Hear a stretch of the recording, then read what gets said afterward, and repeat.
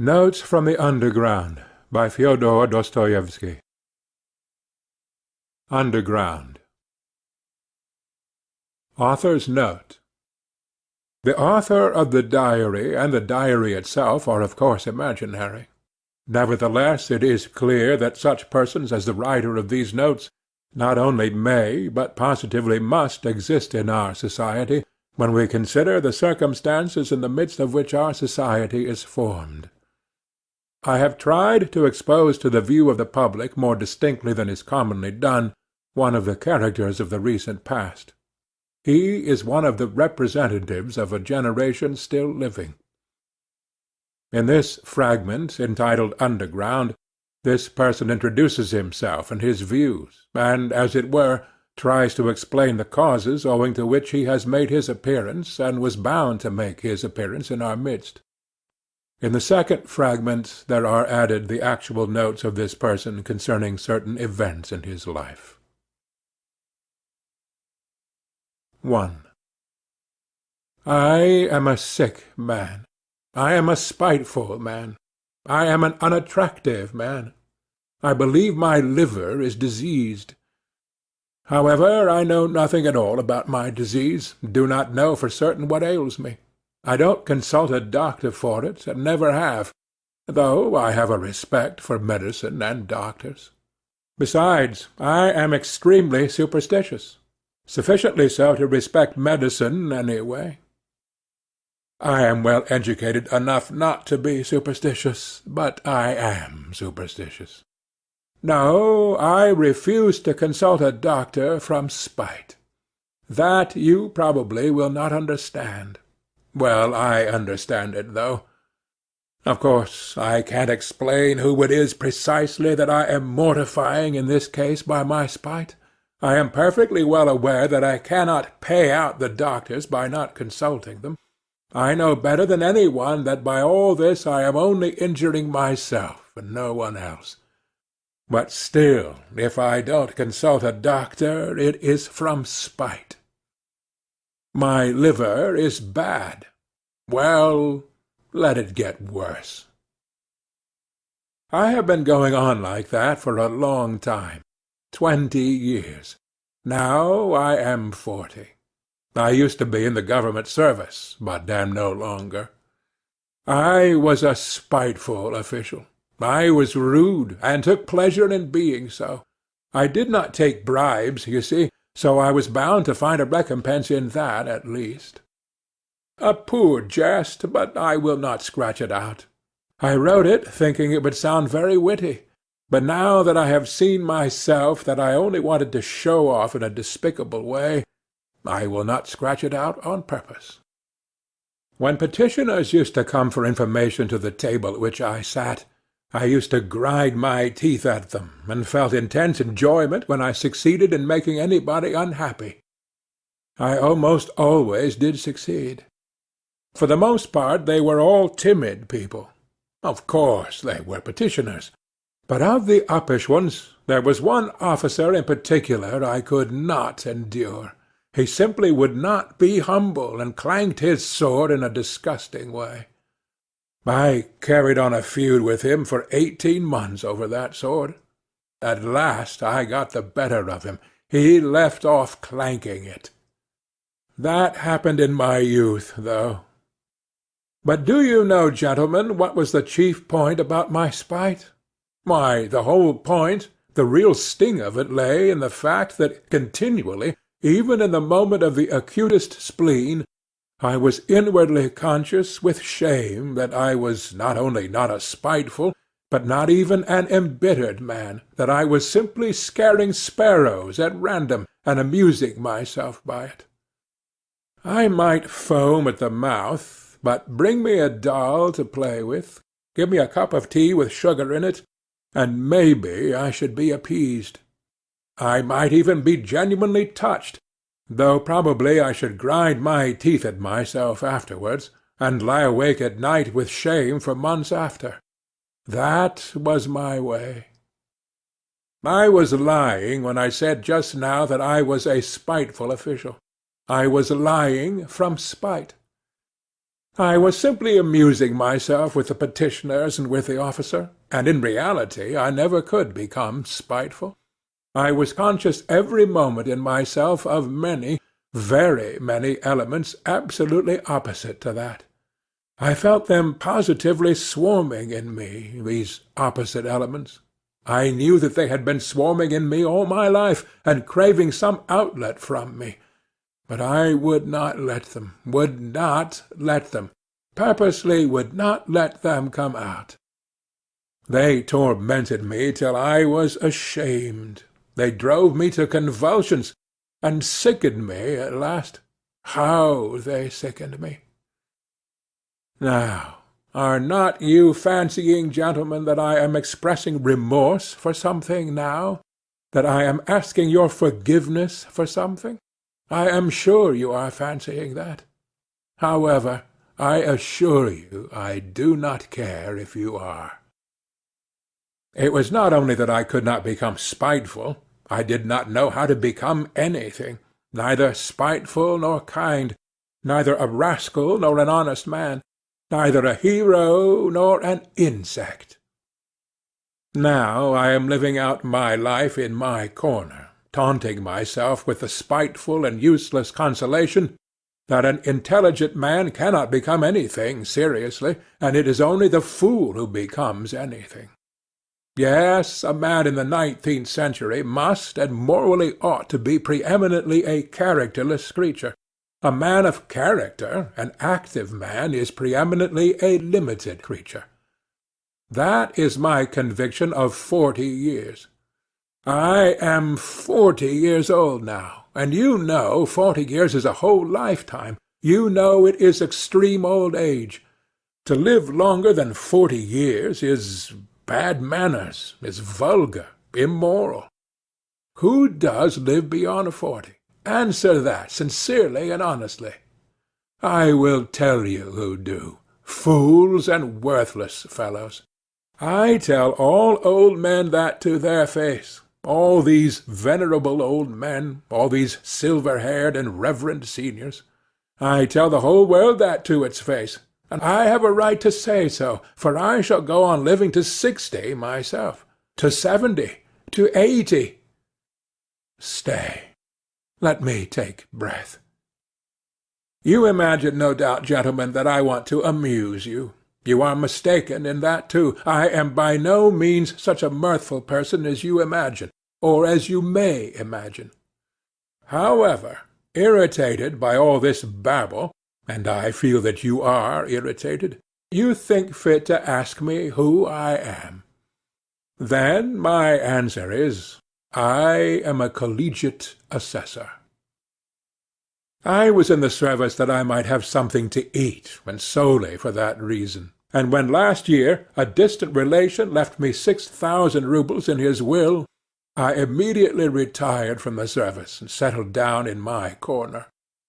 I used to live in this corner before, but now I have settled down in it. My room is a wretched, horrid one in the outskirts of the town. My servant is an old country woman, ill-natured from stupidity, and moreover there is always a nasty smell about her. I am told that the Petersburg climate is bad for me, and that with my small means it is very expensive to live in Petersburg. I know all that better than all these sage and experienced counsellors and monitors. But I am remaining in Petersburg. I am not going away from Petersburg. I am not going away because... why, it is absolutely no matter whether I am going away or not going away. But what can a decent man speak of with most pleasure? Answer, of himself. Well, so I will talk about myself. 2. I want now to tell you, gentlemen, whether you care to hear it or not, why I could not even become an insect. I tell you solemnly that I have many times tried to become an insect, but I was not equal even to that. I swear, gentlemen, that to be too conscious is an illness, a real thoroughgoing illness, For man's everyday needs, it would have been quite enough to have the ordinary human consciousness, that is, half or a quarter of the amount which falls to the lot of a cultivated man of our unhappy 19th century, especially one who has the fatal ill luck to inhabit Petersburg, the most theoretical and intentional town on the whole terrestrial globe. There are intentional and unintentional towns. It would have been quite enough, for instance, to have the consciousness by which all so-called direct persons and men of action live. I bet you think I am writing all this from affectation, to be witty at the expense of men of action, and what is more, that from ill-bred affectation I am clanking a sword like my officer. But, gentlemen, whoever can pride himself on his diseases, and even swagger over them? Though, after all, every one does do that. People do pride themselves on their diseases, and I do, may be, more than any one. We will not dispute it. My contention was absurd. But yet I am firmly persuaded that a great deal of consciousness, every sort of consciousness, in fact, is a disease. I stick to that. Let us leave that, too, for a minute. Tell me this. Why does it happen that at the very moments when I am most capable of feeling every refinement of all that is sublime and beautiful, as they used to say at one time, it would, as though of design, happen to me not only to feel, but to do such ugly things, such that, well, in short, actions that all perhaps commit, but which, as though purposely, occurred to me at the very time when I was most conscious that they ought not to be committed. The more conscious I was of goodness and of all that was sublime and beautiful, the more deeply I sank into my mire, and the more ready I was to sink in it altogether. But the chief point was that all this was, as it were, not accidental in me, but as though it were bound to be so. It was as though it were my most normal condition, and not in the least disease or depravity, so that at last all desire in me to struggle against this depravity passed. It ended by my almost believing, perhaps actually believing, that this was perhaps my normal condition.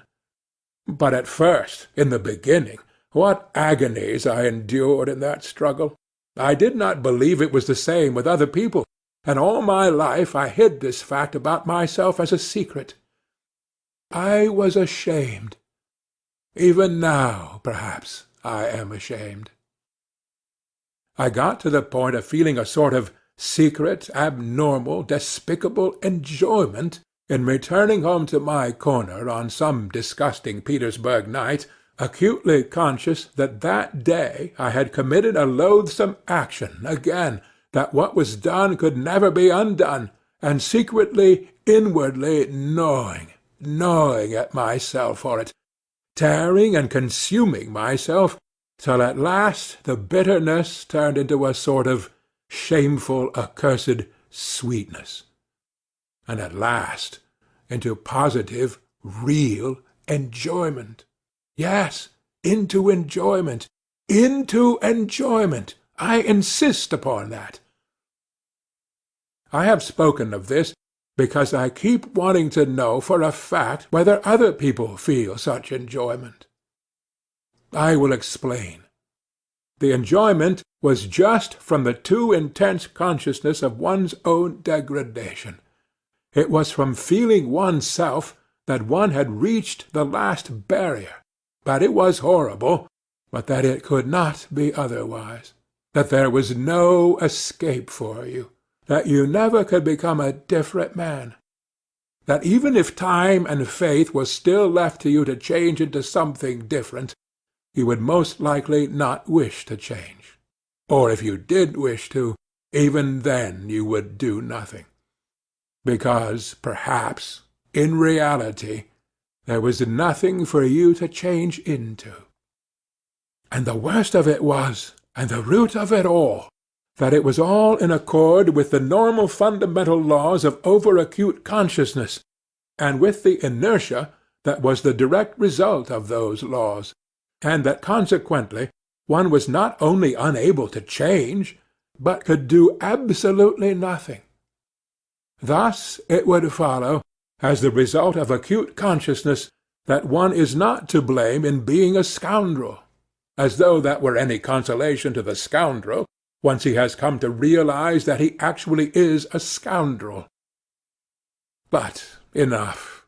I have talked a lot of nonsense, but what have I explained? How is enjoyment in this to be explained? But I will explain it. I will get to the bottom of it. That is why I have taken up my pen. I, for instance, have a great deal of amour-propre. I am as suspicious and prone to take offence as a humpback or a dwarf. But upon my word, I sometimes have had moments when if I had happened to be slapped in the face, I should perhaps have been positively glad of it. I say in earnest that I should probably have been able to discover even in that a peculiar sort of enjoyment.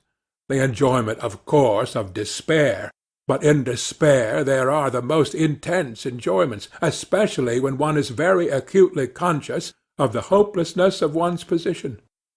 And when one is slapped in the face, why, then, the consciousness of being rubbed into a pulp would positively overwhelm one. The worst of it is, look at it which way one will, it still turns out that I was always the most to blame in everything. And what is most humiliating of all, to blame for no fault of my own, but, so to say, through the laws of nature. In the first place, to blame because I am cleverer than any of the people surrounding me.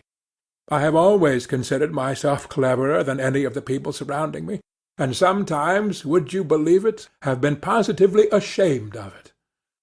At any rate, I have all my life, as it were, turned my eyes away, and never could look people straight in the face. To blame, finally, because even if I had had magnanimity, I should only have had more suffering from the sense of its uselessness. I should certainly have never been able to do anything from being magnanimous, neither to forgive, for my assailant would perhaps have slapped me from the laws of nature, and one cannot forgive the laws of nature, nor to forget, for even if it were owing to the laws of nature, it is insulting all the same. Finally, even if I had wanted to be anything but magnanimous, had desired, on the contrary, to revenge myself on my assailant, I could not have revenged myself on any one for anything, because I should certainly never have made up my mind to do anything, even if I had been able to. Why should I have not made up my mind? About that in particular I want to say a few words. 3. With people who know how to revenge themselves, and to stand up for themselves in general, how is it done? Why, when they are possessed, let us suppose, by the feeling of revenge, then for the time there is nothing else but that feeling left in their whole being. Such a gentleman simply dashes straight for his object like an infuriated bull with his horns down, and nothing but a wall will stop him. By the way, facing the wall, such gentlemen, that is, the direct persons and men of action, are genuinely nonplussed. For them a wall is not an evasion, as for us people who think, and consequently do nothing. It is not an excuse for turning aside, an excuse for which we are always very glad, though we scarcely believe it in ourselves as a rule. No, they are nonplussed in all sincerity. The wall has for them something tranquilizing, morally soothing, final, maybe even something mysterious. But of the wall later. Well, such a direct person I regard as the real normal man, as his tender mother Nature wished to see him when she graciously brought him into being on the earth. I envy such a man till I am green in the face. He is stupid, I am not disputing that, But perhaps the normal man should be stupid. How do you know? Perhaps it is very beautiful, in fact. And I am the more persuaded of that suspicion, if one can call it so, by the fact that if you take, for instance, the antithesis of the normal man, that is, the man of acute consciousness, who has come, of course, not out of the lap of nature, but out of a retort. This is almost mysticism, gentlemen, but I suspect this too. This retort-made man is sometimes so nonplussed in the presence of his antithesis that with all his exaggerated consciousness he genuinely thinks of himself as a mouse, and not a man. It may be an acutely conscious mouse, yet it is a mouse, while the other is a man, and therefore, etc., etc. And the worst of it is, he himself, his very own self, looks on himself as a mouse. No one asks him to do so, and that is an important point. Now let us look at this mouse in action. Let us suppose, for instance, that it feels insulted too, and it almost always does feel insulted, and wants to revenge itself too. There may even be a greater accumulation of spite in it than in l'homme de la nature et de la vérité. The base and nasty desire to vent that spite on its assailant rankles perhaps even more nastily in it than in l'homme de la nature et de la vérité. For through his innate stupidity the latter looks upon his revenge as justice, pure and simple, while in consequence of his acute consciousness the mouse does not believe in the justice of it. To come at last to the deed itself, to the very act of revenge, apart from the one fundamental nastiness, the luckless mouse succeeds in creating around it so many other nastinesses, in the form of doubts and questions, adds to the one question so many unsettled questions, that there inevitably works up around it a sort of fatal brew, a stinking mess, made up of its doubts, emotions, and of the contempt spat upon it by the direct men of action, who stand solemnly about it as judges and arbitrators, laughing at it till their healthy sides ache. Of course the only thing left for it is to dismiss all that with a wave of its paw, and with a smile of assumed contempt in which it does not even itself believe, creep ignominiously into its mouse-hole.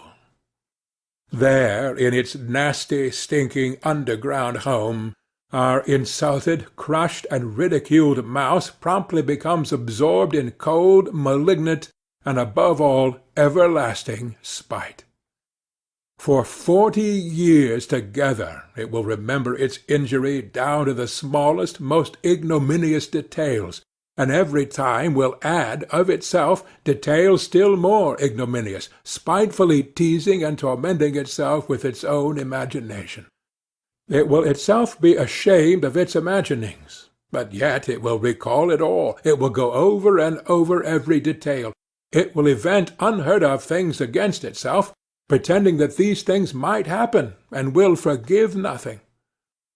Maybe it will begin to revenge itself too, but as it were piecemeal, in trivial ways, from behind the stove, incognito, without believing either in its own right to vengeance or in the success of its revenge, knowing that from all its efforts of revenge it will suffer 100 times more than he on whom it revenges itself, while he, I dare say, will not even scratch himself.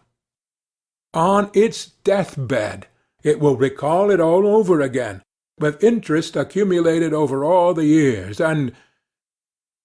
but it is just in that cold, abominable half-despair, half-belief, in that conscious burying oneself alive for grief in the underworld for 40 years, in that acutely recognized and yet partly doubtful hopelessness of one's position, in that hell of unsatisfied desires turned inward, in the fever of oscillations, of resolutions determined forever and repented of again a minute later, that the savour of that strange enjoyment of which I have spoken lies.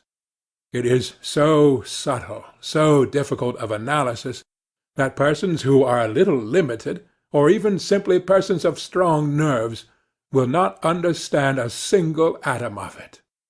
Possibly, you will add on your own account with a grin, people will not understand it either who have never received a slap in the face.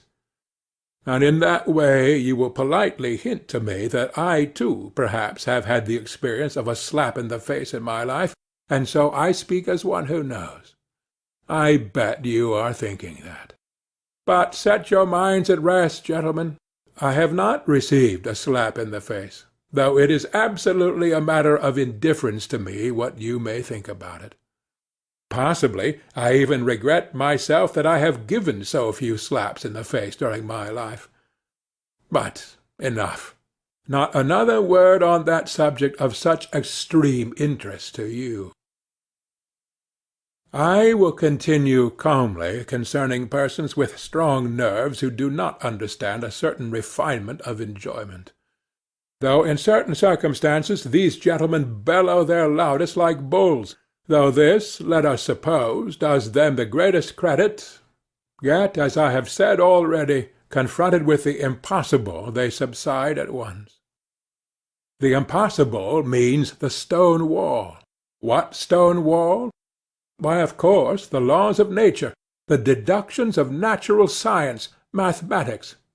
As soon as they prove to you, for instance, that you are descended from a monkey, then it is no use scowling. Accept it for a fact. When they prove to you that in reality one drop of your own fat must be dearer to you than 100,000 of your fellow creatures, and that this conclusion is the final solution of all so-called virtues and duties, and all such prejudices and fancies, then you have just to accept it. There is no help for it. For twice two is a law of mathematics. Just try refuting it. Upon my word, they will shout at you, it is no use protesting. It is a case of twice two makes four. Nature does not ask your permission. She has nothing to do with your wishes, and whether you like her laws or dislike them, you are bound to accept her as she is, and consequently all her conclusions. A wall, you see, is a wall, and so on and so on. Merciful heavens! But what do I care for the laws of nature and arithmetic, when for some reason I dislike those laws and the fact that twice two makes four? Of course I cannot break through the wall by battering my head against it if I really have not the strength to knock it down, but I am not going to be reconciled to it simply because it is a stone wall and I have not the strength. As though such a stone wall really were a consolation, and really did contain some word of conciliation, simply because it is true as twice two makes four. Oh, absurdity of absurdities! How much better it is to understand it all, to recognize it all the impossibilities and the stone wall, not to be reconciled to one of these impossibilities and stone walls if it disgusts you to be reconciled to it. By the way of the most inevitable logical combinations, to reach the most revolting conclusions on the everlasting theme that even for the stone wall you are yourself somehow to blame, though again it is as clear as day you are not to blame in the least, and therefore grinding your teeth in silent impotence to sink into luxurious inertia, brooding on the fact that there is no one even for you to feel vindictive against, that you have not, and perhaps never will have, an object for your spite, that it is a sleight of hand, a bit of juggling, a card-sharper's trick, that is simply a mess, no knowing what and no knowing who, but in spite of all these uncertainties and jugglings, still there is an ache in you, and the more you do not know, the worse the ache. 4. Ha, ha, ha! You will be finding enjoyment in toothache next, you cry with a laugh. Well, even in toothache there is enjoyment, I answer. I had toothache for a whole month, and I know there is. In that case, of course, people are not spiteful in silence, but moan. If they are not candid moans, they are malignant moans. and the malignancy is the whole point. The enjoyment of the sufferer finds expression in those moans. If he did not feel enjoyment in them, he would not moan. It is a good example, gentlemen, and I will develop it. Those moans express, in the first place, all the aimlessness of your pain, which is so humiliating to your consciousness. The whole legal system of nature, on which you spit disdainfully, of course, but from which you suffer all the same, while she does not. They express the consciousness that you have no enemy to punish, but that you have pain. The consciousness that in spite of all possible Wagenheims you are in complete slavery to your teeth, that if someone wishes it, your teeth will leave off aching, and if he does not, they will go on aching another 3 months, and that finally, if you are still contumacious and still protest, all that is left you for your own gratification is to thrash yourself, or beat your wool with your fist as hard as you can, and absolutely nothing more. Well, these mortal insults, these jeers on the part of someone unknown, end at last in an enjoyment which sometimes reaches the highest degree of voluptuousness. I ask you, gentlemen, listen sometimes to the moans of an educated man of the 19th century suffering from toothache, on the 2nd or 3rd day of the attack, when he is beginning to moan, not as he moaned on the 1st day, that is, not simply because he has toothache, not just as any coarse peasant, but as a man affected by progress and European civilization, a man who is divorced from the soil and the national elements, as they express it nowadays. His moans become nasty, disgustingly malignant, and go on for whole days and nights. And of course he knows himself that he is doing himself no sort of good with his moans. He knows better than any one that he is only lacerating and harassing himself and others for nothing. He knows that even the audience before whom he is making his efforts, and his whole family, listen to him with loathing, do not put a ha'porth of faith in him, and inwardly understand that he might moan differently, more simply, without trills and flourishes, and that he is only amusing himself like that from ill-humour, from malignancy. Well, in all these recognitions and disgraces it is that there lies a voluptuous pleasure, as though he would say, I am worrying you, I am lacerating your hearts, I am keeping every one in the house awake. Well, stay awake then. You too feel every minute that I have a toothache. I am not a hero to you now, as I tried to seem before, but simply a nasty person, an impostor. Well, so be it then. I am very glad that you see through me. It is nasty for you to hear my despicable moans. Well, let it be nasty. Here, I will let you have a nastier flourish in a minute. You do not understand even now, gentlemen. No, it seems our development and our consciousness must go further to understand all the intricacies of this pleasure. You laugh? Delighted. My jests, gentlemen, are of course in bad taste, jerky, involved, lacking self-confidence. But of course that is because I do not respect myself. Can a man of perception respect himself at all? 5. Come, can a man who attempts to find enjoyment in the very feeling of his own degradation possibly have a spark of respect for himself? I am not saying this now from any mawkish kind of remorse, and indeed I could never endure saying, Forgive me, Papa, I won't do it again. Not because I am incapable of saying that. On the contrary, perhaps just because I have been too capable of it, and in what a way, too! As though of design I used to get into trouble in cases when I was not to blame in any way. That was the nastiest part of it.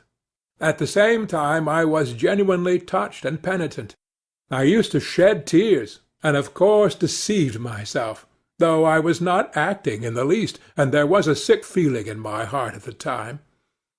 For that one could not blame even the laws of nature, though the laws of nature have continually all my life offended me more than anything. It is loathsome to remember it all, but it was loathsome even then. Of course, a minute or so later I would realize wrathfully that it was all a lie, a revolting lie, an affected lie. That is, all this penitence, this emotion, these vows of reform. You will ask, why did I worry myself with such antics? Answer, because it was very dull to sit with one's hands folded, and so one began cutting capers. That is really it. Observe yourselves more carefully, gentlemen, then you will understand that it is so. I invented adventures for myself, and made up a life, so as at least to live in some way. How many times it has happened to me, well, for instance, to take offence simply on purpose, for nothing, and one knows oneself, of course, that one is offended at nothing, and that one is putting it on, but yet one brings oneself at last to the point of being really offended. All my life I have had an impulse to play such pranks, so that in the end I could not control it in myself. Another time, twice in fact, I tried hard to be in love. I suffered too, gentlemen, I assure you. In the depth of my heart there was no faith in my suffering, only a faint stir of mockery. But yet I did suffer, and in the real orthodox way. I was jealous, beside myself. And it was all from ennui, gentlemen, all from ennui. Inertia overcame me. You know the direct, legitimate fruit of consciousness is inertia, that is, conscious sitting with the hands folded. I have referred to this already. I repeat with emphasis. All direct persons and men of action are active just because they are stupid and limited. How explain that? I will tell you. In consequence of their limitation, they take immediate and secondary causes for primary ones, and in that way persuade themselves more quickly and easily than other people do that they have found an infallible foundation for their activity, and their minds are at ease, and you know that is the chief thing. To begin to act, you know, you must first have your mind completely at ease, and no trace of doubt left in it. Why, how am I, for example, to set my mind at rest? Where are the primary causes on which I am to build? Where are my foundations? Where am I to get them from? I exercise myself in reflection, and consequently with me every primary cause at once draws after itself another still more primary, and so on to infinity. That is just the essence of every sort of consciousness and reflection. It must be a case of the laws of nature again. What is the result of it in the end? Why, just the same. Remember I spoke just now of vengeance. I am sure you did not take it in. I said that a man revenges himself because he sees justice in it.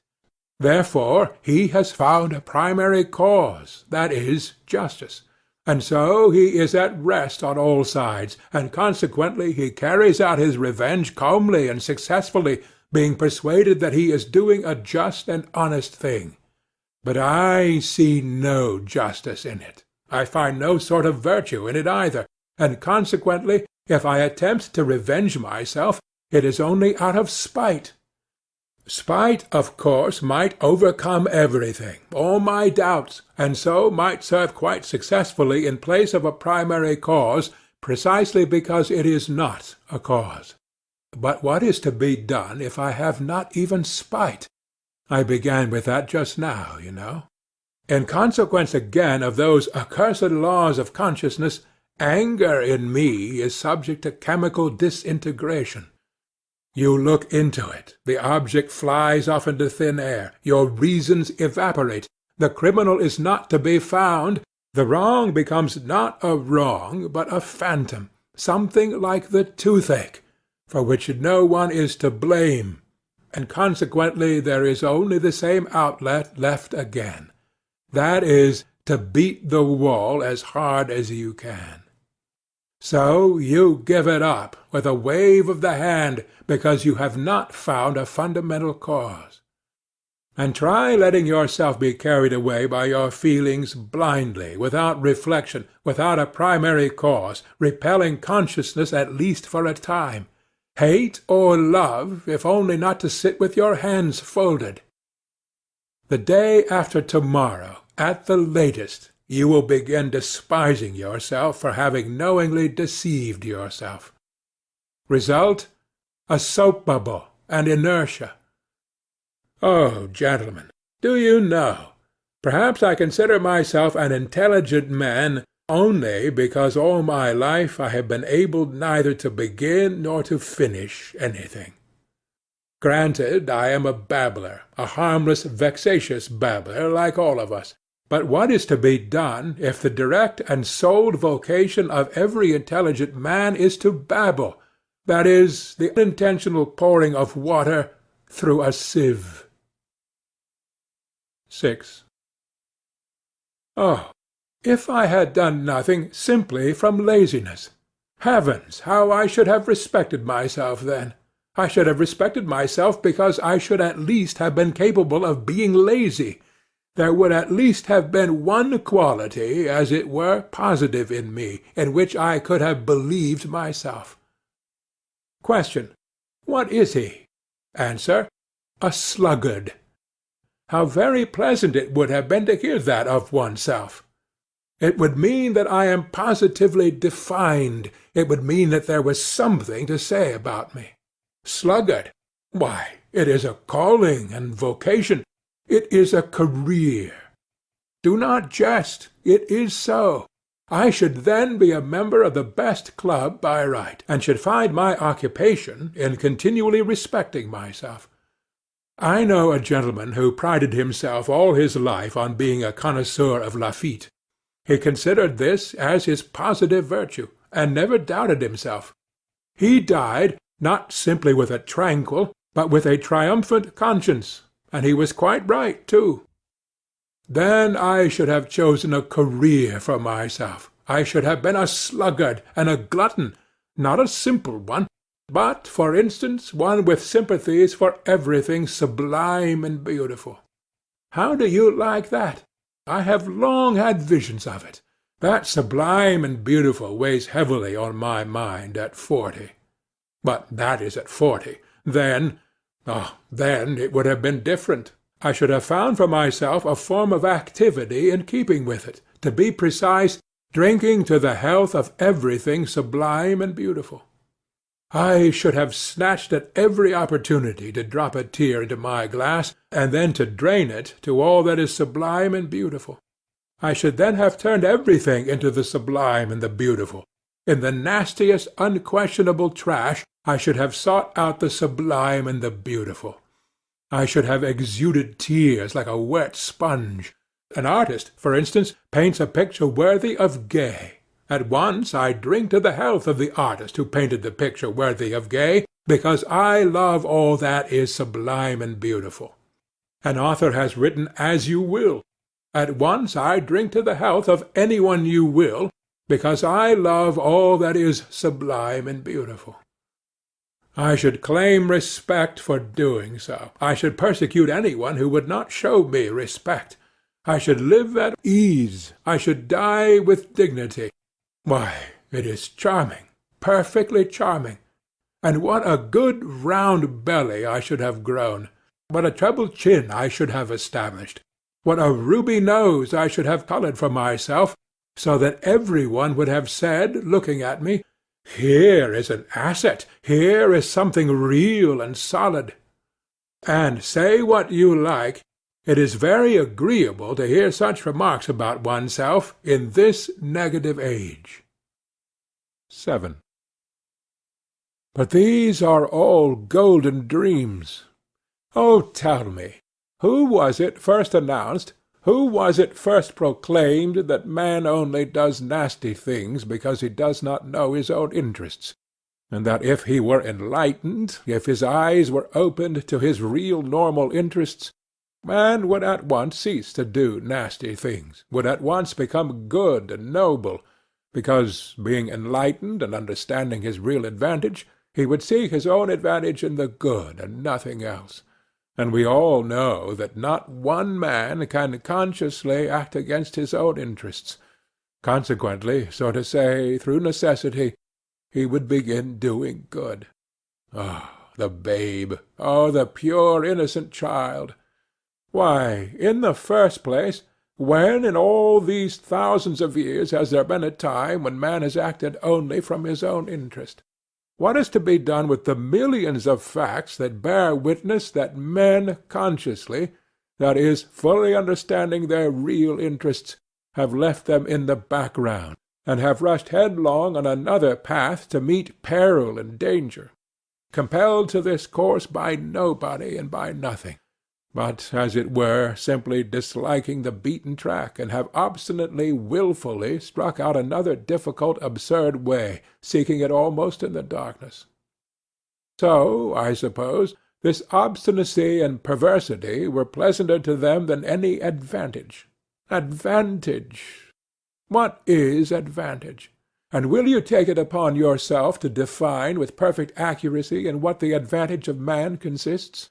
And what if it so happens that a man's advantage sometimes not only may, but even must, consist in his desiring in certain cases what is harmful to himself and not advantageous? And if so, if there can be such a case, the whole principle falls into dust. What do you think? Are there such cases? You laugh. Laugh away, gentlemen, but only answer me. Have men's advantages been reckoned up with perfect certainty? Are there not some which not only have not been included, but cannot possibly be included under any classification? You see, you gentlemen have, to the best of my knowledge, taken your whole register of human advantages from the averages of statistical figures and politico-economical formulas. Your advantages are prosperity, wealth, freedom, peace, and so on and so on. So that the man who should, for instance, go openly and knowingly in opposition to all that list would, to your thinking, and indeed mine too, of course, be an obscurantist or an absolute madman. Would not he? But, you know, this is what is surprising. Why does it so happen that all these statisticians, sages, and lovers of humanity, when they reckon up human advantages, invariably leave out one? They don't even take it into their reckoning in the form in which it should be taken, and the whole reckoning depends upon that. It would be no greater matter. They would simply have to take it, this advantage, and add it to the list. But the trouble is that this strange advantage does not fall under any classification, and is not in place in any list. I have a friend, for instance. Gentlemen, but of course he is your friend too, and indeed there is no one to whom he is not a friend. When he prepares for any undertaking, this gentleman immediately explains to you elegantly and clearly exactly how he must act in accordance with the laws of reason and truth. What is more, he will talk to you with excitement and passion of the true normal interests of man. With irony he will upbraid the short-sighted fools who do not understand their own interests, nor the true significance of virtue. And within a quarter of an hour, without any sudden outside provocation, but simply through something inside him which is stronger than all his interests, he will go off on quite a different tack, that is, act in direct opposition to what he has just been saying about himself, in opposition to the laws of reason, in opposition to his own advantage, in fact, in opposition to everything. I warn you that my friend is a compound personality, and therefore it is difficult to blame him as an individual. The fact is, gentlemen, it seems there must really exist something that is dearer to almost every man than his greatest advantages, or, not to be illogical, there is a most dangerous advantage, the very one omitted of which we spoke just now, which is more important and more advantageous than all other advantages, for the sake of which a man, if necessary, is ready to act in opposition to all laws, that is, in opposition to reason, honor, peace, prosperity, in fact, in opposition to all those excellent and useful things if only he can attain that fundamental, most advantageous advantage which is dearer to him than all. Yes, but it's advantage all the same, you will retort.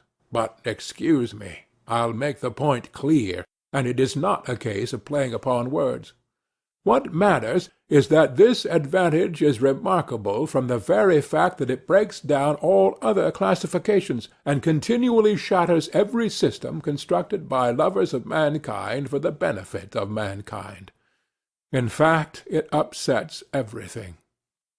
But before I mention this advantage to you, I want to compromise myself personally, and therefore I boldly declare that all these fine systems, all these theories for explaining to mankind their real normal interests, in order that inevitably striving to pursue these interests they may at once become good and noble, are, in my opinion, so far, mere logical exercises.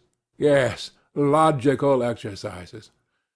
Why, to maintain this theory of the regeneration of mankind by means of the pursuit of his own advantage is to my mind almost the same thing as to affirm, for instance, following Buckle, that through civilization mankind becomes softer and consequently less bloodthirsty and less fitted for warfare. Logically it does seem to follow from his arguments, but man has such a predilection for systems and abstract deductions that he is ready to distort the truth intentionally. He is ready to deny the evidence of his senses only to justify his logic. I take this example because it is the most glaring instance of it. Only look about you. Blood is being spilt in streams, and in the merriest way, as though it were champagne. Take the whole of the 19th century in which Buckle lived. Take Napoleon, the great and also the present one. Take North America, the eternal Union. Take the farce of Schleswig-Holstein. And what is it that civilization softens in us? The only gain of civilization for mankind is the greater capacity for variety of sensations, and absolutely nothing more. And through the development of this many-sidedness, man may come to finding enjoyment in bloodshed. In fact, this has already happened to him. Have you noticed that it is the most civilized gentlemen who have been the subtlest slaughterers, to whom the Attilas and Stengarazines could not hold a candle? And if they are not so conspicuous as the Attilas and the Stengarazines, it is simply because they are so often met with, are so ordinary, and have become so familiar to us. In any case, civilization has made mankind, if not more bloodthirsty, at least more vilely and more loathsomely bloodthirsty. In old days he saw justice in bloodshed, and with his conscience at peace exterminated those he thought proper. Now we do think bloodshed abominable, and yet we engage in this abomination, and with more energy than ever. Which is worse? Decide that for yourselves. They say that Cleopatra, excuse an instance from Roman history, was fond of sticking gold pins into her slave girls' breasts, and derived gratification from their screams and writhings. You will say that that was in the comparatively barbarous times. That these are barbarous times too, because, also, comparatively speaking, pins are stuck in even now. That though man has now learned to see more clearly than in barbarous ages, he is still far from having learnt to act as reason and science would dictate. But yet you are fully convinced that he will be sure to learn when he gets rid of certain old bad habits, and when common sense and science have completely re-educated human nature and turned it in a normal direction. You are confident that then man will cease from intentional error, and will, so to say, be compelled not to want to set his will against his normal interests. That is not all. Then, you say, science itself will teach man, though to my mind it's a superfluous luxury, that he never has really had any caprice or will of his own, and that he himself is something of the nature of a piano-key or the stop of an organ, and that there are, besides, things called the laws of nature, so that everything he does is not done by his willing it, but is done of itself by the laws of nature. Consequently, we have only to discover these laws of nature, and man will no longer have to answer for his actions, and life will become exceedingly easy for him. All human actions will then, of course, be tabulated according to these laws, mathematically, like tables of logarithms, up to 108,000, and entered in an index. Or, better still, there would be published certain edifying works of the nature of encyclopedic lexicons, in which everything will be so clearly calculated and explained that there will be no more incidents or adventures in the world. Then, this is all what you say, new economic relations will be established, all ready-made and worked out with mathematical exactitude, so that every possible question will vanish in the twinkling of an eye, simply because every possible answer to it will be provided. Then the palace of crystal will be built. Then, in fact, those will be halcyon days. Of course, there is no guaranteeing, this is my comment, that it will not be, for instance, frightfully dull then. For what will one have to do when everything will be calculated and tabulated? But on the other hand, everything will be extraordinarily rational. Of course, boredom may lead you to anything. It is boredom sets one sticking golden pins into people. But all that would not matter. What is bad, this is my comment again, is that I dare say people will be thankful for the gold pins then. Man is stupid, you know, phenomenally stupid. Or rather, he is not at all stupid, but he is so ungrateful that you could not find another like him in all creation. I, for instance, would not be in the least surprised if all of a sudden, apropos of nothing, in the midst of general prosperity, a gentleman with an ignoble, or rather with a reactionary and ironical countenance, were to arise, and putting his arms akimbo, say to us all, "I say, gentlemen, hadn't we better kick over the whole show, and scatter rationalism to the winds, simply to send these logarithms to the devil, and to enable us to live once more at our own sweet foolish will?" That again would not matter. But what is annoying is that he would be sure to find followers. Such is the nature of man, and all that for the most foolish reason, which, one would think, was hardly worth mentioning. That is, that man everywhere and at all times, whoever he may be, has preferred to act as he chose, and not in the least as his reason and advantage dictated. And one may choose what is contrary to one's own interests, and sometimes one positively ought. That is my idea. One's own free, unfettered choice, one's own caprice, however wild it may be, one's own fancy worked up at times to frenzy, is that very most advantageous advantage which we have overlooked, which comes under no classification, and against which all systems and theories are continually being shattered to atoms. And how do these wiseacres know that man wants a normal, a virtuous choice? What has made them conceive that man must want a rationally advantageous choice? What man wants is simply independent choice, whatever that independence may cost, and wherever it may lead. And choice, of course, the devil only knows what choice. 8. Ha, ha, ha! But you know there is no such thing as choice in reality, say what you like, you will interpose with a chuckle. Science has succeeded in so far analyzing man that we know already that choice and what is called freedom of will is nothing else than— Stay, gentlemen, I meant to begin with that myself, I confess. I was rather frightened. I was just going to say that the devil only knows what choice depends on, and that perhaps that was a very good thing, but I remembered the teaching of science, and pulled myself up. And here you have begun upon it. Indeed, if there really is some day discovered a formula for all our desires and caprices, that is, an explanation of what they depend on, by what laws they arise, how they develop, what they are aiming at in one case and in another, and so on, that is a real mathematical formula, then most likely man will at once cease to feel desire. Indeed, he will be certain to. For who would want to choose by rule? Besides, he will at once be transformed from a human being into an organ-stop or something of the sort.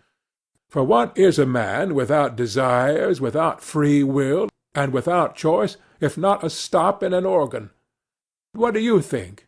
Let us reckon the chances. Can such a thing happen or not? You decide. Our choice is usually mistaken from a false view of our advantage. We sometimes choose absolute nonsense because in our foolishness we see in that nonsense the easiest means for attaining a supposed advantage. But when all that is explained and worked out on paper, which is perfectly possible, for it is contemptible and senseless to suppose that some laws of nature man will never understand, then certainly so-called desires will no longer exist. For if a desire should come into conflict with reason, we shall then reason and not desire, because it will be impossible retaining our reason to be senseless in our desires, and in that way knowingly act against reason and desire to injure ourselves. And as all choice and reasoning can be really calculated, because there will some day be discovered the laws of our so-called free will, so, joking apart, there may one day be something like a table constructed of them, so that we really shall choose in accordance with it. If, for instance, some day they calculate and prove to me that I made a long nose at some one, because I could not help making a long nose at him, and that I had to do it in that particular way, what freedom is left to me, especially if I am a learned man and have taken my degree somewhere? Then I should be able to calculate my whole life for 30 years beforehand. In short, if this could be arranged, there would be nothing left for us to do. Anyway, we should have to understand that. And, in fact, we ought unwearyingly to repeat to ourselves that at such and such a time, and in such circumstances, nature does not ask our leave, that we have got to take her as she is, and not fashion her to suit our fancy. And if we really aspire to formulas and tables of rules, and, well, even to the chemical retort, there's no help for it. We must accept the retort too, or else it will be accepted without our consent. Yes, but here I come to a stop. Gentlemen, you must excuse me for being over-philosophical. It's the result of 40 years underground. Allow me to indulge my fancy. You see, gentlemen, reason is an excellent thing. There's no disputing that. But reason is nothing but reason, and satisfies only the rational side of man's nature, while will is a manifestation of the whole life, that is, of the whole human life, including reason and all the impulses. And although our life, in this manifestation of it, is often worthless, yet it is life, and not simply extracting square roots. Here I, for instance, quite naturally want to live, in order to satisfy all my capacities for life, and not simply my capacity for reasoning, that is, not simply 1/20th of my capacity for life. What does reason know? Reason only knows what it has succeeded in learning. Some things, perhaps, it will never learn. That is a poor comfort. But why not say so frankly? And human nature acts as a whole, with everything that is in it, consciously or unconsciously, and even if it goes wrong, it lives. I suspect, gentlemen, that you are looking at me with compassion. You tell me again that an enlightened and developed man, such, in short, as the future man will be, cannot consciously desire anything disadvantage to himself, that can be proved mathematically. I thoroughly agree. It can, by mathematics. But I repeat for the 100th time, there is one case, one only, when man may consciously, purposely, desire what is injurious to himself, what is stupid, very stupid, simply in order to have the right to desire for himself even what is very stupid, and not to be bound by an obligation to desire only what is sensible. Of course, this very stupid thing, this caprice of ours, may be in reality, gentlemen, more advantageous for us than anything else on earth, especially in certain cases. And in particular, it may be more advantageous than any advantage even when it does us obvious harm, and contradicts the soundest conclusions of our reason concerning our advantage, for in any circumstances it preserves for us what is most precious and most important, that is, our personality, our individuality. Some, you see, maintain that this really is the most precious thing for mankind. Choice can, of course, if it chooses, be in agreement with reason, and especially if this be not absurd but kept within bounds. It is profitable, and sometimes even praiseworthy. But very often, and even most often, choice is utterly and stubbornly opposed to reason. And do you know that that too is profitable, sometimes even praiseworthy? Gentlemen, let us suppose that man is not stupid. Indeed, one cannot refuse to suppose that, if only from the one consideration that if man is stupid, then who is wise? But if he is not stupid, he is monstrously ungrateful, phenomenally ungrateful. In fact, I believe that the best definition of man is the ungrateful biped. But that is not all. That is not his worst defect. His worst defect is his perpetual moral obliquity. Perpetual, from the days of the flood to the Schleswig-Holstein period. Moral obliquity, and consequently lack of good sense, for it has long been accepted that lack of good sense is due to no other cause than moral obliquity. But put it to the test, and cast your eyes upon the history of mankind. What will you see? Is it a grand spectacle? Grand, if you like. Take the Colossus of Rhodes, for instance. That's worth something. With good reason, Mr. Onievsky testifies of it that some say that it is the work of man's hands, while others maintain that it has been created by nature herself. Is it many-colored? Maybe it is many-colored, too. If one takes the dress uniforms, military and civilian, of all peoples in all ages, that alone is worth something, and if you take the undress uniforms you will never get to the end of it. No historian would be equal to the job. Is it monotonous? Maybe it's monotonous, too. It's fighting and fighting. They are fighting now. They fought first and they fought last. You will admit that it is almost too monotonous. In short, one may say anything about the history of the world, anything that might enter the most disordered imagination. The only thing one can't say is that it's rational.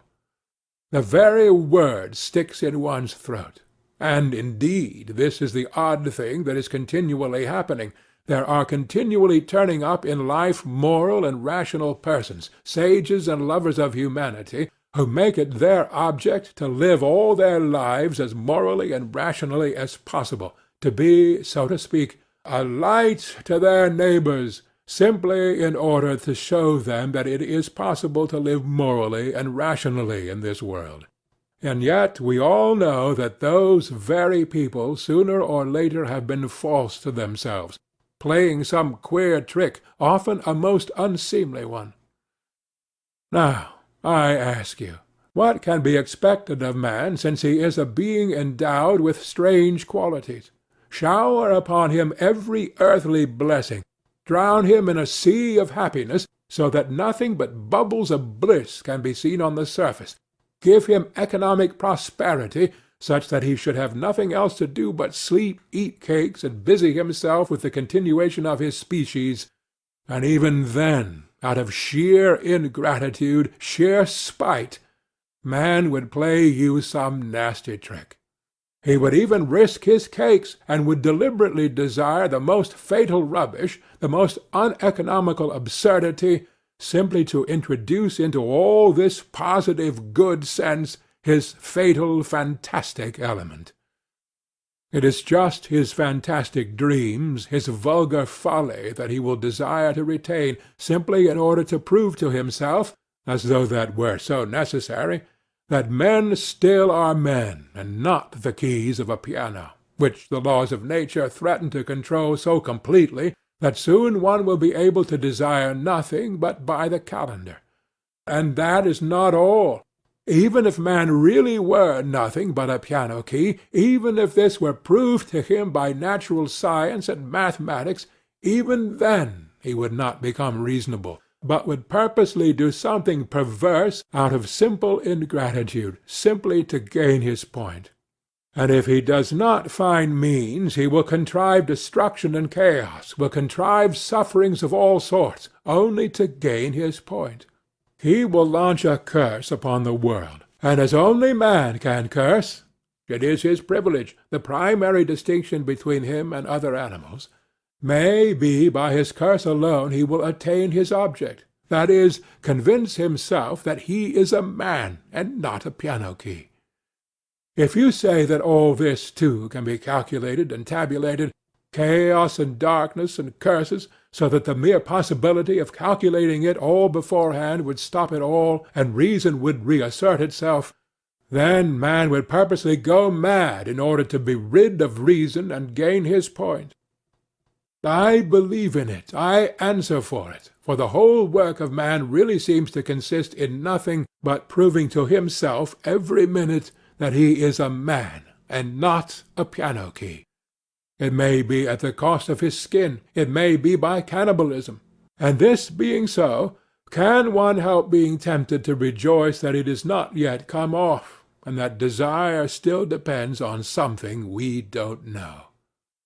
You can scream at me, that is, if you condescend to do so, that no one is touching my free will, that all they are concerned with is that my free will should of itself, of its own free will, coincide with my own normal interests, with the laws of nature and arithmetic. Good heavens, gentlemen, what sort of free will is left when we come to tabulation and arithmetic, when it will all be a case of twice two make four? Twice two makes four without my will, as if free will meant that. 9. Gentlemen, I am joking, and I know myself that my jokes are not brilliant, but you know one can take everything as a joke. I am perhaps jesting against the grain. Gentlemen, I am tormented by questions. Answer them for me. You, for instance, want to cure men of their old habits, and reform their will in accordance with science and good sense. But how do you know, not only that it is possible, but also that it is desirable to reform man in that way? And what leads you to the conclusion that man's inclinations need reforming? In short, how do you know that such a reformation will be a benefit to man?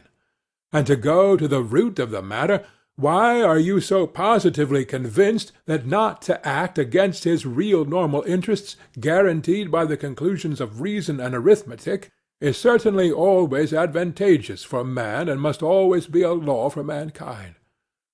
So far, you know, this is only your supposition. It may be the law of logic, but not the law of humanity. You think, gentlemen, perhaps, that I am mad. Allow me to defend myself. I agree that man is preeminently a creative animal, predestined to strive consciously for an object and to engage in engineering, that is, incessantly and eternally to make new roads, wherever they may lead. But the reason why he wants sometimes to go off at a tangent may just be that he is predestined to make the road, and perhaps, too, that however stupid the direct practical man might be, the thought sometimes will occur to him that the road almost always does lead somewhere, and that the destination it leads to is less important than the process of making it, and that the chief thing is to save the well-conducted child from despising engineering, and so giving way to the fatal idleness which, as we all know, is the mother of all the vices. Man likes to make roads and to create. That is a fact beyond dispute. But why has he such a passionate love for destruction and chaos also? Tell me that. But on that point I want to say a couple of words myself. May it not be that he loves chaos and destruction, There can be no disputing that he does sometimes love it, because he is instinctively afraid of attaining his object in completing the edifice he is constructing. Who knows? Perhaps he only loves that edifice from a distance, and is by no means in love with it at close quarters.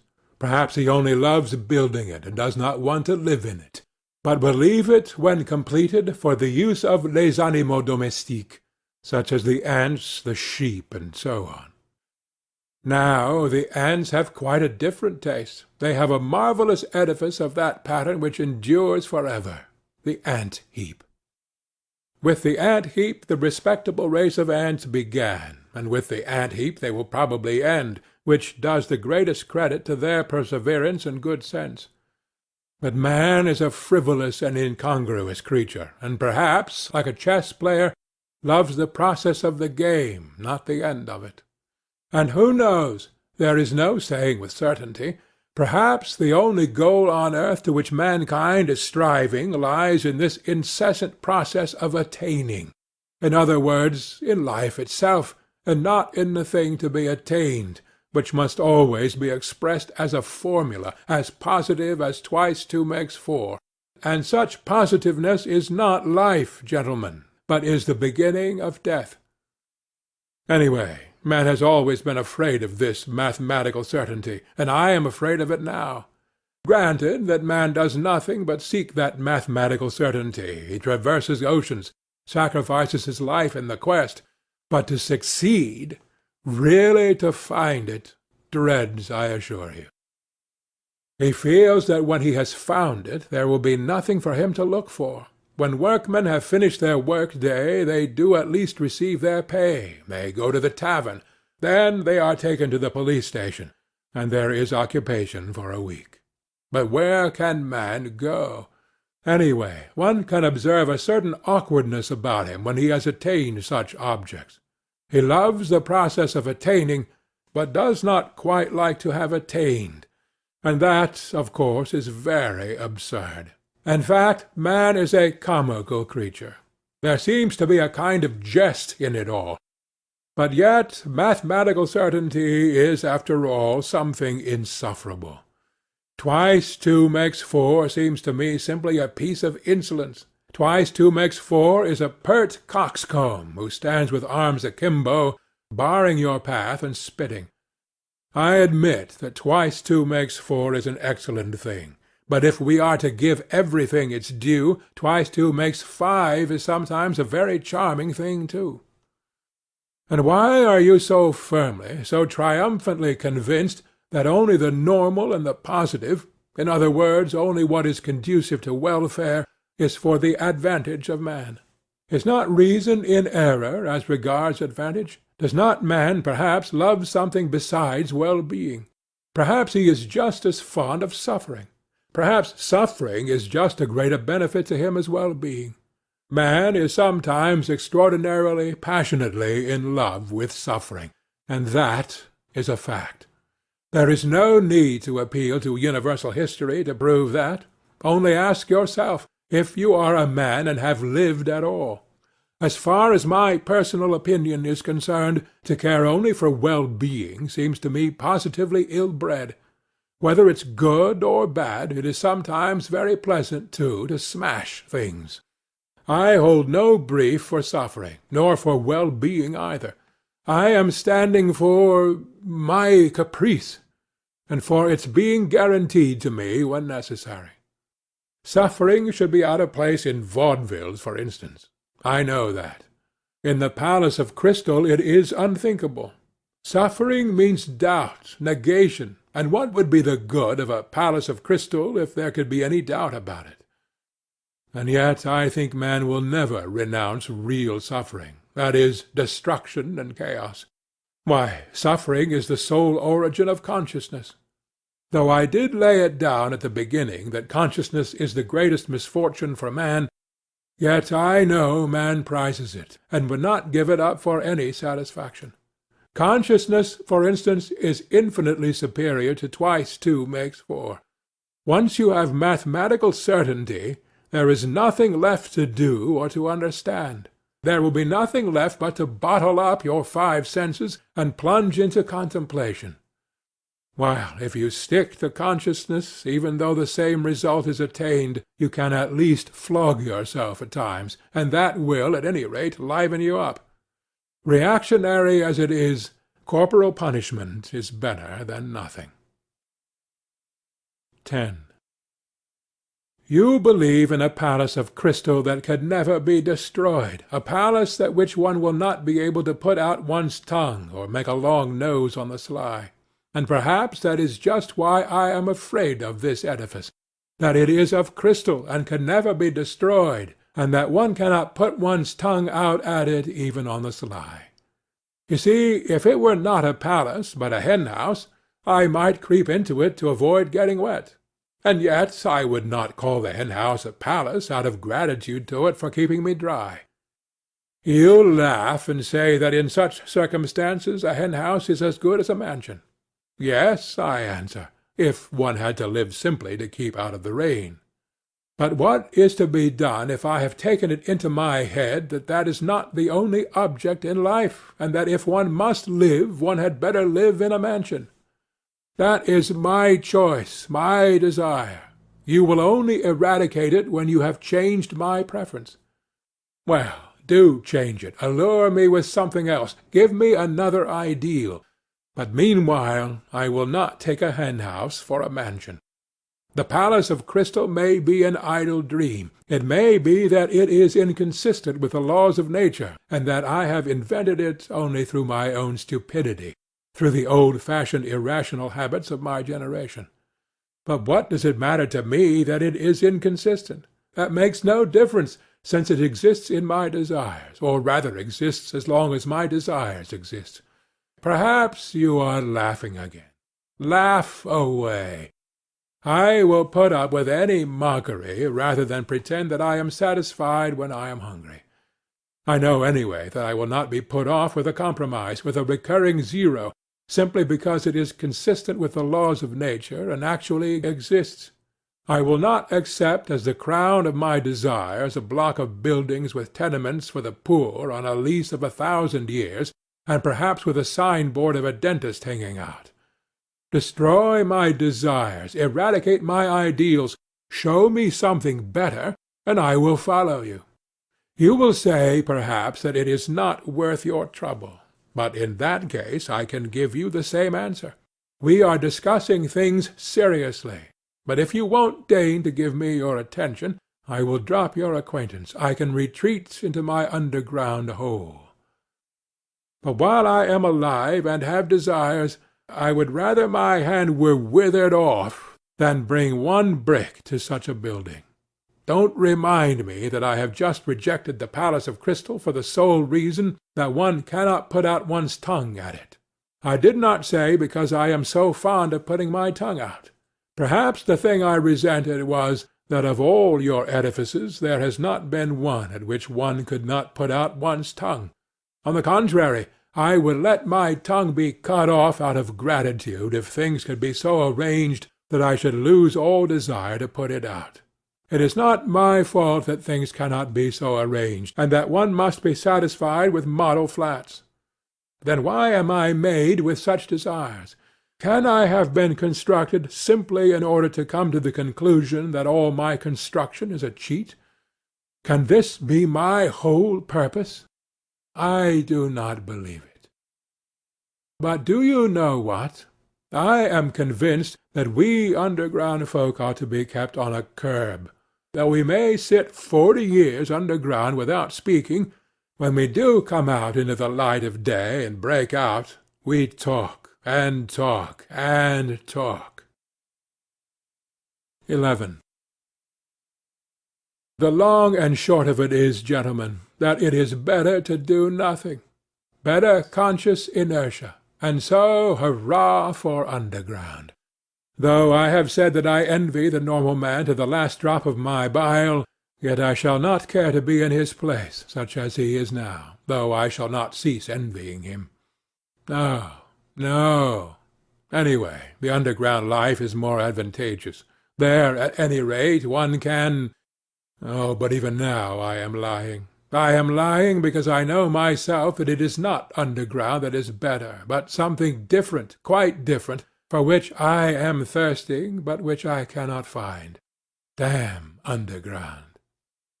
I will tell you another thing that would be better, and that is, if I myself believed in anything of what I have just written, I swear to you, gentlemen, there is not one thing, not one word of what I have written that I really believe.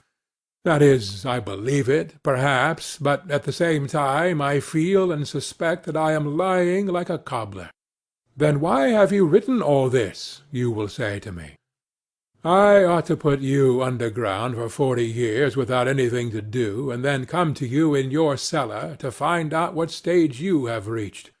How can a man be left with nothing to do for 40 years? Isn't that shameful? Isn't that humiliating? You will say, perhaps, wagging your heads contemptuously.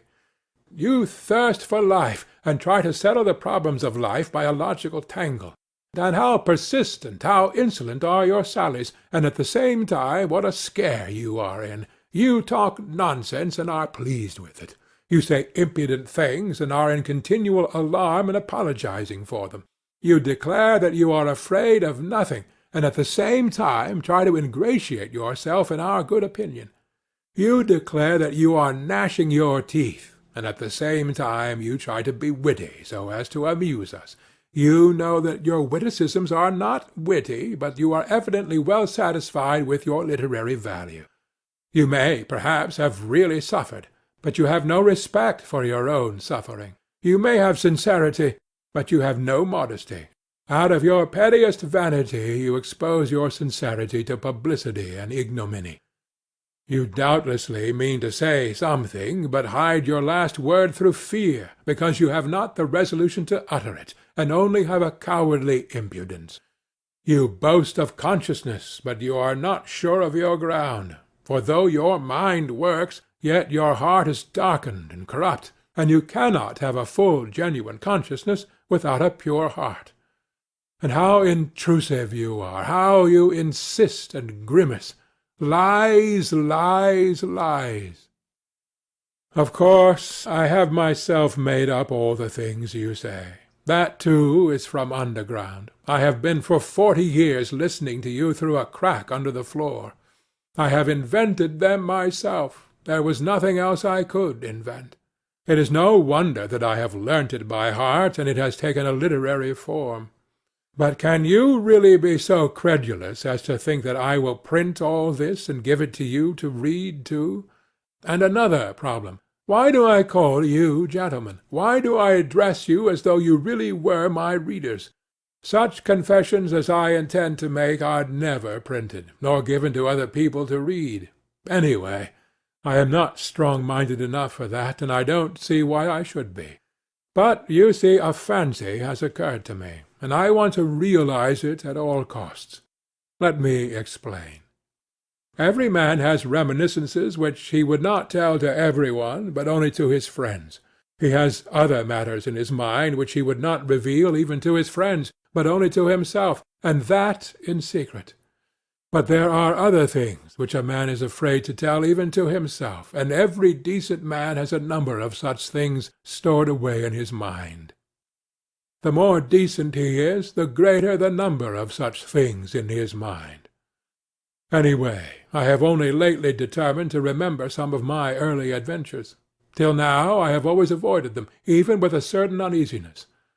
Now, when I am not only recalling them, but have actually decided to write an account of them, I want to try the experiment whether one can, even with oneself, be perfectly open and not take fright at the whole truth. I will observe, in parentheses, that Heine says that a true autobiography is almost an impossibility, and that man is bound to lie about himself. He considers that Rousseau certainly told lies about himself in his confessions, and even intentionally lied out of vanity. I am convinced that Heine is right. I quite understand how sometimes one may, out of sheer vanity, attribute regular crimes to oneself, and indeed I can very well conceive that kind of vanity. But Heine judged of people who made their confessions to the public.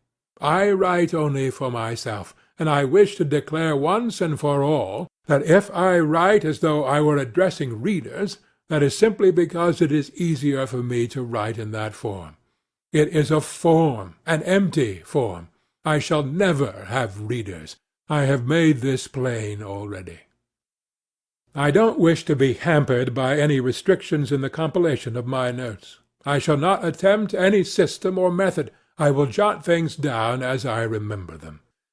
But here, perhaps, someone will catch at the word and ask me, if you really don't reckon on readers, why do you make such compacts with yourself, and on paper too? That is, that you won't attempt any system or method, that you jot things down as you remember them, and so on and so on. Why are you explaining? Why do you apologize? Well, there it is, I answer. There is a whole psychology in this, though. Perhaps it is simply that I am a coward, and perhaps that I purposely imagine an audience before me in order that I may be more dignified while I write. There are perhaps thousands of reasons. Again, what is the object precisely in writing? If it is not to be for the benefit of the public, why should I not simply recall these incidents in my own mind without putting them on paper? Quite so, but yet it is more imposing on paper. There is something more impressive in it. I shall be better able to criticize myself and improve my style. Besides, I shall perhaps obtain actual relief from writing. To-day, for instance, I am particularly oppressed by one memory of a distant past. It came back vividly to my mind a few days ago, and has remained haunting me like an annoying tune that one cannot get rid of.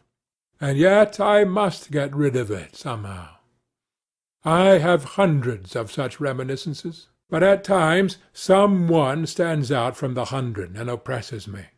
For some reason I believe that if I write it down I should get rid of it. Why not try? Besides, I am bored, and I never have anything to do. Writing will be a sort of work. They say work makes man kind-hearted and honest. Well, here's a chance for me, anyway. Snow is falling to-day, yellow and dingy. It fell yesterday, too, and a few days ago. I fancy it is the wet snow that has reminded me of that incident which I cannot shake off now. And so let it be a story apropos of the falling snow. Apropos of the wet snow. When from dark error's subjugation my words of passionate exhortation had wrenched thy fainting spirit free, and writhing prone in thine affliction thou didst recall with malediction the vice that had encompassed thee, and when thy slumbering conscience, fretting by recollection's torturing flame, thou didst reveal the hideous setting of thy life's current ere I came, when suddenly I saw thee sicken, and weeping hide thine anguished face, revolted, maddened, horror-stricken, at memories of foul disgrace. Nekrasov. 1. At that time I was only 24. My life was even then gloomy, ill-regulated, and as solitary as that of a savage. I made friends with no one, and positively avoided talking, and buried myself more and more in my hole. At work in the office I never looked at anyone, and was perfectly well aware that my companions looked upon me, not only as a queer fellow, but even looked upon me, I always fancied this, with a sort of loathing. I sometimes wondered why it was that nobody except me fancied that he was looked upon with aversion. One of the clerks had a most repulsive, pock-marked face, which looked positively villainous. I believe I should not have dared to look at anyone with such an unsightly countenance. Another one had such a very dirty old uniform that there was an unpleasant odour in his proximity. Yet not one of these gentlemen showed the slightest self-consciousness, either about their clothes, or their countenance, or their character in any way. Neither of them ever imagined that they were looked at with repulsion. If they had imagined it, they would not have minded, so long as their superiors did not look at them in that way. It is clear to me now that, owing to my unbounded vanity and to the high standard I set for myself, I often looked at myself with furious discontent, which verged on loathing. And so I inwardly attributed the same feeling to every one. I hated my face, for instance. I thought it disgusting, and even suspected that there was something base in my expression, and so every day when I turned up at the office I tried to behave as independently as possible, and to assume a lofty expression, so that I might not be suspected of being abject. My face may be ugly, I thought, but let it be lofty, expressive, and above all, extremely intelligent. But I was positively and painfully certain that it was impossible for my countenance ever to express those qualities, and what was worst of all, I thought it actually stupid-looking, and I would have been quite satisfied if I could have looked intelligent. In fact, I would even have put up with looking base if, at the same time, my face could have been thought strikingly intelligent. Of course I hated my fellow-clerks, one and all, and I despised them all, yet at the same time I was, as it were, afraid of them. In fact, it happened at times that I thought more highly of them than of myself. It somehow happened quite suddenly that I alternated between despising them and thinking them superior to myself. A cultivated and decent man cannot be vain without setting a fearfully high standard for himself, and without despising and almost hating himself at certain moments. Whether I despised them or thought them superior, I dropped my eyes almost every time I met any one. I even made experiments whether I could face so-and-so's looking at me, and I was always the first to drop my eyes. This worried me to distraction. I had a sickly dread, too, of being ridiculous, and so had a slavish passion for the conventional in everything external. I loved to fall into the common rut, and had a whole-hearted terror of any kind of eccentricity in myself. But how could I live up to it? I was morbidly sensitive, as a man of our age should be. They were all stupid, and as like one another as so many sheep. Perhaps I was the only one in the office who fancied that I was a coward and a slave, and I fancied it just because I was more highly developed. But it was not only that I fancied it. It really was so. I was a coward and a slave, and I say this without the slightest embarrassment. Every decent man of our age must be a coward and a slave. That is his normal condition. Of that I am firmly persuaded. He is made and constructed to that very end, and not only at the present time, owing to some casual circumstances, but always, at all times, a decent man is bound to be a coward and a slave. It is the law of nature for all decent people all over the earth. If any one of them happens to be valiant about something, he need not be comforted nor carried away by that. He would show the white feather just the same before something else. That is how it invariably and inevitably ends. Only donkeys and mules are valiant, and they only till they are pushed up to the wall. It is not worth while to pay attention to them, for they really are of no consequence. Another circumstance, too, worried me in those days, that there was no one like me, and I was unlike any one else. I am alone, and they are every one, I thought, and pondered. From that it is evident that I was still a youngster. The very opposite sometimes happened. It was loathsome sometimes to go to the office. Things reached such a point that I often came home ill. But all at once, apropos of nothing, there would come a phase of scepticism and indifference. Everything happened in phases to me, and I would laugh myself at my intolerance and fastidiousness. I would reproach myself with being romantic.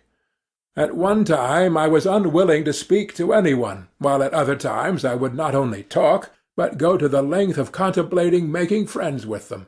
All my fastidiousness would suddenly, for no rhyme or reason, vanish.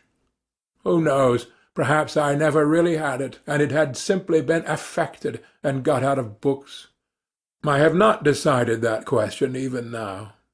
Once I quite made friends with them, visited their homes, played preference, drank vodka, talked of promotions. But here let me make a digression.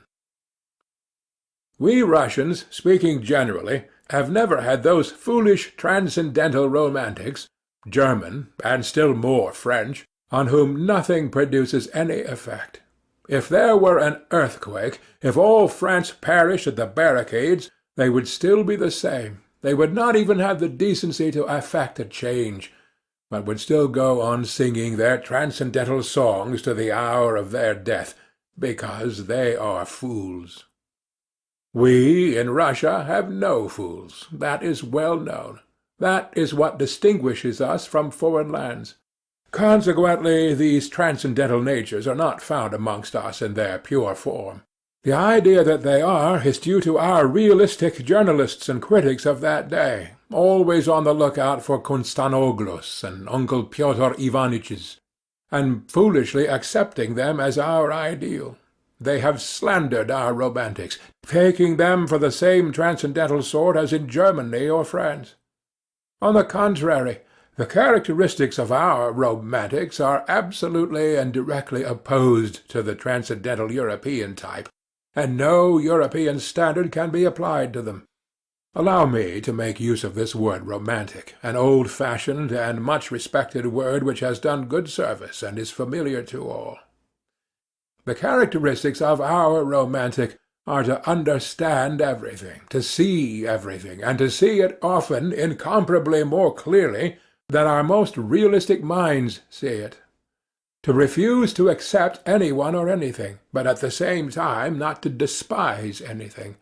To give way, to yield from policy, never to lose sight of a useful practical object, such as rent-free quarters at the government expense, pensions, decorations, to keep their eye on that object through all the enthusiasms and volumes of lyrical poems, and at the same time to preserve the sublime and the beautiful inviolates within them at the hour of their death, and to preserve themselves also, incidentally, like some precious jewel wrapped in cotton wool, if only for the benefit of the sublime and the beautiful. Our romantic is a man of great breadth, and the greatest rogue of all our rogues, I assure you. I can assure you from experience, indeed. Of course, that is, if he is intelligent. But what am I saying? The romantic is always intelligent, and I only meant to observe that although we have had foolish romantics, they don't count, and they were only so because in the flower of their youth they degenerated into Germans, and to preserve their precious jewel more comfortably, settled somewhere out there, by preference in Weimar or the Black Forest. I, for instance, genuinely despise my official work, and did not openly abuse it simply because I was in it myself and got a salary for it. Anyway, take note, I did not openly abuse it. Our romantic would rather go out of his mind, a thing, however, which very rarely happens, than to take open abuse, unless he had some other career in view, and he is never kicked out. At most they would take him to the lunatic asylum as the King of Spain, if he should go very mad. But it is only the thin, fair people who go out of their minds in Russia. Innumerable romantics attain later in life in considerable rank in the service. Their many-sidedness is remarkable, and what a faculty they have for the most contradictory sensations! I was comforted by this thought even in those days, and I am of the same opinion now. That is why there are so many broad natures among us who never lose their ideal even in the depths of degradation, and though they never stir a finger for their ideal, though they are arrant thieves and knaves, yet they tearfully cherish their first ideal and are extraordinarily honest at heart. Yes, it is only among us that the most incorrigible rogue can be absolutely and loftily honest at heart, without in the least ceasing to be a rogue. I repeat, our romantics frequently become such accomplished rascals, I use the term rascals affectionately, suddenly display such a sense of reality and practical knowledge that their bewildered superiors and the public generally can only ejaculate in amazement. Their many-sidedness is really amazing, and goodness knows what it may develop into later on, and what the future has in store for us. It is not a poor material. I do not say this from any foolish or boastful patriotism, but I feel sure that you are again imagining that I am joking. Or perhaps it's just the contrary, and you are convinced that I really think so. Anyway, gentlemen, I shall welcome both views as an honour and a special favour. And do forgive my digression. I did not, of course, maintain friendly relations with my comrades, and soon was at loggerheads with them, and in my youth and inexperience I even gave up bowing to them, as though I had cut off all relations. That, however, only happened to me once. As a rule, I was always alone. In the first place, I spent most of my time at home, reading. I tried to stifle all that was continually seething within me by means of external impressions, and the only external means I had was reading. Reading, of course, was a great help, exciting me, giving me pleasure and pain, but at times it bored me fearfully. One longed for movement in spite of everything, and I plunged all at once into dark, underground, loathsome vice of the pettiest kind. My wretched passions were acute, smarting from my continual sickly irritability. I had hysterical impulses, with tears and convulsions. I had no resource except reading. That is, there was nothing in my surroundings which I could respect and which attracted me. I was overwhelmed with depression, too. I had an hysterical craving for incongruity and for contrast, and so I took to vice. I have not said all this to justify myself, but no, I am lying. I did want to justify myself. I make that little observation for my own benefit, gentlemen. I don't want to lie. I vowed to myself I would not. And so, furtively, timidly, in solitude, at night, I indulged in filthy vice, with a feeling of shame which never deserted me, even at the most loathsome moments, and which at some moments nearly made me curse. Already, even then, I had my underground world in my soul. I was fearfully afraid of being seen, of being met, of being recognized. I visited various obscure haunts. One night, as I was passing a tavern, I saw through a lighted window some gentlemen fighting with billiard cues, and I saw one of them thrown out of the window. At other times I should have felt very much disgusted, but I was in such a mood at the time that I actually envied the gentleman thrown out of the window, and I envied him so much that I even went into the tavern and into the billiard-room. Perhaps, I thought, I'll have a fight too, and they'll throw me out of the window. I was not drunk, but what is one to do? Depression will drive a man to such a pitch of hysteria. But nothing happened. It seemed that I was not even equal to being thrown out of the window, and I went away without having my fight. An officer put me in my place from the first moment. I was standing by the billiard-table, and in my ignorance blocking up the way, and he wanted to pass. He took me by the shoulders, and without a word, without a warning or explanation, moved me from where I was standing to another spot, and passed by, as though he had not noticed me. I could have forgiven blows, but I could not forgive his having moved me without noticing me. Devil knows what I would have given for a real regular quarrel, a more decent, a more literary one, so to speak. I had been treated like a fly. The officer was over 6 foot, while I was a spindly little fellow. But the quarrel was in my hands. I had only to protest, and I certainly would have been thrown out of the window. But I changed my mind, and preferred to beat a resentful retreat. I went out of the tavern, straight home, confused and troubled, and the next night I went out again with the same lewd intentions, still more furtively, abjectly, and miserably than before, as it were, with tears in my eyes. But still I did go out again. Don't imagine, though, it was cowardice made me slink away from the officer. I never have been a coward at heart, though I have always been a coward in action. But don't be in a hurry to laugh. I assure you I can explain it all. If only that officer had been one of the sort who would consent to fight a duel! But no, he was one of those gentlemen, alas, long extinct, who preferred fighting with cues, or, like Gogol's Lieutenant Pirogov, appealing to the police.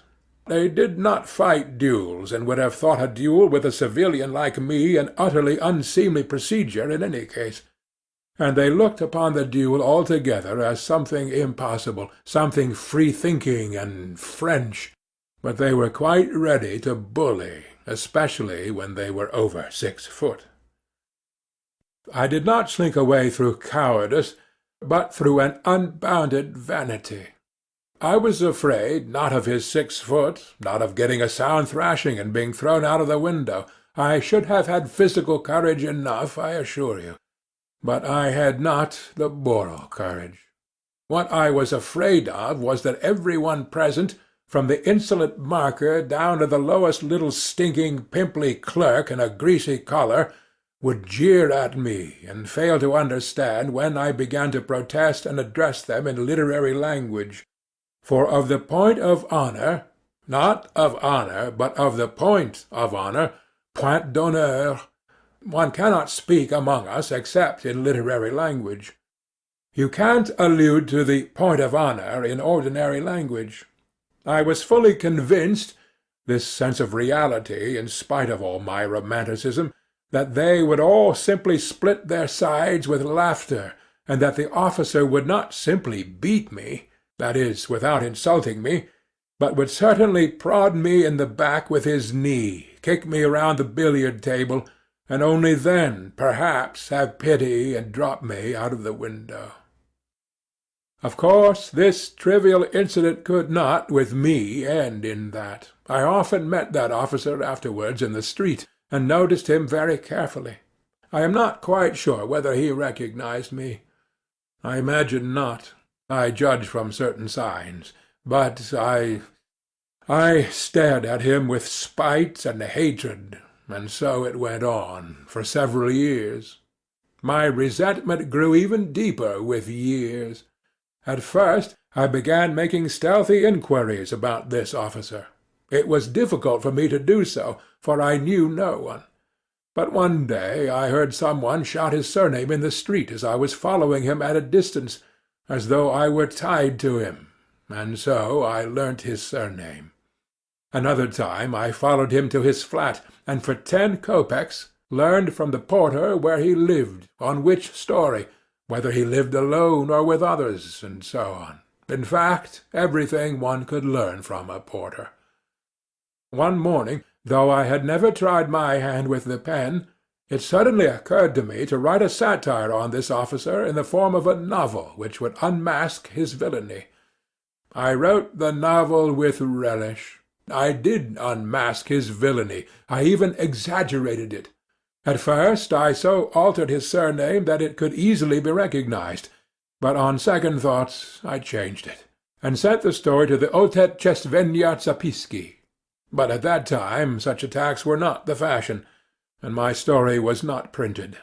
That was a great vexation to me. Sometimes I positively choked with resentment. At last I determined to challenge my enemy to a duel.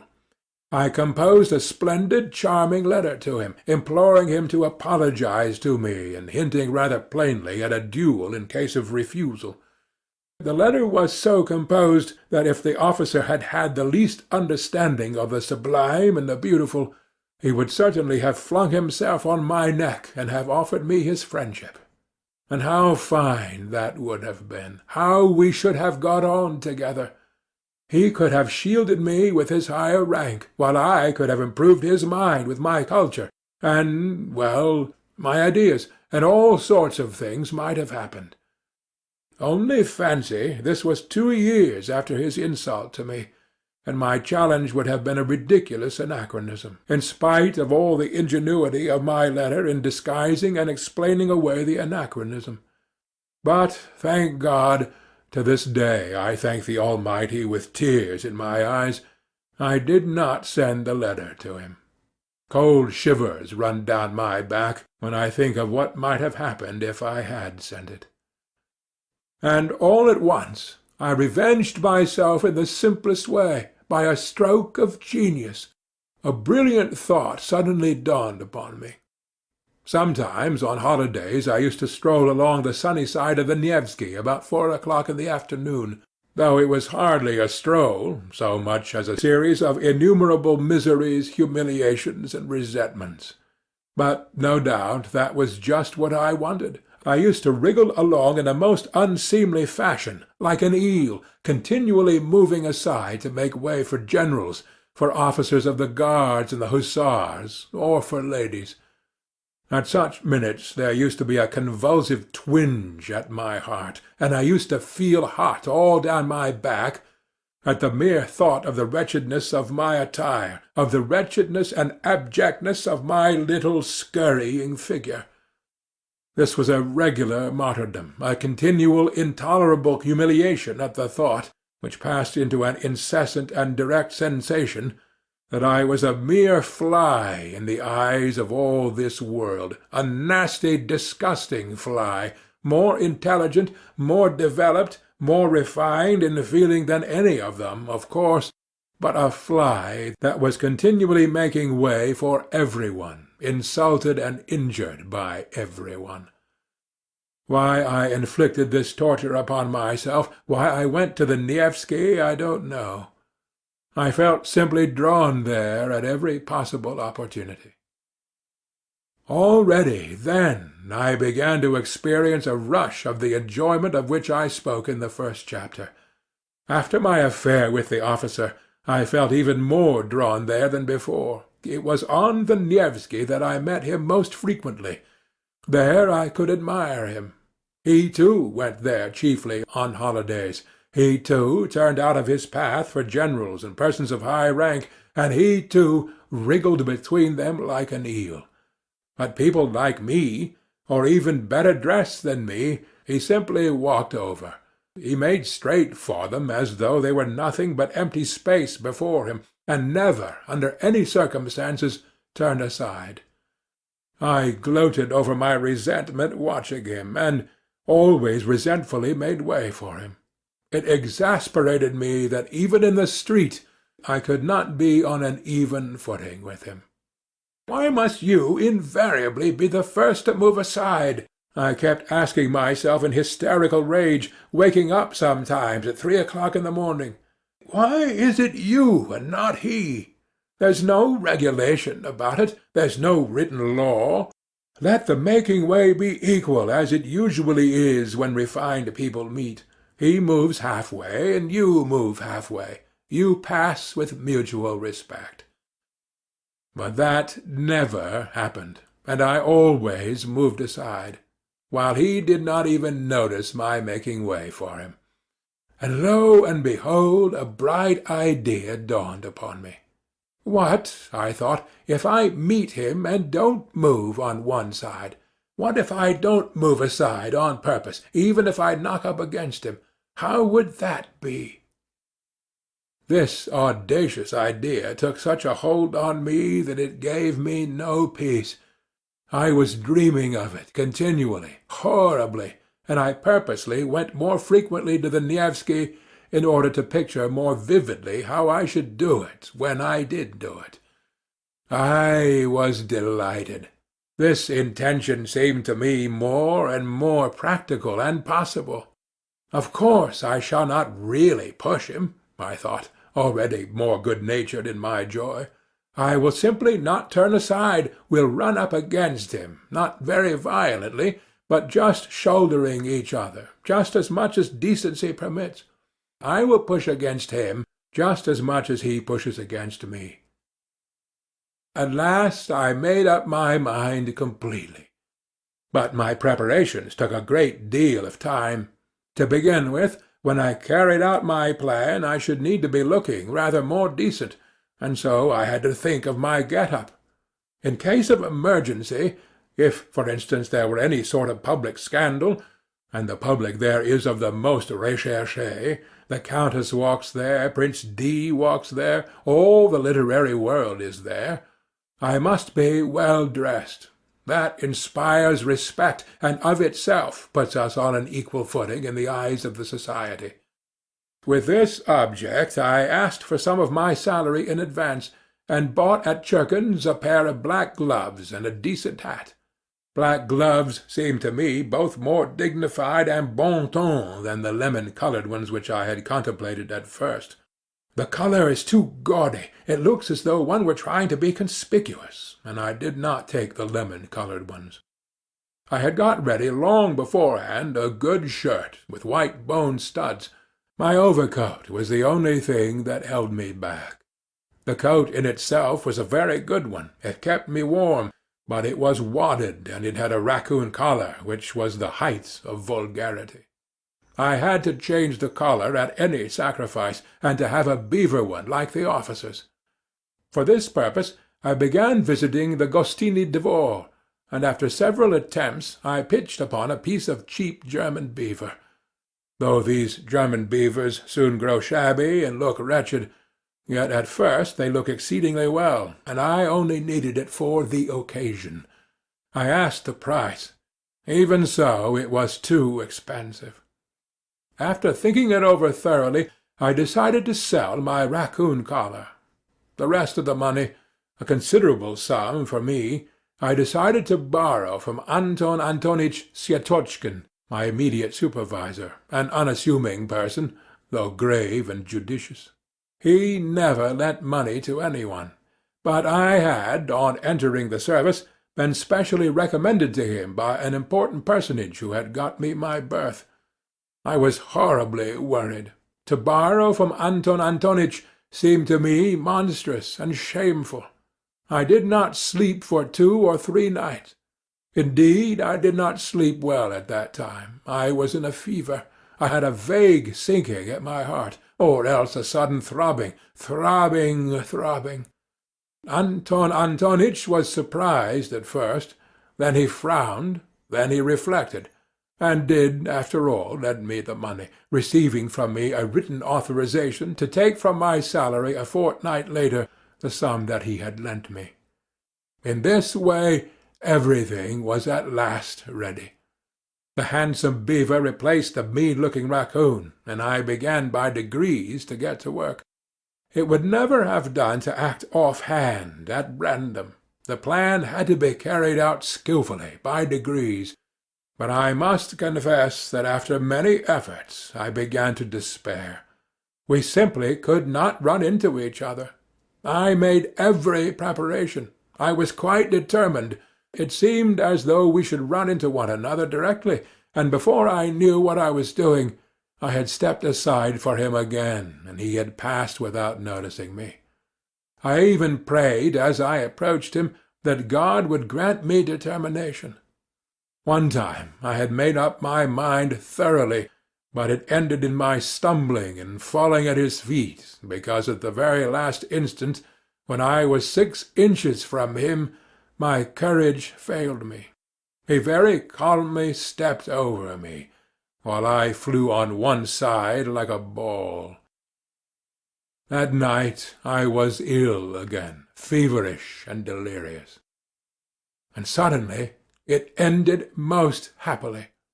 The night before I had made up my mind not to carry out my fatal plan, and to abandon it all, and with that object I went to the Nevsky for the last time, just to see how I would abandon it all.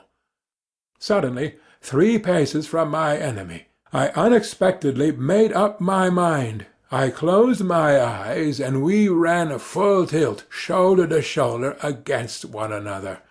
I did not budge an inch, and passed him on a perfectly equal footing.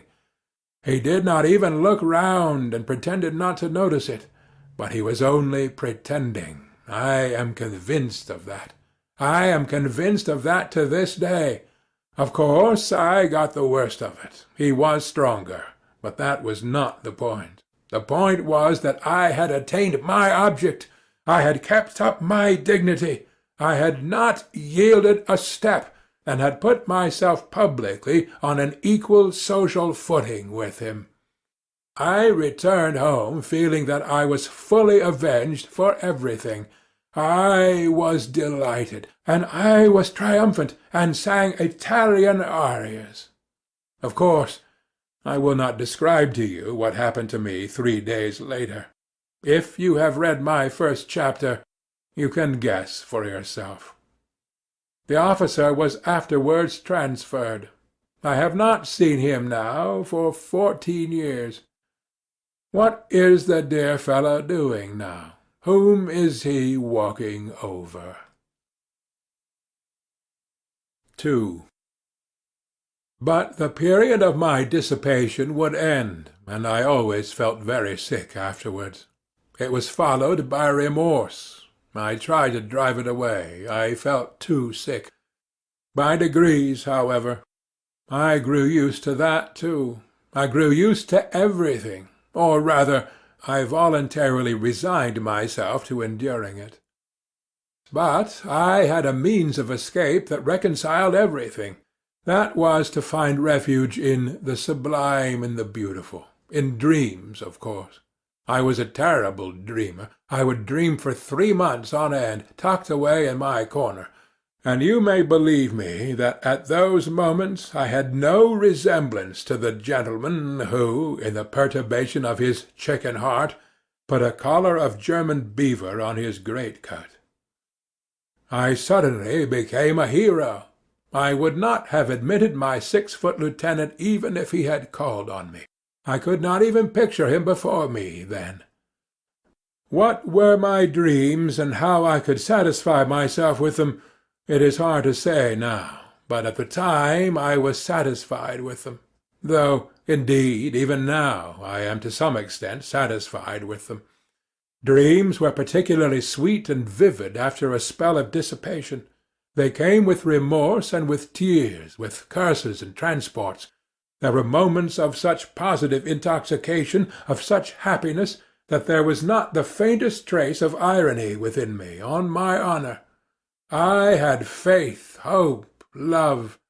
I believed blindly at such times that by some miracle, by some external circumstance, all this would suddenly open out, expand, that suddenly a vista of suitable activity, beneficent, good, and above all, ready-made, what sort of activity I had no idea, but the great thing was that it should all be ready for me, would rise up before me, and I should come out into the light of day, almost riding a white horse and crowned with laurel.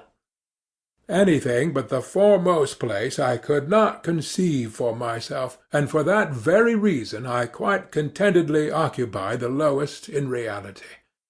Either to be a hero or to grovel in the mud. There was nothing between.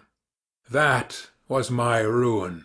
For when I was in the mud I comforted myself with the thought that at other times I was a hero, and the hero was a cloak for the mud.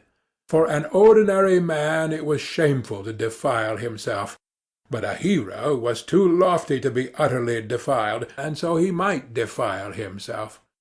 It is worth noting that these attacks of the sublime and beautiful visited me even during the period of dissipation, and just at the times when I was touching the bottom. They came in separate spurts, as though reminding me of themselves, but did not banish the dissipation by their appearance. On the contrary, they seemed to add a zest to it by contrast, and were only sufficiently present to serve as an appetizing sauce. That sauce was made up of contradictions and sufferings, of agonizing inward analysis, and all these pangs and pinpricks give a certain piquancy, even a significance, to my dissipation. In fact, completely answered the purpose of an appetizing sauce. There was a certain depth of meaning in it, and I could hardly have resigned myself to the simple, vulgar, direct debauchery of a clerk, and have endured all the filthiness of it. What could have allured me about it then, and have drawn me at night into the street? No, I had a lofty way of getting out of it all. And what loving-kindness, O Lord, what loving-kindness I felt at times in those dreams of mine, in those flights into the sublime and the beautiful, though it was fantastic love, though it was never applied to anything human in reality, yet there was so much of this love that one did not feel afterwards even the impulse to apply it in reality. That would have been superfluous. Everything, however, passed satisfactorily by a lazy and fascinating transition into the sphere of art, that is, into the beautiful forms of life, lying ready, largely stolen from the poets and novelists, and adapted to all sorts of needs and uses. I, for instance, was triumphant over every one. Every one, of course, was in dust and ashes, and was forced spontaneously to recognize my superiority, and I forgave them all. I was a poet and a grand gentleman. I fell in love.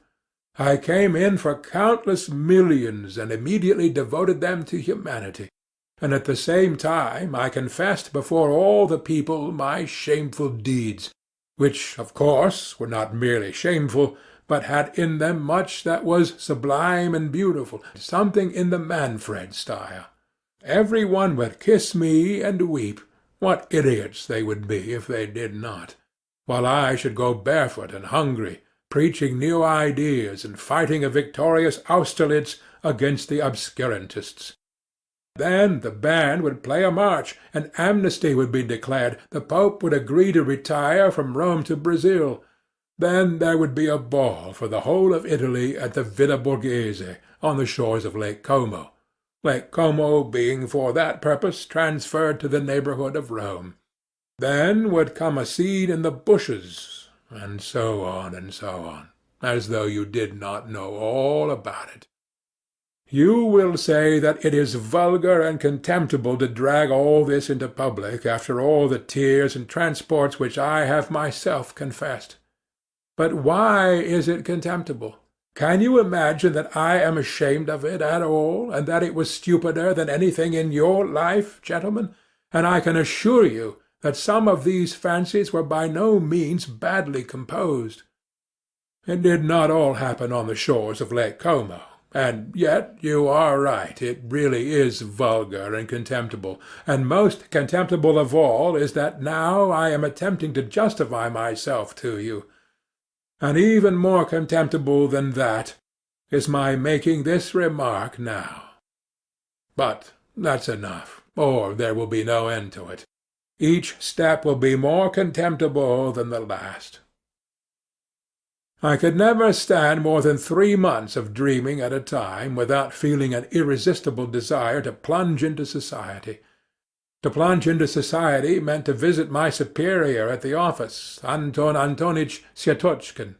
He was the only permanent acquaintance I have had in my life, and I wonder at the fact myself now.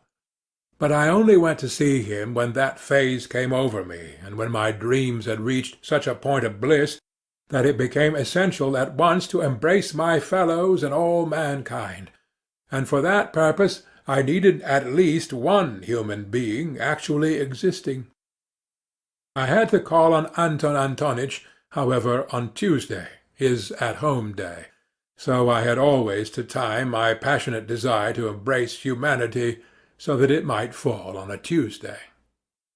This Anton Antonitch lived on the 4th story in a house in 5 corners, in 4 low-pitched rooms, one smaller than the other, of a particularly frugal and sallow appearance.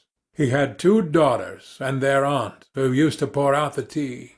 Of the daughters, one was 13 and another 14. They both had snub noses, and I was awfully shy of them because they were always whispering and giggling together.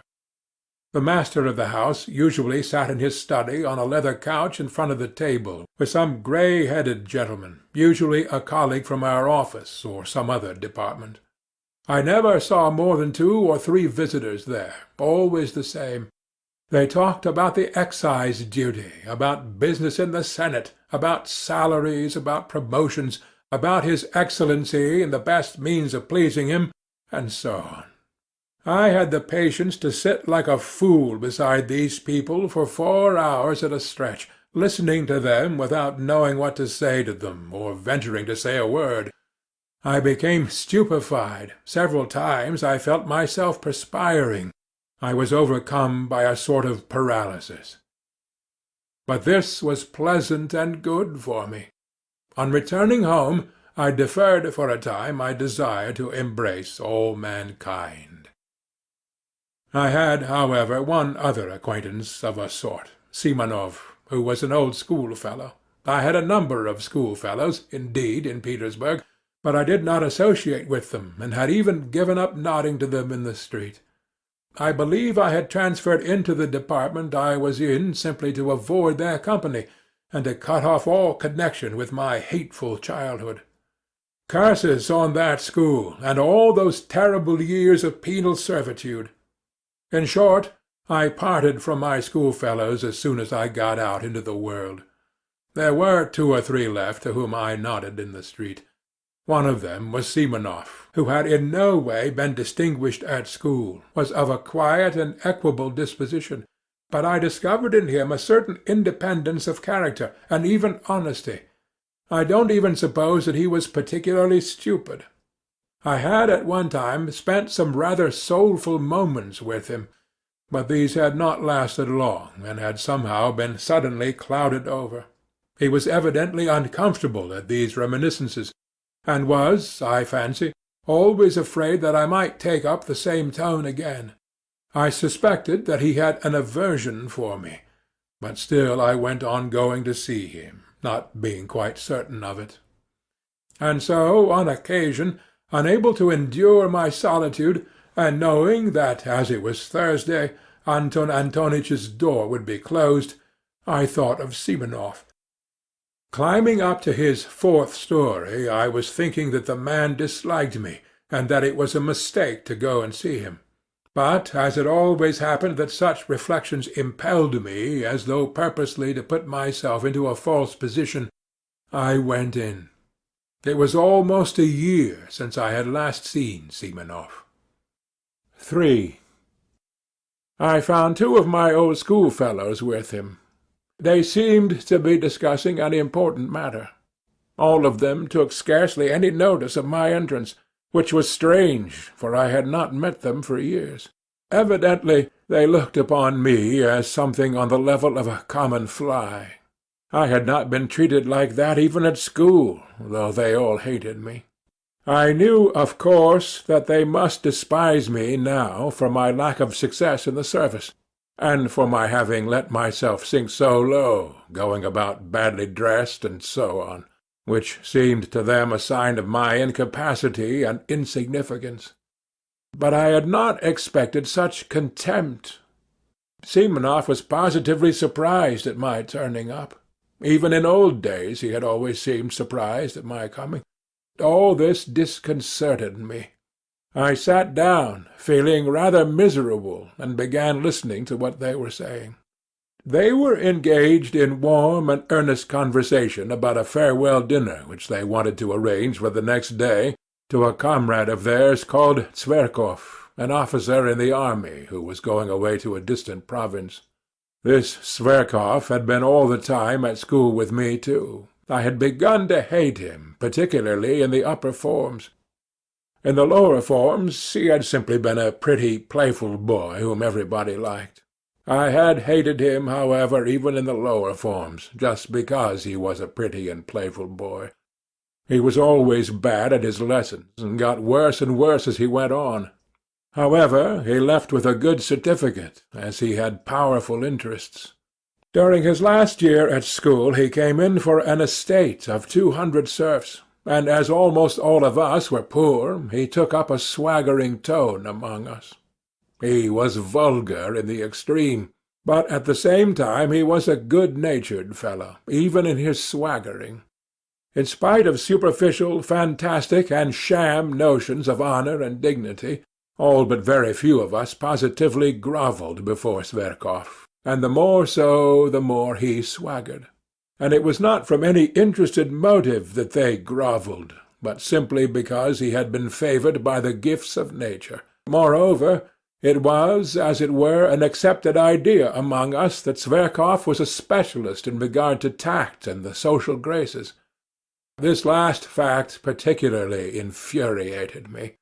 I hated the abrupt, self-confident tone of his voice, his admiration of his own witticisms, which were often frightfully stupid, though he was bold in his language. I hated his handsome but stupid face, for which I would, however, have gladly exchanged my intelligent one, and the free and easy military manners in fashion in the 40s.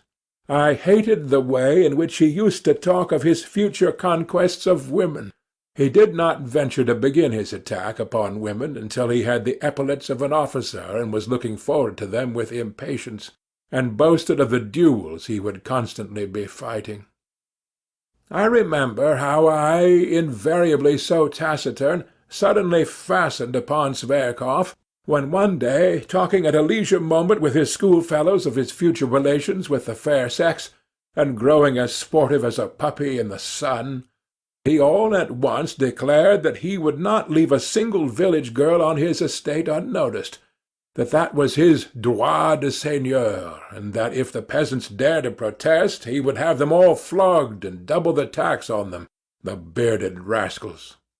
Our servile rabble applauded, but I attacked him, not from compassion for the girls and their fathers, but simply because they were applauding such an insect. I got the better of him on that occasion.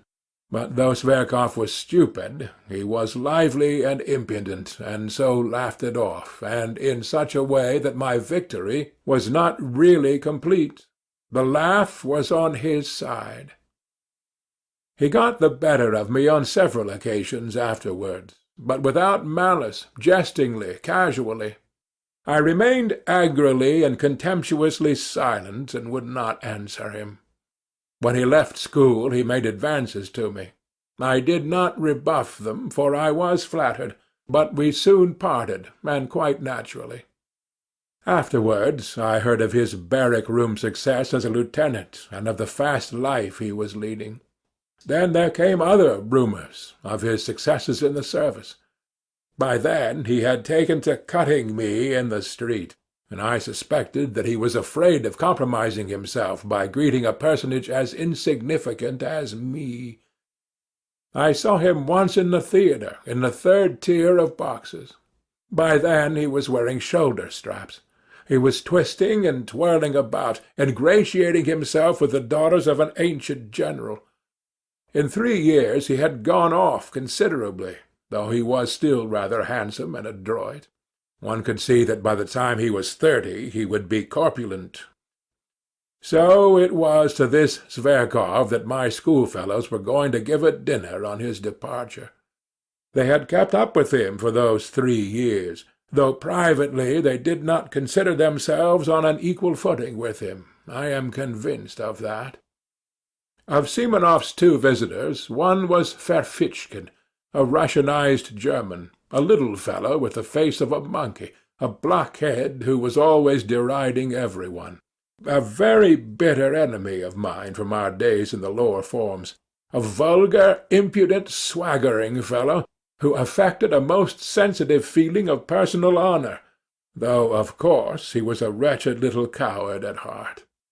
He was one of those worshippers of Zverkov who made up to the latter from interested motives, and often borrowed money from him. Simonov's other visitor, Trudolyubov, was a person in no way remarkable. A tall young fellow in the army, with a cold face, fairly honest, though he worshipped success of every sort, and was only capable of thinking of promotion. He was some sort of distant relation of Zverkov's, and this, foolish as it seems, gave him a certain importance among us. He always thought me of no consequence whatever. His behaviour to me, though not quite courteous, was tolerable. "Well, with 7 roubles each," said Trudolyubov, 21 roubles between the 3 of us, we ought to be able to get a good dinner. Zverkov, of course, won't pay." "Of course not, since we are inviting him," Simonov decided. "Can you imagine," Ferfitchkin interrupted hotly and conceitedly, like some insolent flunkey boasting of his master the general's decorations, "can you imagine that Zverkov will let us pay alone? He will accept from delicacy, but he will order 6 bottles of champagne." "Do we want 6 for the 4 of us?" observed Trudolyubov, taking notice only of the 6. "So the 3 of us, with Zverkov for the 4th, 21 roubles, at the Hotel de Paris at 5 o'clock tomorrow," Simonov, who had been asked to make the arrangements, concluded finally. "How 21 roubles?" I asked in some agitation, with a show of being offended. "If you count me, it will not be 21, but 28 roubles."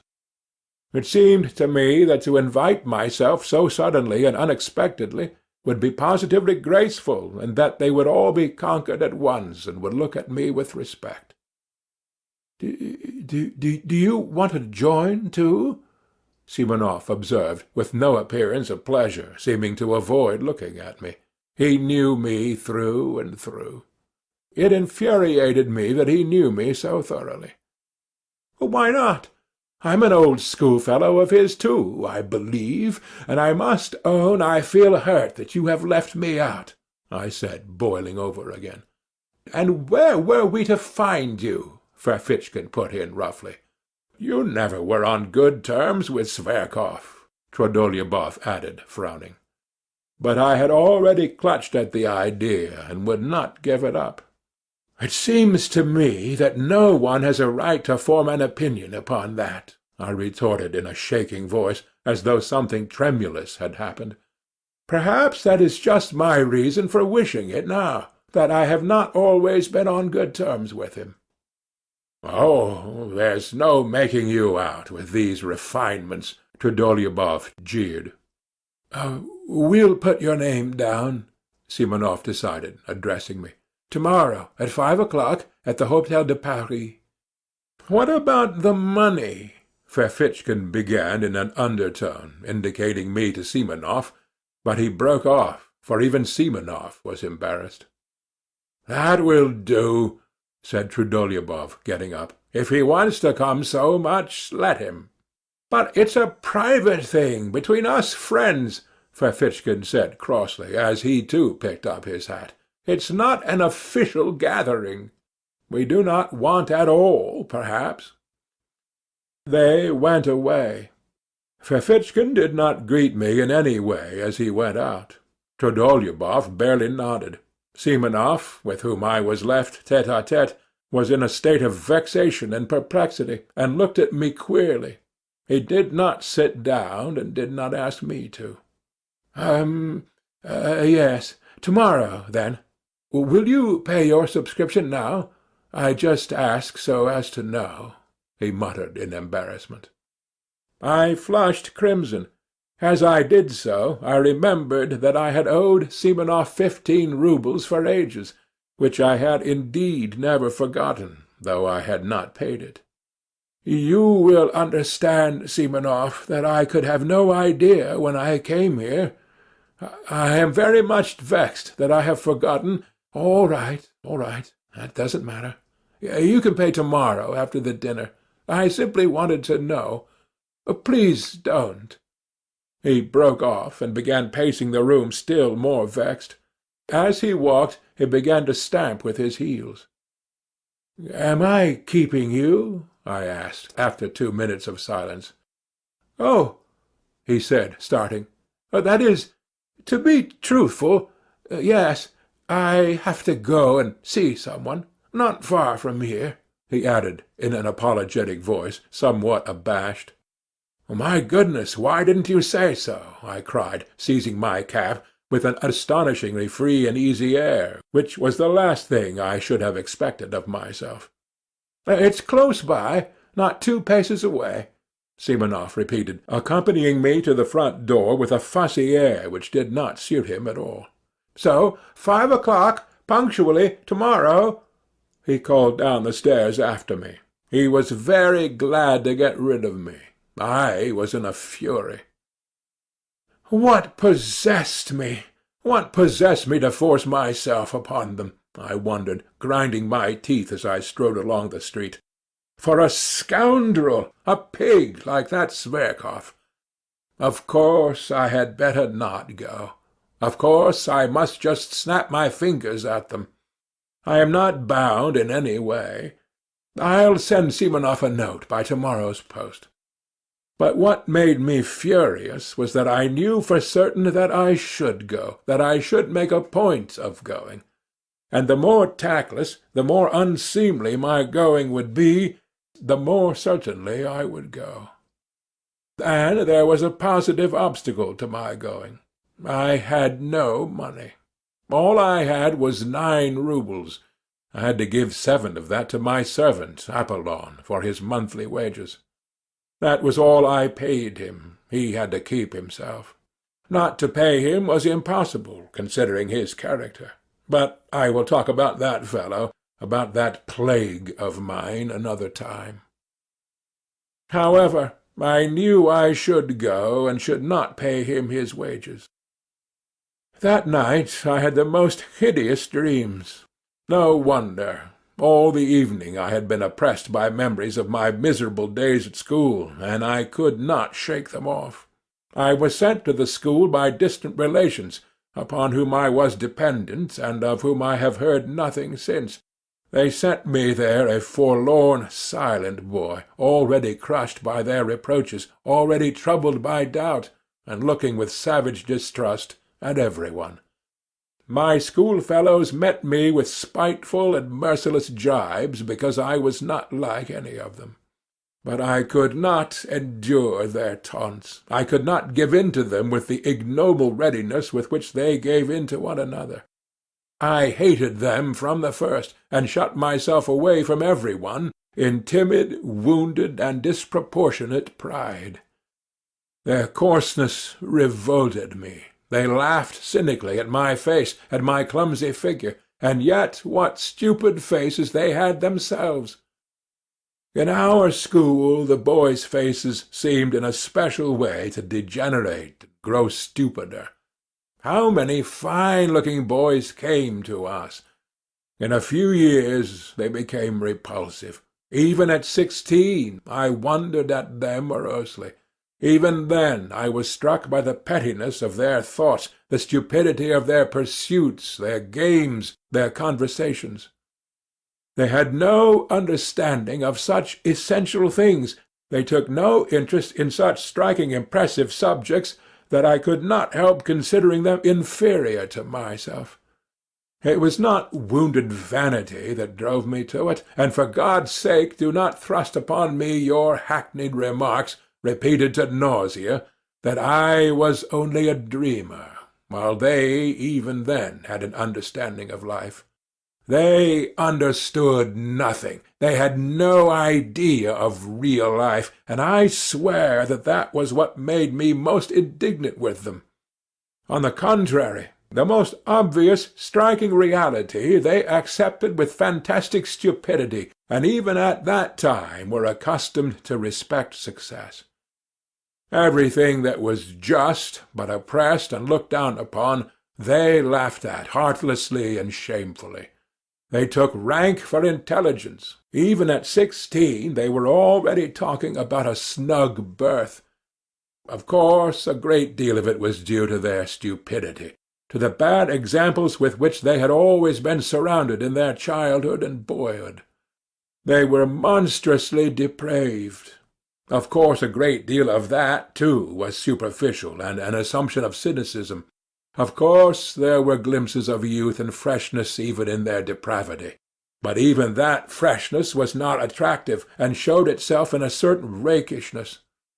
I hated them horribly, though perhaps I was worse than any of them. They repaid me in the same way, and did not conceal their aversion for me. But by then I did not desire their affection. On the contrary, I continually longed for their humiliation. To escape from their derision, I purposely began to make all the progress I could with my studies, and forced my way to the very top. This impressed them. Moreover, they all began by degrees to grasp that I had already read books none of them could read, and understood things, not forming part of our school curriculum, of which they had not even heard. They took a savage and sarcastic view of it, but were morally impressed, especially as the teachers began to notice me on those grounds. The mockery ceased, but the hostility remained, and cold and strained relations became permanent between us. In the end, I could not put up with it. With years a craving for society, for friends, developed in me. I attempted to get on friendly terms with some of my schoolfellows, but somehow or other my intimacy with them was always strained, and soon ended of itself. Once, indeed, I did have a friend, but I was already a tyrant at heart. I wanted to exercise unbounded sway over him. I tried to instill in him a contempt for his surroundings. I required of him a disdainful and complete break with those surroundings. I frightened him with my passionate affection. I reduced him to tears, to hysterics. He was a simple and devoted soul. But when he devoted himself to me entirely, I began to hate him immediately, and repulsed him, as though all I needed him for was to win a victory over him, to subjugate him, and nothing else. But I could not subjugate all of them. My friend was not at all like them either. He was, in fact, a rare exception. The first thing I did on leaving school was to give up the special job for which I had been destined, so as to break all ties, to curse my past, and shake the dust from off my feet. And goodness knows why, after all that, I should go trudging off to Semenov's. Early next morning I roused myself and jumped out of bed with excitement, as though it were all about to happen at once. But I believed that some radical change in my life was coming, and would inevitably come that day. Owing to its rarity, perhaps, any external event, however trivial, always made me feel as though some radical change in my life were at hand. I went to the office, however, as usual, but sneaked away home 2 hours earlier to get ready. The great thing, I thought, is not to be the first to arrive, or they will think I am overjoyed at coming. But there are thousands of such great points to consider, and they all agitated and overwhelmed me. I polished my boots a second time with my own hands. Nothing in the world would have induced Apollon to clean them twice a day, as he considered that it was more than his duties required of him. I stole the brushes to clean them from the passage, being careful he should not detect it, for fear of his contempt.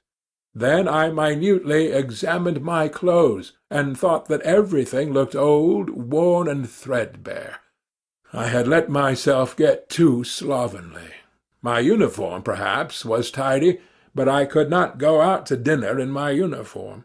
The worst of it was that on the knee of my trousers was a big yellow stain.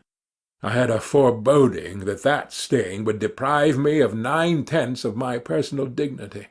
I knew, too, that it was very poor to think so. But this is no time for thinking. Now I am in for the real thing, I thought, and my heart sank. I knew, too, perfectly well even then, that I was monstrously exaggerating the facts. But how could I help it? I could not control myself, and was already shaking with fever. With despair I pictured to myself how coldly and disdainfully that scoundrel Zverkov would meet me, with what dull-witted, invincible contempt the blockhead Trudolyubov would look at me. with what impudent rudeness the insect Ferfitchkin would snigger at me in order to curry favour with Zverkov. How completely Simonov would take it all in, and how he would despise me for the abjectness of my vanity and lack of spirit, and worst of all, how paltry, unliterary, commonplace it would all be. Of course, the best thing would be not to go at all, but that was most impossible of all. If I feel impelled to do anything, I seem to be pitchforked into it. I should have jeered at myself ever afterwards. So you funked it, you funked it, you funked the real thing. On the contrary, I passionately longed to show all that rabble that I was by no means such a spiritless creature as I seemed to myself. What is more, even in the acutest paroxysm of this cowardly fever, I dreamed of getting the upper hand, of dominating them, carrying them away, making them like me, if only for my elevation of thought and unmistakable wit. They would abandon Zverkov. He would sit on one side, silent and ashamed, while I should crush him. Then, perhaps, we would be reconciled and drink to our everlasting friendship. But what was most bitter and humiliating for me was that I knew, even then, knew fully and for certain, that I needed nothing of all this, really, that I did not really want to crush, to subdue, to attract them, that I did not care a straw, really, for the result, even if I did achieve it. Oh, how I prayed for the day to pass quickly! In unutterable anguish I went to the window, opened the movable pane, and looked out into the troubled darkness of the thickly falling wet snow. At last my wretched little clock hissed out 5. I seized my hat, and trying not to look at Apollon, who had been all day expecting his month's wages, but in his foolishness was unwilling to be the first to speak about it, I slipped between him and the door, and, jumping into a high-class sledge, on which I spent my last half-rouble, I drove up in grand style to the Hôtel de Paris. 4. I had been certain the day before that I should be the first to arrive, but it was not a question of being the first to arrive. Not only were they not there, but I had difficulty in finding our room. The table was not laid even. What did it mean? After a good many questions, I elicited from the waiters that the dinner had been ordered not for 5, but for 6 o'clock. This was confirmed at the buffet, too. I felt really ashamed to go on questioning them. It was only 25 minutes past 5. If they had changed the dinner hour, they ought at least to have let me know. That is what the post is for, and not to have put me in an absurd position in my own eyes, and even before the waiters. I sat down. The servant began laying the table. I felt even more humiliated when he was present. Towards 6 o'clock they brought in candles, though there were lamps burning in the room. It had not occurred to the waiter, however, to bring them in at once when I arrived. In the next room 2 gloomy, angry-looking persons were eating their dinners in silence at 2 different tables. There was a great deal of noise, even shouting, in a room further away. One could hear the laughter of a crowd of people, and nasty little shrieks in French. There were ladies at the dinner. It was sickening, in fact. I rarely passed more unpleasant moments, so much so that when they did arrive, all together, punctually at 6, I was overjoyed to see them, as though they were my deliverers, and even forgot that it was incumbent upon me to show resentment. Zverkov walked in at the head of them. Evidently he was the leading spirit. He and all of them were laughing, but seeing me, Zverkov drew himself up a little, walked up to me deliberately, with a slight, rather jaunty bend from the waist. He shook hands with me in a friendly, but not over-friendly fashion, with a sort of circumspect courtesy like that of a general, as though in giving me his hand he were warding off something. I had imagined, on the contrary, that on coming in he would at once break into his habitual thin, shrill laugh, and fall to making his insipid jokes and witticisms. I had been preparing for them ever since the previous day, but I had not expected such condescension, such high official courtesy. So then, he felt himself ineffably superior to me in every respect. If he only meant to insult me by that high official tone, it would not matter, I thought. I could pay him back for it one way or another. But what if, in reality, without the least desire to be offensive, that sheep's head had a notion in earnest that he was superior to me, and could only look at me in a patronizing way? The very supposition made me gasp. "I was surprised to hear of your desire to join us," he began, lisping and drawling, which was something new. "You and I seem to have seen nothing of one another. You fight shy of us. You shouldn't. We are not such terrible people as you think. Well, anyway, I am glad to renew our acquaintance." And he turned carelessly to put down his hat on the window. "Have you been waiting long?" Trudolyubov inquired. "I arrived at 5 o'clock, as you told me yesterday," I answered aloud, with an irritability that threatened an explosion. "Didn't you let him know that we had changed the hour?" said Trudolyubov to Simonov. "No, I didn't. I forgot," the latter replied, with no sign of regret, and without even apologizing to me, he went off to order the hors d'oeuvres. "So you've been here a whole hour? Oh, poor fellow!" Zverkov cried ironically, for to his notions that was bound to be extremely funny. That rascal Ferfitchkin followed with his nasty little snigger like a puppy yapping. My position struck him too as exquisitely ludicrous and embarrassing. "It isn't funny at all," I cried to Ferfitchkin, more and more irritated. "It wasn't my fault, but other people's. They neglected to let me know. It was simply absurd."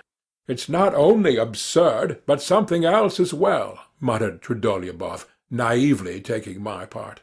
"You are not hard enough upon it. It was simply rudeness, unintentional, of course. And how could Simonov— "If a trick like that had been played on me," observed Ferfitchkin, "But you should have ordered something for yourself," Zverkov interrupted, "or simply asked for dinner without waiting for us." "You will allow that I might have done that without your permission," I rapped out. "If I waited, it was—" "Let us sit down, gentlemen," cried Simonov, coming in. "Everything is ready. I can answer for the champagne. It is capitally frozen. You see, I did not know your address. Where was I to look for you?" He suddenly turned to me, but again he seemed to avoid looking at me. Evidently he had something against me. It must have been what happened yesterday. All sat down. I did the same. It was a round table. Trudolyubov was on my left, Simonov on my right. Zverkov was sitting opposite, Ferfitchkin next to him, between him and Trudolyubov. "Tell me, are you in a government office?" Zverkov went on, attending to me. Seeing that I was embarrassed, he seriously thought that he ought to be friendly to me, and, so to speak, cheer me up. "Does he want me to throw a bottle at his head?" I thought, in a fury. In my novel surroundings I was unnaturally ready to be irritated. "In the N office," I answered jerkily, with my eyes on my plate. "And have you a good berth? I say, what made you leave your original job?" "What made me was that I wanted to leave my original job." I drawled more than he, hardly able to control myself. Ferfitchkin went off into a guffaw. Simonov looked at me ironically. Trudolyubov left off eating and began looking at me with curiosity. Zverkov winced, but he tried not to notice it. "And the remuneration?" "What remuneration?" "I mean your salary. Why are you cross-examining me?" However, I told him at once what my salary was. I turned horribly red. "It is not very handsome," Zverkov observed majestically. "Yes, you can't afford to dine at cafes on that," Ferfitchkin added insolently. "To my thinking, it's very poor," Trudolyubov observed gravely. "And how thin you have grown! How you have changed!" added Zverkov, with a shade of venom in his voice, scanning me and my attire with a sort of insolent compassion. "Ah, spare his blushes!" cried Ferfitchkin, sniggering. "My dear sir, allow me to tell you I am not blushing," I broke out at last. "Do you hear? I am dining here at this cafe at my own expense, not at other people's. Note that, Mr. Ferfitchkin." "What? Isn't every one here dining at his own expense? You would seem to be—" Ferfitchkin flew out at me, turning as red as a lobster, and looking me in the face with fury. "That," I answered, feeling I had gone too far, "and I imagine it would be better to talk of something more intelligent." "You intend to show off your intelligence, I suppose? Don't disturb yourself, that would be quite out of place here. Why are you clacking away like that, my good sir, eh? Have you gone out of your wits in your office?" "Enough, gentlemen, enough!" Zverkov cried authoritatively. "How stupid it is!" muttered Simonov. "It really is stupid. We have met here, a company of friends, for a farewell dinner to a comrade, and you carry on an altercation," said Trudolyubov, rudely addressing himself to me alone. "You invited yourself to join us, so don't disturb the general harmony." "Enough, enough!" cried Zverkov. "Give over, gentlemen. It's out of place. Better let me tell you how I nearly got married the day before yesterday." And then followed a burlesque narrative of how this gentleman had almost been married 2 days before.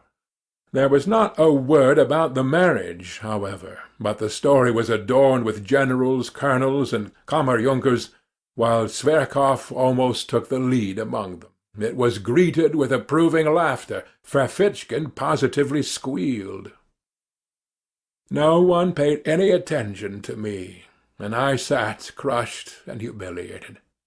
Good heavens, these are not the people for me, I thought, and what a fool I have made of myself before them.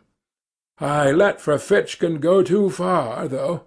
The brutes imagine they are doing me an honour in letting me sit down with them. They don't understand that it's an honour to them and not to me. I've grown thinner, my clothes, oh, damn my trousers! Zverkov noticed the yellow stain on the knee as soon as he came in. But what's the use?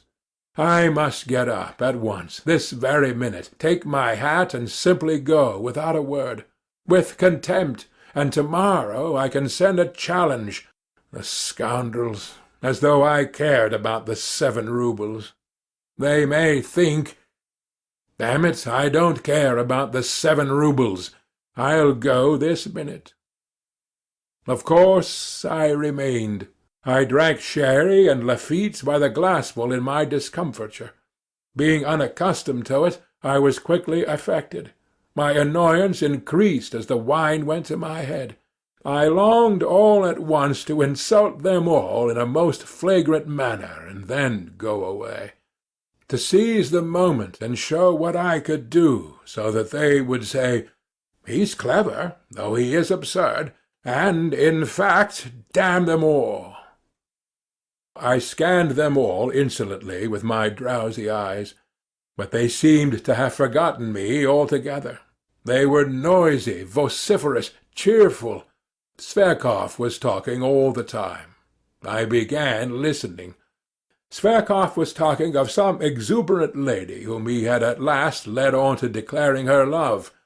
Of course he was lying like a horse, and how he had been helped in this affair by an intimate friend of his, a Prince Kolya, an officer in the Hussars, who had 3,000 serfs. And yet this Kolya, who has 3,000 serfs, has not put in an appearance here to-night to see you off, I cut in suddenly. For 1 minute every one was silent. You are drunk already, Trudolyubov deigned to notice me at last, glancing contemptuously in my direction. Zverkov, without a word, examined me as though I were an insect. I dropped my eyes. Simonov made haste to fill up the glasses with champagne. Trudolyubov raised his glass, as did every one else but me. "Your health, and good luck on the journey," he cried to Zverkov. "To old times, to our future! Hurrah!" They all tossed off their glasses and crowded round Zverkov to kiss him. I did not move, my full glass still untouched before me. "Why, aren't you going to drink it?" roared Trudolyubov, losing patience and turning menacingly to me. "I want to make a speech separately on my own account, and then I'll drink it, Mr. Trudolyubov." "Spiteful brute!" muttered Simonov. I drew myself up in my chair and feverishly seized my glass, prepared for something extraordinary, though I did not know myself precisely what I was going to say. "Silence!" cried Ferfitchkin. "Now for a display of wit." Zverkov waited very gravely, knowing what was coming. "Mr. Lieutenant Zverkov," I began, "let me tell you that I hate phrases, phrasemongers, and men in corsets. That's the first point, and there is a second one to follow it." There was a general stir. "The second point is, I hate ribaldry and ribald talkers, especially ribald talkers. The third point, I love justice, truth, and honesty." I went on almost mechanically, for I was beginning to shiver with horror myself, and had no idea how I came to be talking like this. "I love thought, Monsieur Zverkov. I love a true comradeship on an equal footing, and not... I love... But, however, why not? I will drink your health too, Mr. Zverkov. Seduce the Circassian girls, shoot the enemies of the fatherland, and to your health, Monsieur Zverkov." Zverkov got up from his seat, bowed to me, and said, "I am very much obliged to you." He was frightfully offended and turned pale. "Damn the fellow!" roared Trudolyubov, bringing his fist down on the table. "Well, he wants a punch in the face for that," squealed Ferfitchkin. "We ought to turn him out," muttered Simonov. "Not a word, gentlemen, not a movement," cried Zverkov solemnly, checking the general indignation. "I thank you all, but I can show him for myself how much value I attach to his words. Mr. Ferfitchkin, you will give me satisfaction to-morrow for your words just now," I said aloud, turning with dignity to Ferfitchkin. "A duel, you mean?" "Certainly," he answered, but probably I was so ridiculous as I challenged him, and he was so out of keeping with my appearance, that every one, including Ferfitchkin, was prostrate with laughter. "Yes, let him alone, of course. He is quite drunk," Trudolyubov said with disgust. "I shall never forgive myself for letting him join in," Simonov muttered again. "Now is the time to throw a bottle at their heads," I thought to myself. I picked up the bottle and filled my glass. "No, I'd better sit on to the end," I went on thinking. "You would be pleased, my friends, if I went away. Nothing will induce me to go. I'll go on sitting here and drinking to the end, on purpose, as a sign that I don't think you of the slightest consequence. I will go on sitting and drinking because this is a public house, and I paid my entrance money. I'll sit here and drink, for I look upon you as so many pawns, as inanimate pawns. I'll sit here and drink, and sing if I want to. Yes, Sing, for I have the rights to sing. But I did not sing. I simply tried not to look at any of them. I assumed most unconcerned attitudes, and waited with impatience for them to speak first. But alas, they did not address me, and oh, how I wished at that moment to be reconciled to them. It struck 8, at last 9. They moved from the table to the sofa. Zverkov stretched himself on a lounge, and put one foot on a round table. Wine was brought there. He did, as a fact, order 3 bottles on his own account. I, of course, was not invited to join them. They all sat round him on the sofa. They listened to him, almost with reverence. It was evident they were fond of him. What for? What for? I wondered. From time to time they were moved to drunken enthusiasm and kissed each other. They talked of the Caucasus, of the nature of true passion, of snug berths in the service, of the income of an hussar called Podzarevsky, and whom none of them knew personally, and rejoiced in the largeness of it, of the extraordinary grace and beauty of a Princess D., whom none of them had ever seen. Then it came to Shakespeare's being immortal. I smiled contemptuously and walked up and down the other side of the room, opposite the sofa, from the table to the stove, and back again. I tried my very utmost to show them that I could do without them, and yet I purposely made a noise with my boots, thumping with my heels. But it was all in vain. They paid no attention. I had the patience to walk up and down in front of them from 8 o'clock till 11, in the same place, from the table to the stove and back again. I walk up and down to please myself, and no one can prevent me. The waiter who came into the room stopped from time to time to look at me. I was somewhat giddy from turning round so often. At moments it seemed to me that I was in delirium. During those 3 hours I was 3 times soaked with sweat and dry again. At times, with an intense acute pang, I was stabbed to the heart by the thought that 10 years, 20 years, 40 years would pass, and that even in 40 years I would remember with loathing and humiliation those filthiest, most ludicrous, and most awful moments of my life. No one could have gone out of his way to degrade himself more shamelessly, and I fully realized it. Fully. And yet I went on, pacing up and down from the table to the stove. Oh, if they only knew what thoughts and feelings I am capable of, how cultured I am! I thought at moments, mentally addressing the sofa on which my enemies were sitting. But my enemies behaved as though I were not in the room. Once, only once, they turned towards me, just when Zverkov was talking about Shakespeare, and I suddenly gave a contemptuous laugh.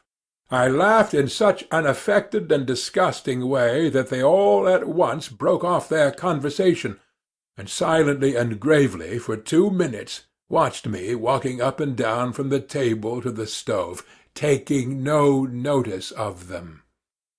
But nothing came of it. They said nothing, and 2 minutes later they ceased to notice me again. It struck 11. "Friends," cried Zverkov, getting up from the sofa, "let us all be off now, there." Of course, the others assented. I turned sharply to Zverkov. I was so harassed, so exhausted, that I would have cut my throat to put an end to it. I was in a fever.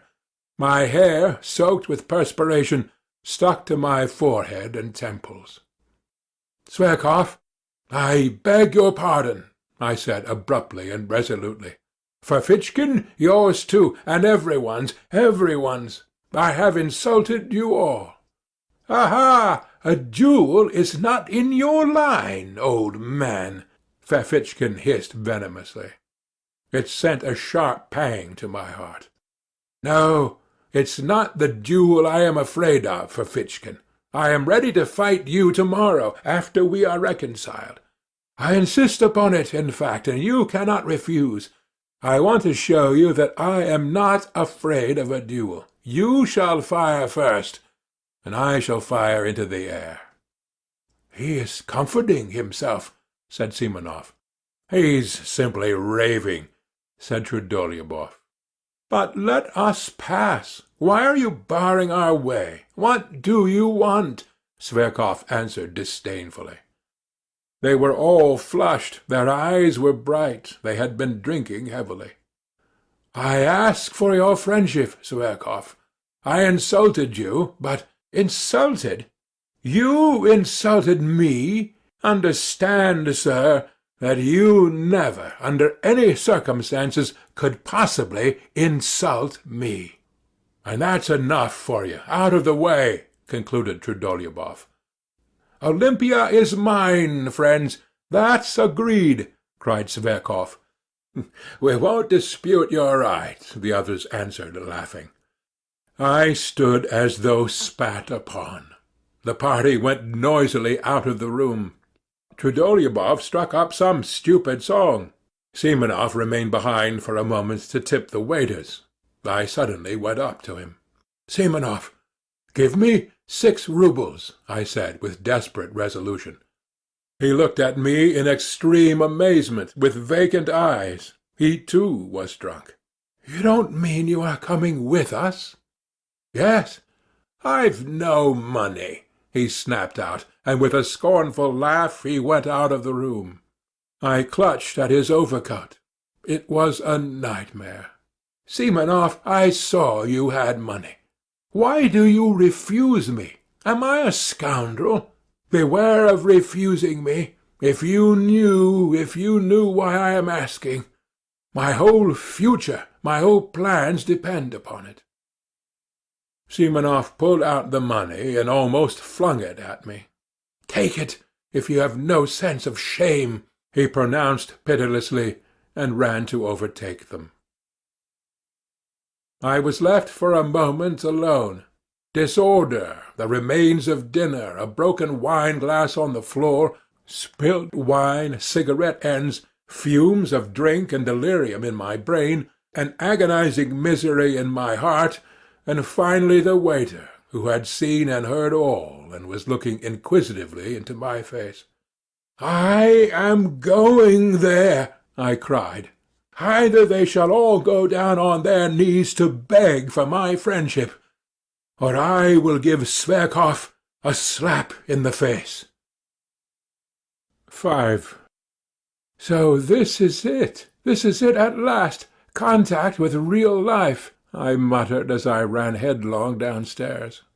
"This is very different from the Pope's leaving Rome and going to Brazil, very different from the ball on Lake Como. You are a scoundrel, a thought flashed through my mind, if you laugh at this now. No matter, I cried, answering myself. Now everything is lost. There was no trace to be seen of them, but that made no difference. I knew where they had gone. At the steps was standing a solitary night sledge-driver in a rough peasant coat, powdered over with the still falling, wet, and, as it were, warm snow. It was hot and steamy. The little shaggy piebald horse was also covered with snow and coughing. I remember that very well. I made a rush for the roughly made sledge, but as soon as I raised my foot to get into it, the recollection of how Simonov had just given me 6 roubles seemed to double me up, and I tumbled into the sledge like a sack. "No, I must do a great deal to make up for all that," I cried. "But I will make up for it, or perish on the spot this very night. Start!" We set off. There was a perfect whirl in my head. They won't go down on their knees to beg for my friendship. That is a mirage, cheap mirage, revolting, romantic, and fantastical. That's another ball on Lake Como. And so I am bound to slap Zverkov's face. It is my duty to.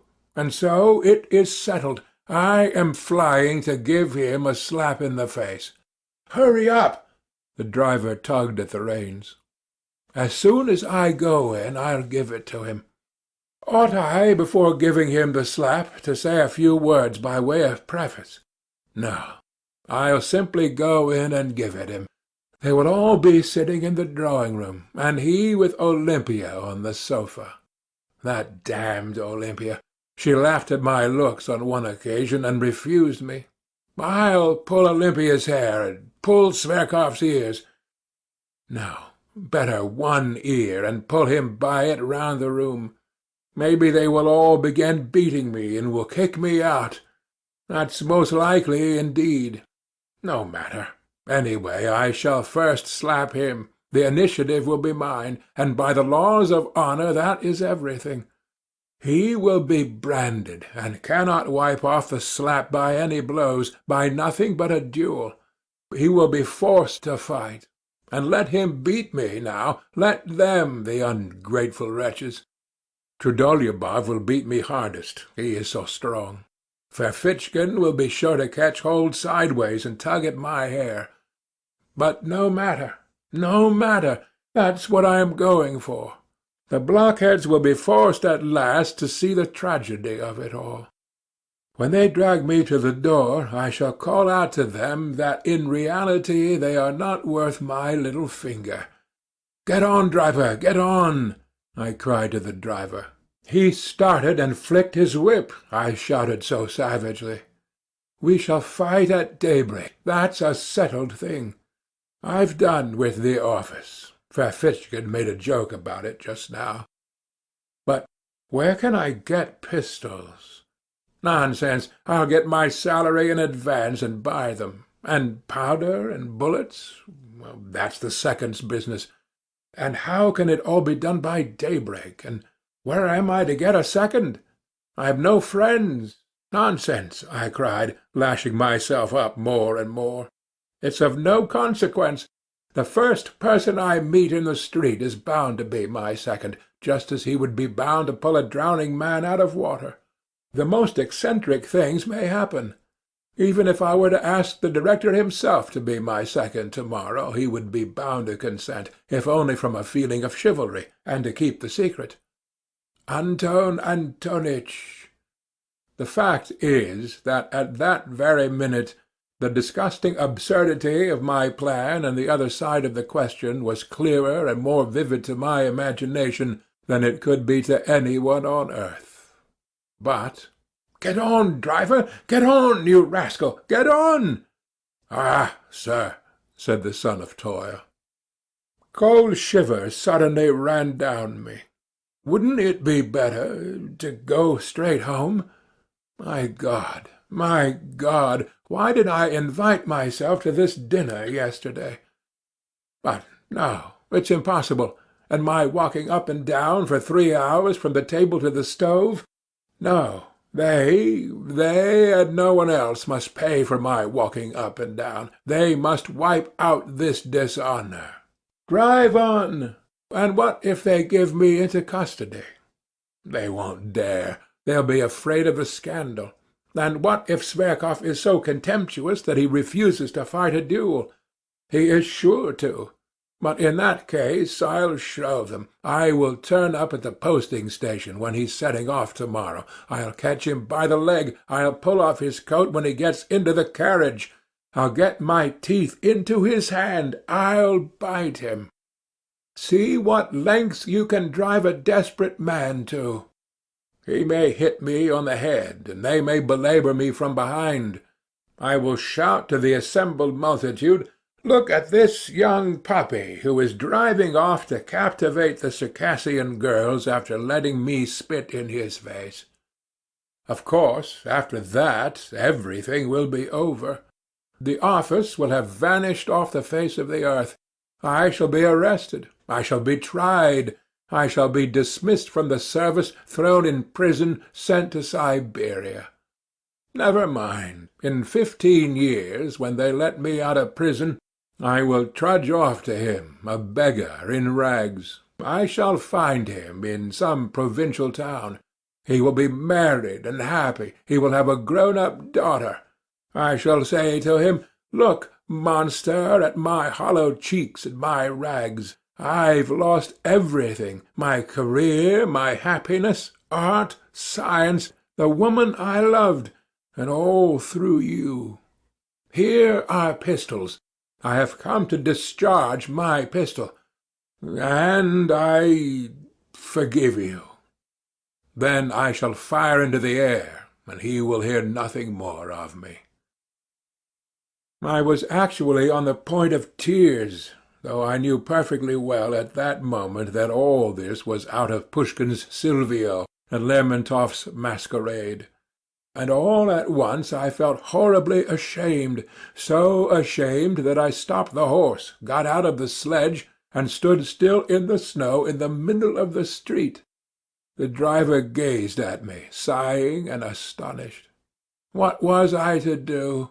I could not go on there. It was evidently stupid, and I could not leave things as they were, because that would seem as though— Heavens! How could I leave things, and after such insults? "No," I cried, throwing myself into the sledge again. "It is ordained. It is fate. Drive on! Drive on!" And in my impatience I punched the sledge-driver in the back of the neck. "What are you up to? What are you hitting me for?" the peasant shouted, but he whipped up his nag so that it began kicking. The wet snow was falling in big flakes. I unbuttoned myself, regardless of it. I forgot everything else, for I had finally decided on the slap, and felt with horror that it was going to happen now, at once, and that no force could stop it. The deserted street lamps gleamed solidly in the snowy darkness like torches at a funeral. The snow drifted under my greatcoat, under my coat, under my cravat, and melted there. I did not wrap myself up. All was lost anyway. At last we arrived. I jumped out, almost unconscious, ran up the steps and began knocking and kicking at the door. I felt fearfully weak, particularly in my legs and knees. The door was opened quickly, as though they knew I was coming. As a fact, Simonov had warned them that perhaps another gentleman would arrive, and this was a place in which one had to give notice and to observe certain precautions. It was one of those millinery establishments which were abolished by the police a good time ago.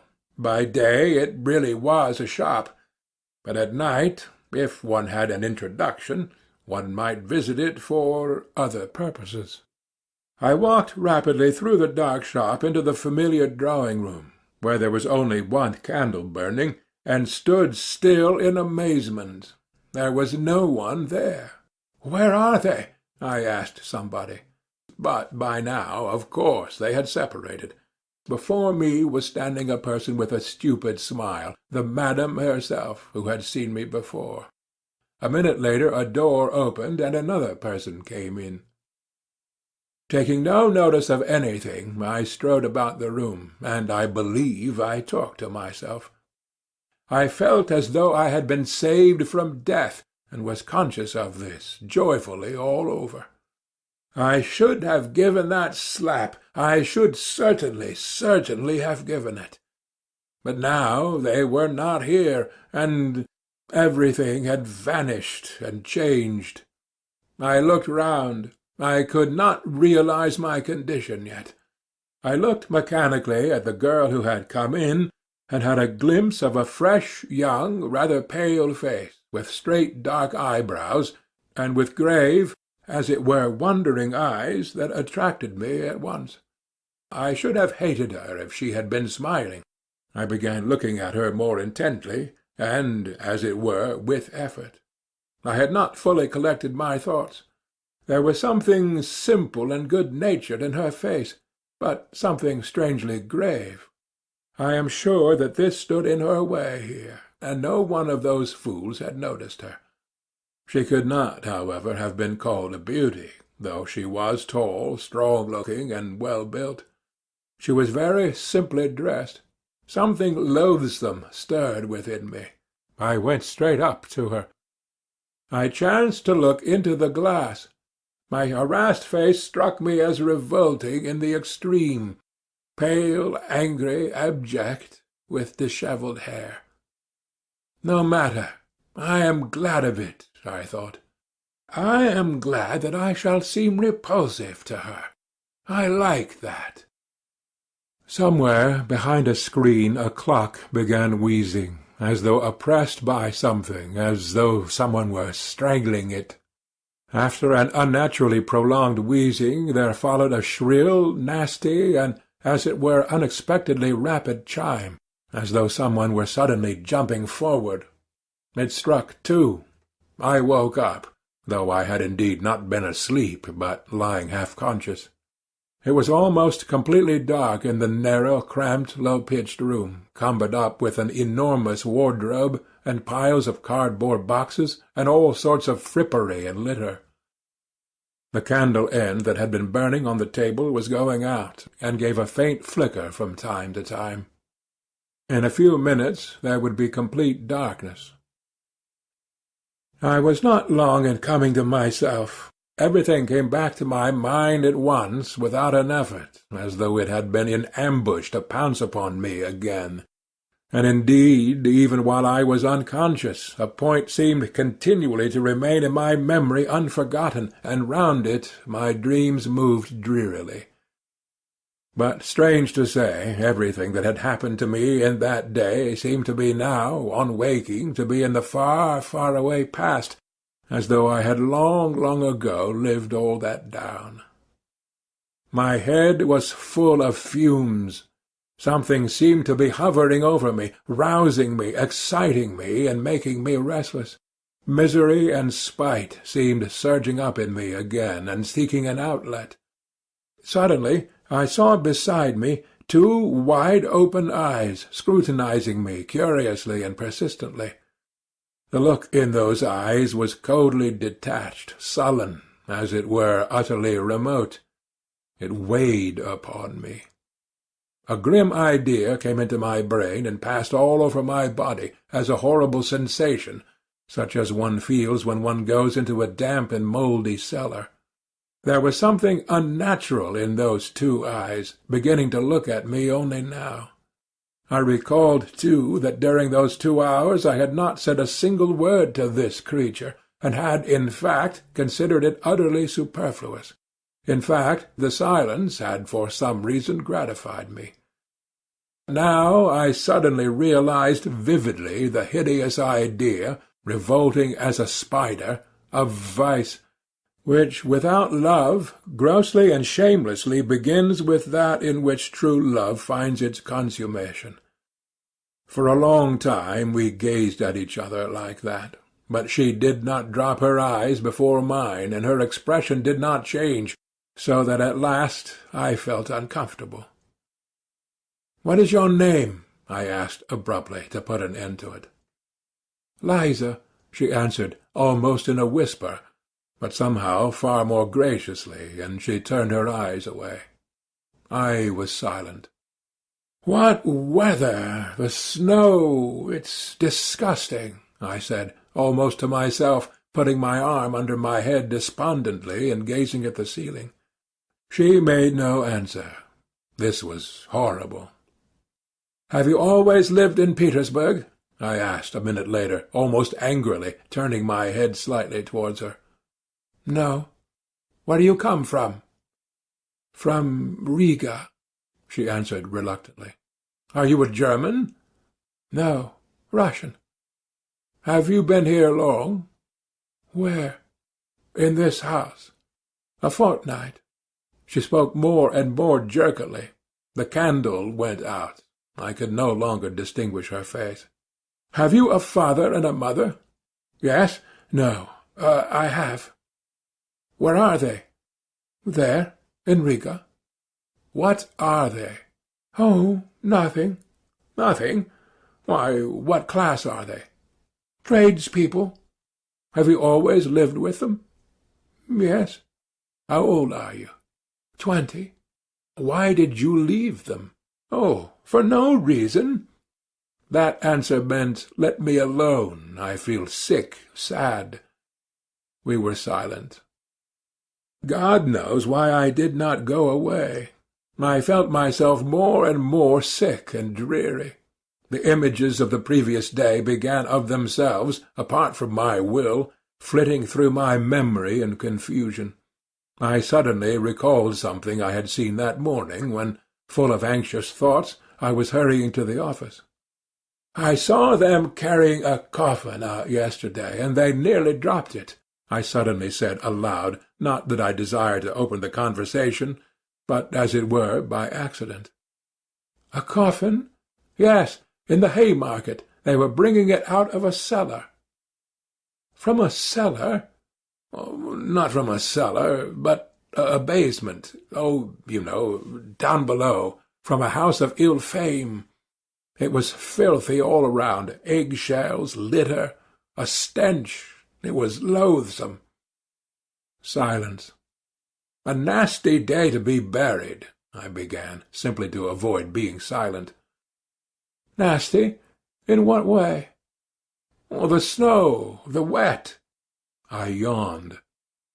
"It makes no difference," she said suddenly, after a brief silence. "No, it's horrid." I yawned again. "The grave-diggers must have sworn at getting drenched by the snow, and there must have been water in the grave." "Why water in the grave?" she asked, with a sort of curiosity, but speaking even more harshly and abruptly than before. I suddenly began to feel provoked.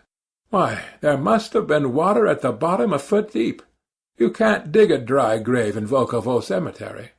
"Why?" "Why, the place is waterlogged. It's a regular marsh.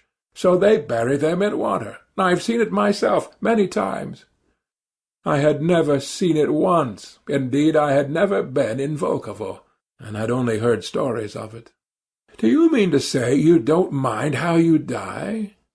"But why should I die?" she answered, as though defending herself.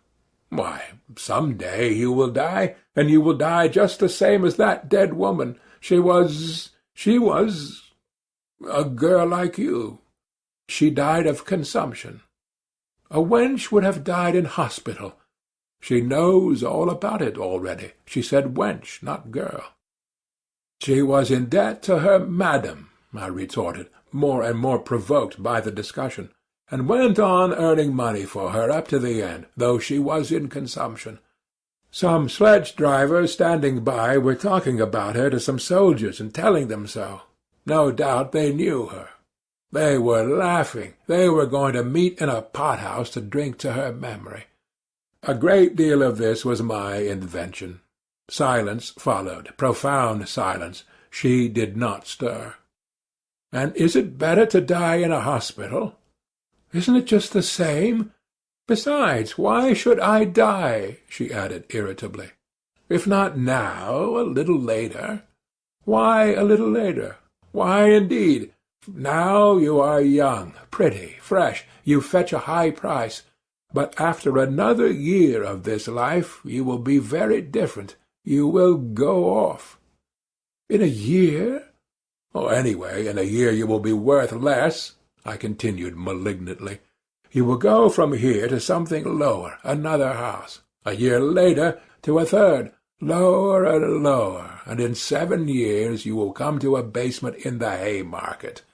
That will be if you were lucky, but it would be much worse if you got some disease, consumption, say, or caught a chill, or something or other. It's not easy to get over an illness in your way of life. If you catch anything, you may not get rid of it, and so you would die." "Well, well, then I shall die," she answered quite vindictively, and she made a quick movement. "But one is sorry." "Sorry for whom?"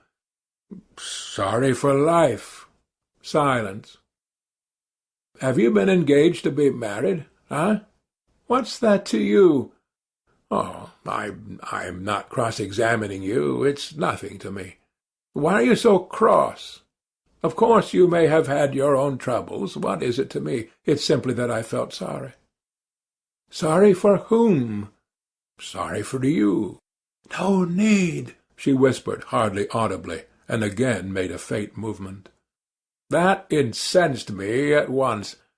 What? I was so gentle with her, and she— Why, do you think that you are on the right path?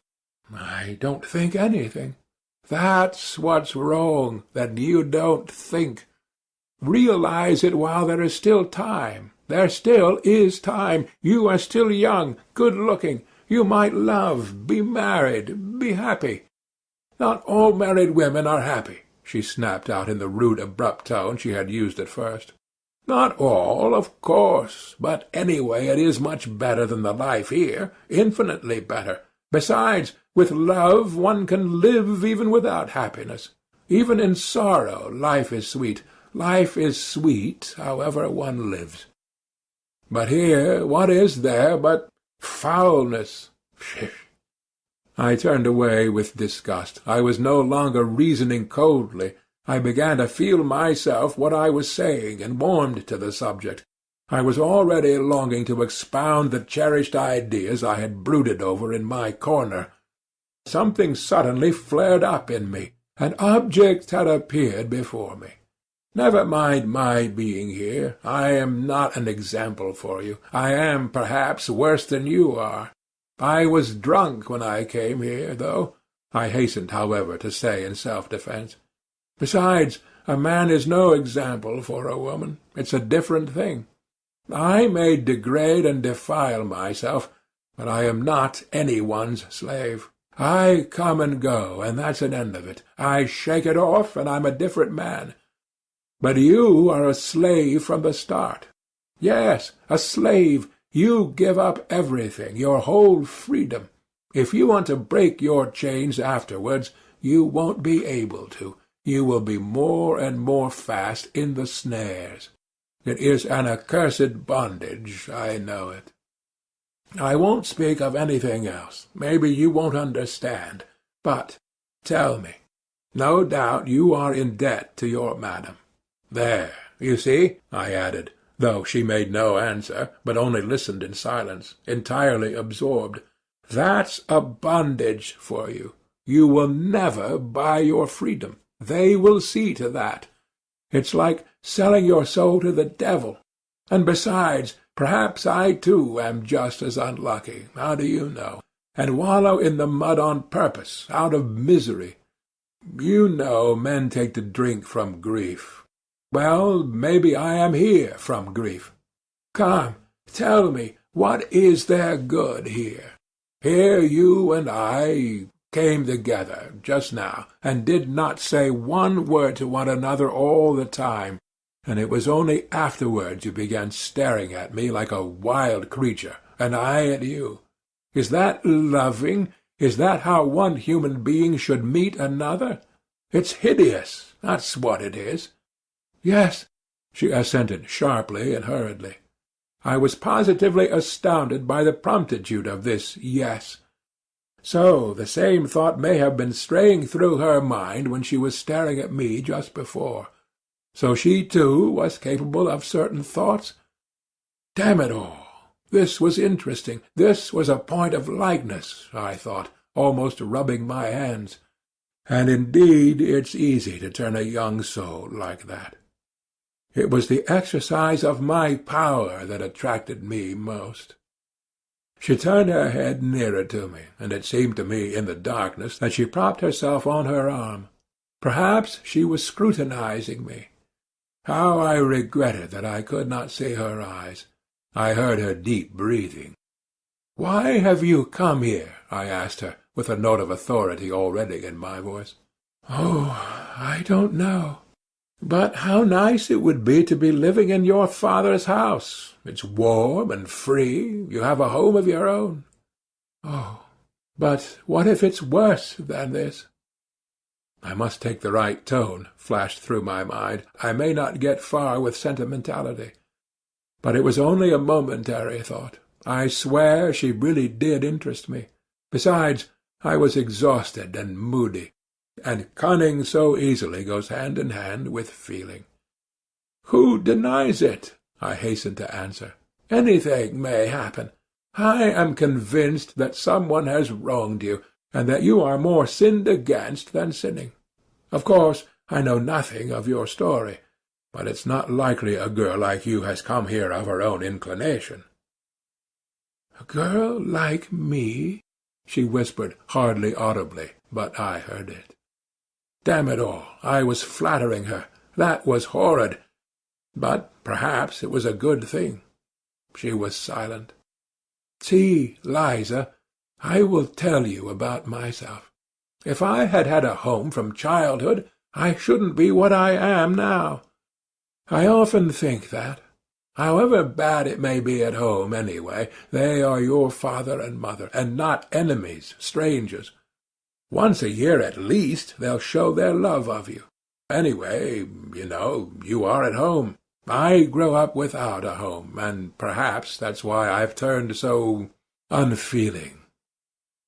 I waited again. Perhaps she doesn't understand, I thought, and indeed it is absurd. It's moralizing.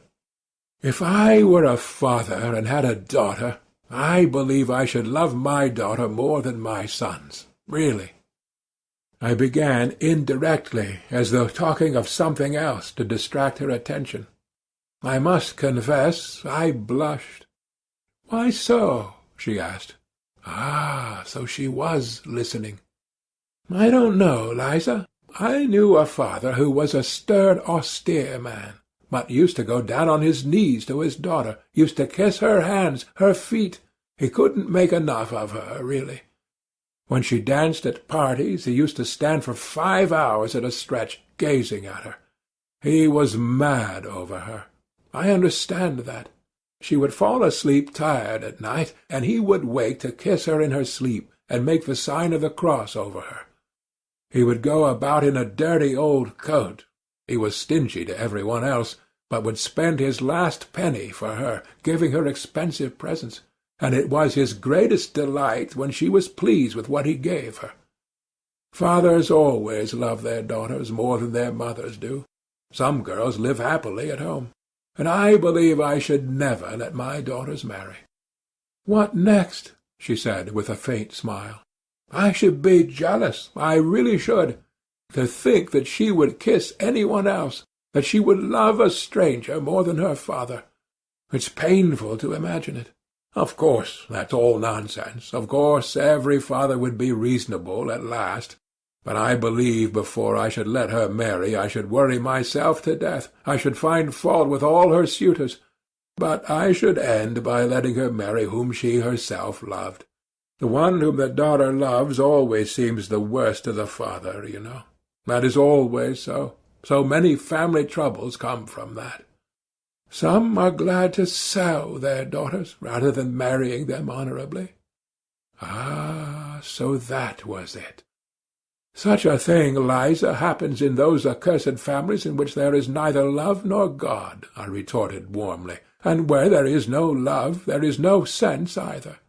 There are such families, it's true, but I'm not speaking of them. You must have seen wickedness in your own family if you talk like that. Truly, you must have been unlucky. That sort of thing mostly comes about through poverty. And is it any better with the gentry, even among the poor, honest people who live happily? Yes, perhaps. Another thing, Liza, man is fond of reckoning up his troubles, but does not count his joys. If he counted them up as he ought, he would see that every lot has enough happiness provided for it. And what if all goes well with the family, if the blessing of God is upon it, if the husband is a good one, loves you, cherishes you, never leaves you? There is happiness in such a family. Even sometimes there is happiness in the midst of sorrow, and indeed sorrow is everywhere. If you marry, you will find out for yourself. But think of the first years of married life with one you love. What happiness there sometimes is in it! And indeed it's the ordinary thing. In those early days even quarrels with one's husband end happily. Some women get up quarrels with their husbands just because they love them. Indeed, I knew a woman like that. She seemed to say that because she loved him, she would torment him and make him feel it. You know that you may torment a man on purpose through love. Women are particularly given to that, thinking to themselves, I will love him so, I will make so much of him afterwards, that it is no sin to torment him a little now. and all in the house rejoice in the sight of you, and you are happy and gay and peaceful and honorable. Then there are some women who are jealous. If he went off anywhere, I knew one such woman, she couldn't restrain herself, but would jump up at night and run off on the sly to find out where he was, whether he was with some other woman.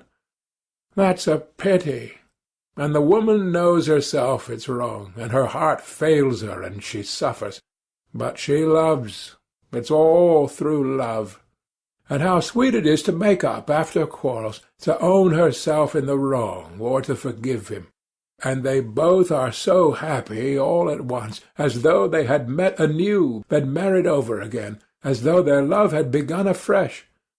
And no one should know what passes between husband and wife if they love one another, and whatever quarrels there may be between them, they ought not to call in their own mother to judge between them, and tell tales of one another. They are their own judges. Love is a holy mystery, and ought to be hidden from all other eyes, whatever happens. That makes it holier and better. They respect one another more, and much is built on respect. And if once there has been love, if they have been married for love, why should love pass away? Surely one can keep it. It is rare that one cannot keep love. If the husband is kind and straightforward, why should not love last? The first phase of married love will pass, it is true, but then there will come a love that is better still. Then there will be the union of souls. They will have everything in common. There will be no secrets between them. And once they have children, the most difficult times will seem to them happy, so long as there is love and courage. Even toil will be a joy. You may deny yourself bread for your children, and even that will be a joy. They will love you for it afterwards. So you are laying by for your future. As the children grow up, you feel that you are an example, a support for them, that even after you die, your children will always keep your thoughts and feelings, because they have received them from you. They will take on your semblance and likeness. So, you see, this is a great duty. How can it fail to draw the father and mother nearer? People say it's a trial to have children. Who says that? It is heavenly happiness. Are you fond of little children, Liza? I am awfully fond of them. You know, a little rosy baby boy at your bosom, and what husband's heart is not touched, seeing his wife nursing his child? A plump little rosy baby, sprawling and snuggling, chubby little hands and feet, clean tiny little nails, so tiny that it makes one laugh to look at them, eyes that look as if they understand everything, and while it sucks, it clutches at your bosom with its little hand. It plays. When its father comes up, the child tears itself away from the bosom, flings itself back, looks at its father, laughs as though it were fearfully funny, and falls to sucking again. Or it will bite its mother's breast when its little teeth are coming, while it looks sideways at her with its little eyes, as though to say, "Look, I am biting." Is not all that happiness when they are the three together, husband, wife, and child? One can forgive a great deal for the sake of such moments. Yes, Liza, one must first learn to live oneself before one blames others. It's by pictures like that one must get at you, I thought to myself, though I did speak with real feeling, and all at once I flushed crimson. What if she were suddenly to burst out laughing? What should I do then? That idea drove me to fury. Towards the end of my speech I really was excited, and now my vanity was somehow wounded. The silence continued. I almost nudged her. "Why are you—" she began and stopped. But I understood. There was a quiver of something different in her voice, not abrupt, harsh, and unyielding as before, but something soft and shamefaced, so shamefaced that I suddenly felt ashamed and guilty. "What?" I asked, with tender curiosity. "Why, you—" "What?" "Why, you speak somehow like a book," she said, and again there was a note of irony in her voice. That remark sent a pang to my heart. It was not what I was expecting. I did not understand that she was hiding her feelings under irony, that this is usually the last refuge of modest and chaste-souled people, when the privacy of their soul is coarsely and intrusively invaded, and that their pride makes them refuse to surrender to the last moment, and shrink from giving expression to their feelings before you. I ought to have guessed the truth from the timidity with which she had repeatedly approached her sarcasm, only bringing herself to utter it at last with an effort. But I did not guess, and an evil feeling took possession of me. Wait a bit, I thought. 7. Oh, hush, Liza!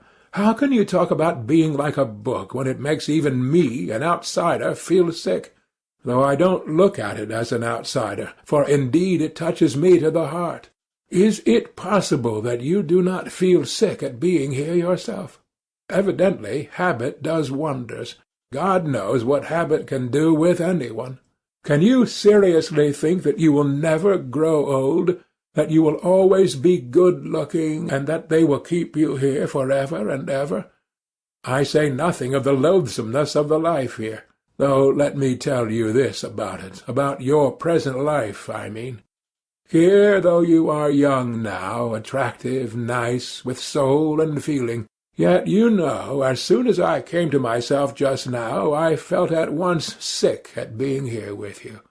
And one can only come here when one is drunk. But if you were anywhere else, living as good people live, I should perhaps be more than attracted by you, should fall in love with you, should be glad of a look from you, let alone a word.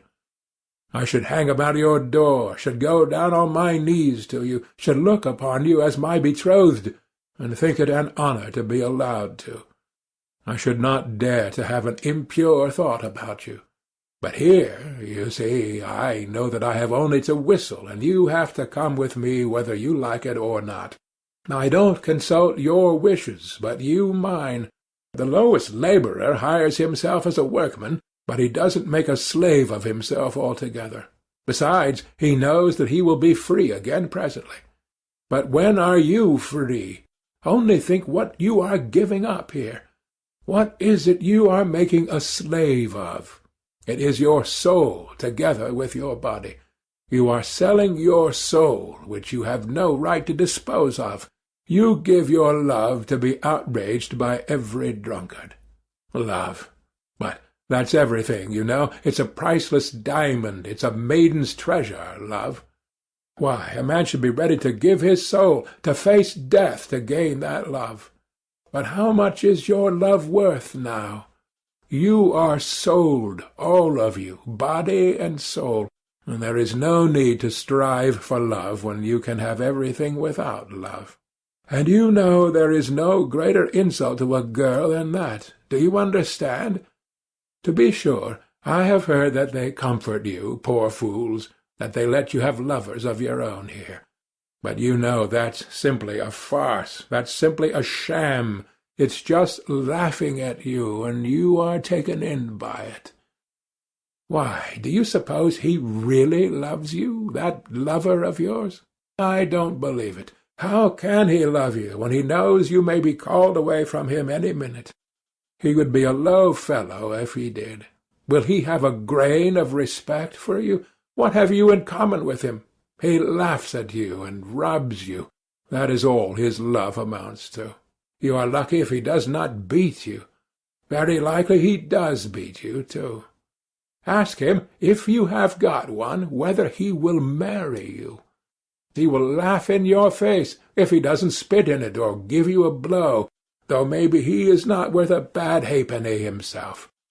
And for what have you ruined your life, if you come to think of it?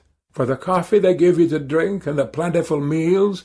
But with what object are they feeding you up?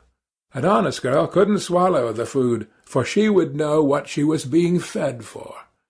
You are in debt here, and of course you will always be in debt, and you will go on in debt to the end, till the visitors here begin to scorn you. and that will soon happen. Don't rely upon your youth. All that flies by express train here, do you know? You will be kicked out, and not simply kicked out. Long before that she'll begin nagging at you, scolding you, abusing you, as though you had not sacrificed your health for her, had not thrown away your youth and your soul for her benefit, but as though you had ruined her, beggared her, robbed her. And don't expect anyone to take your part. The others, your companions, will attack you too. Win her favour, for all are in slavery here, and have lost all conscience and pity here long ago. They have become utterly vile, and nothing on earth is viler, more loathsome, and more insulting than their abuse. And you are laying down everything here, unconditionally, youth and health and beauty and hope. And at 22 you will look like a woman of 35, and you will be lucky if you're not diseased. Pray to God for that. No doubt you are thinking now that you have a gay time and no work to do.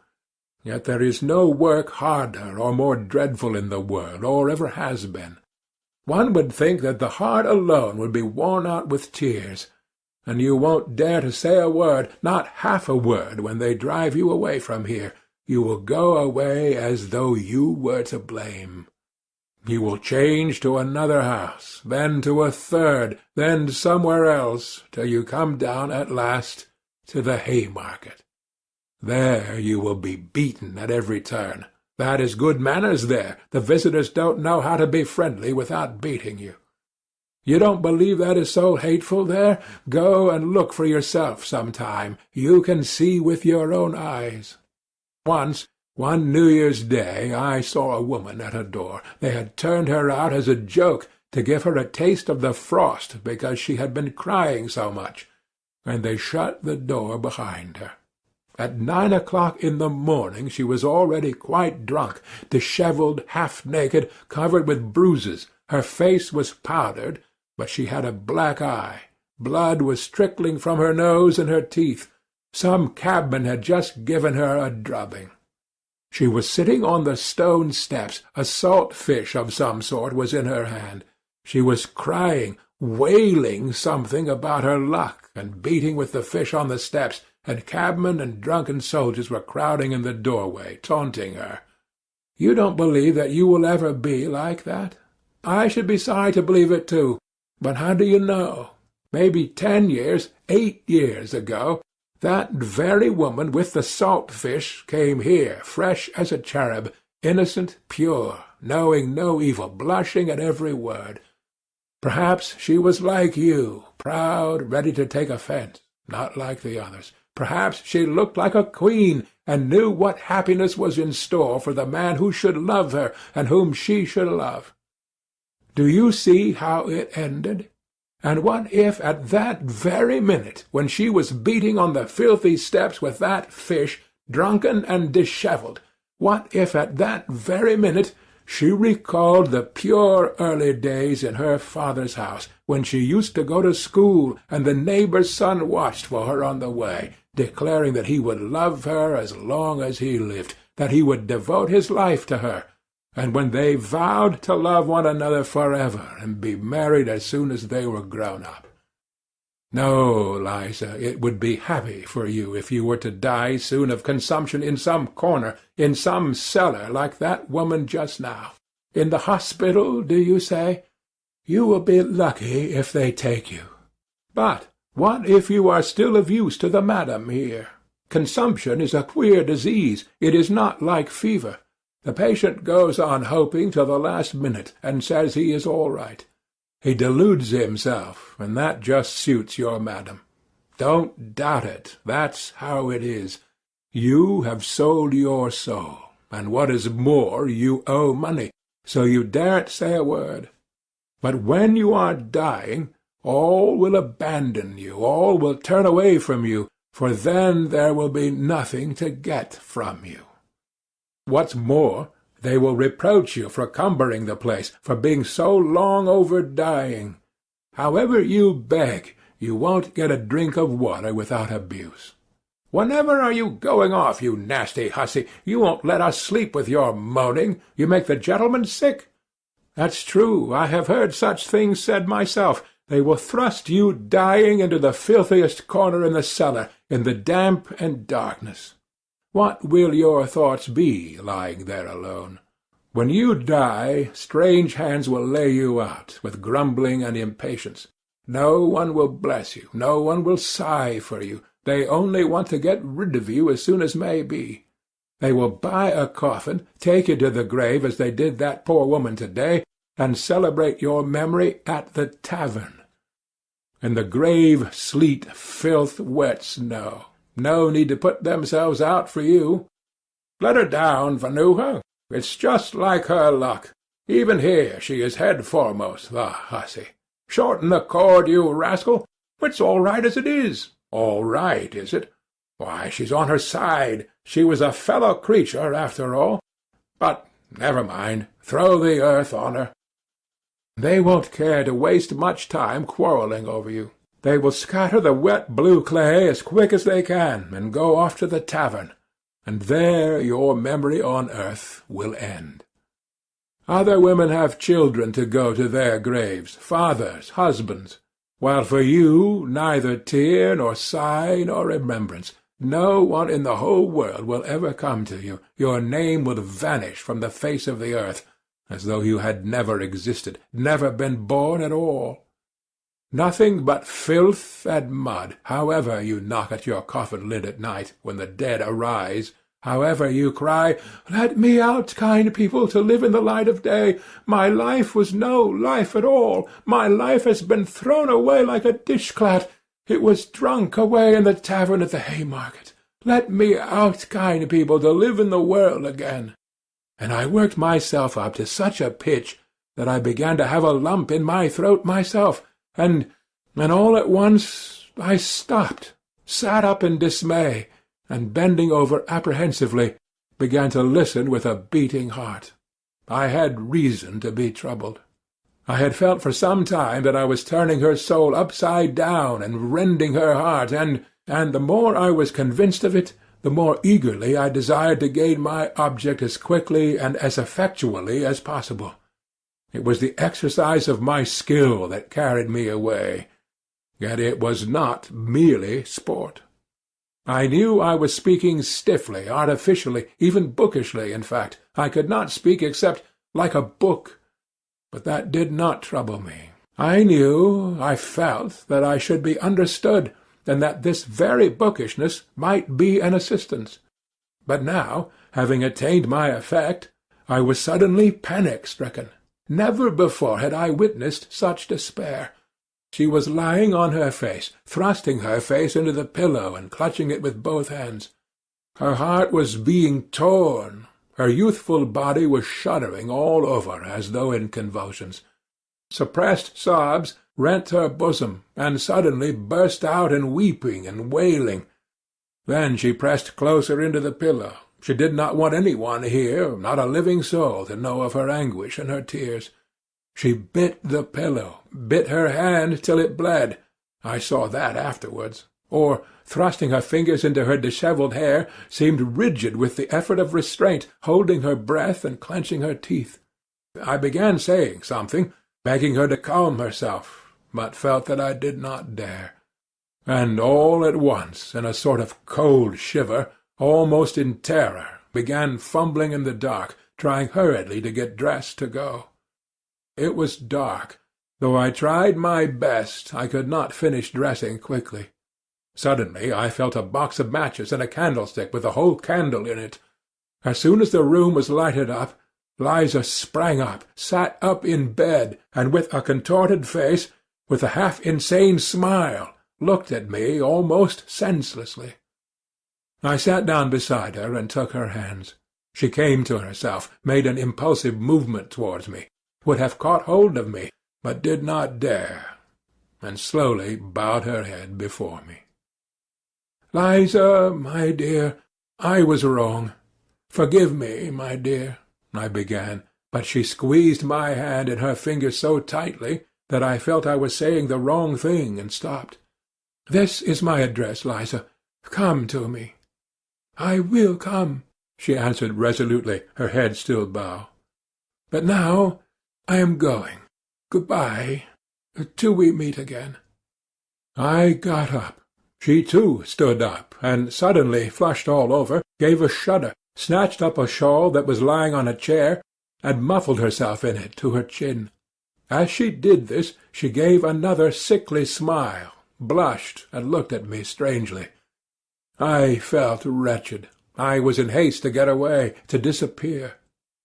"Wait a minute," she said suddenly, in the passage just at the doorway, stopping me with her hand on my overcoat. She put down the candle in hot haste and ran off. Evidently she had thought of something, or wanted to show me something. As she ran away, she flushed, her eyes shone, and there was a smile on her lips. What was the meaning of it? Against my will, I waited. She came back a minute later with an expression that seemed to ask forgiveness for something. In fact, it was not the same face, not the same look as the evening before, sullen, mistrustful, and obstinate.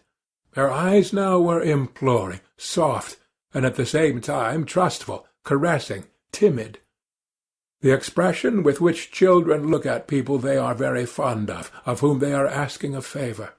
Her eyes were a light hazel. They were lovely eyes, full of life, and capable of expressing love as well as sullen hatred. Making no explanation, as though I, as a sort of higher being, must understand everything without explanations, she held out a piece of paper to me. Her whole face was positively beaming at that instant with naive, almost childish triumph. I unfolded it. It was a letter to her from a medical student, or someone of that sort. A very high-flown and flowery, but extremely respectful love-letter. I don't recall the words now, but I remember well that through the high-flown phrases there was apparent a genuine feeling which cannot be feigned. When I had finished reading it, I met her glowing, questioning, and childishly impatient eyes fixed upon me. She fastened her eyes upon my face, and waited impatiently for what I should say. In a few words, hurriedly, but with a sort of joy and pride, she explained to me that she had been to a dance somewhere in a private house, a family of very nice people, who knew nothing, absolutely nothing, for she had only come here so lately, and it had all happened, and she hadn't made up her mind to stay, and was certainly going away as soon as she had paid her debt. And at that party there had been the student who had danced with her all the evening. He had talked to her, and it turned out that he had known her in old days at Riga when he was a child. They had played together, but a very long time ago, and he knew her parents. But about this he knew nothing, nothing whatever, and had no suspicion. And the day after the dance, 3 days ago, he had sent her that letter through the friend with whom she had gone to the party. And, well, that was all. She dropped her shining eyes with a sort of bashfulness as she finished. The poor girl was keeping that student's letter as a precious treasure, and had run to fetch it, her only treasure, because she did not want me to go away without knowing that she too was honestly and genuinely loved, that she too was addressed respectfully. No doubt that letter was destined to lie in her box and lead to nothing. But none the less, I am certain that she would keep it all her life as a precious treasure, as her pride and justification. And now, at such a minute, she had thought of that letter, and brought it with naive pride to raise herself in my eyes, that I might see, that I too might think well of her. I said nothing, pressed her hand, and went out. I so longed to get away. I walked all the way home, in spite of the fact that the melting snow was still falling in heavy flakes. I was exhausted, shattered, in bewilderment. But behind the bewilderment the truth was already gleaming, the loathsome truth. 8. It was some time, however, before I consented to recognize that truth. Waking up in the morning after some hours of heavy, leaden sleep, and immediately realizing all that had happened on the previous day, I was positively amazed at my last night's sentimentality with Liza, at all those outcries of horror and pity. To think of having such an attack of womanish hysteria! Ah! I concluded. And what did I thrust my address upon her for? What if she comes? Let her come, though. It doesn't matter. But, obviously, that was not now the chief and the most important matter. I had to make haste, and at all costs save my reputation in the eyes of Zverkov and Simonov as quickly as possible. That was the chief business, and I was so taken up that morning that I actually forgot all about Liza. First of all, I had at once to repay what I had borrowed the day before from Simonov. I resolved on a desperate measure, to borrow 15 roubles straight off from Anton Antonitch. As luck would have it, he was in the best of humours that morning, and gave it to me at once, on the first asking. I was so delighted at this that, as I signed the IOU with a swaggering air, I told him casually that the night before I had been keeping it up with some friends at the Hôtel de Paris, and we were giving a farewell party to a comrade, in fact, I might say a friend of my childhood, and, you know, a desperate rake, fearfully spoilt, of course. He belongs to a good family, and has considerable means, a brilliant career. He is witty, charming, a regular Lovelace, you understand. We drank an extra half-dozen, and it went off all right. All this was uttered very easily, unconstrainedly, and complacently. On reaching home, I promptly wrote to Simonov. To this hour I am lost in admiration when I recall the truly gentlemanly, good-humoured, candid tone of my letter. With tact and good breeding, and above all entirely without superfluous words, I blamed myself for all that had happened.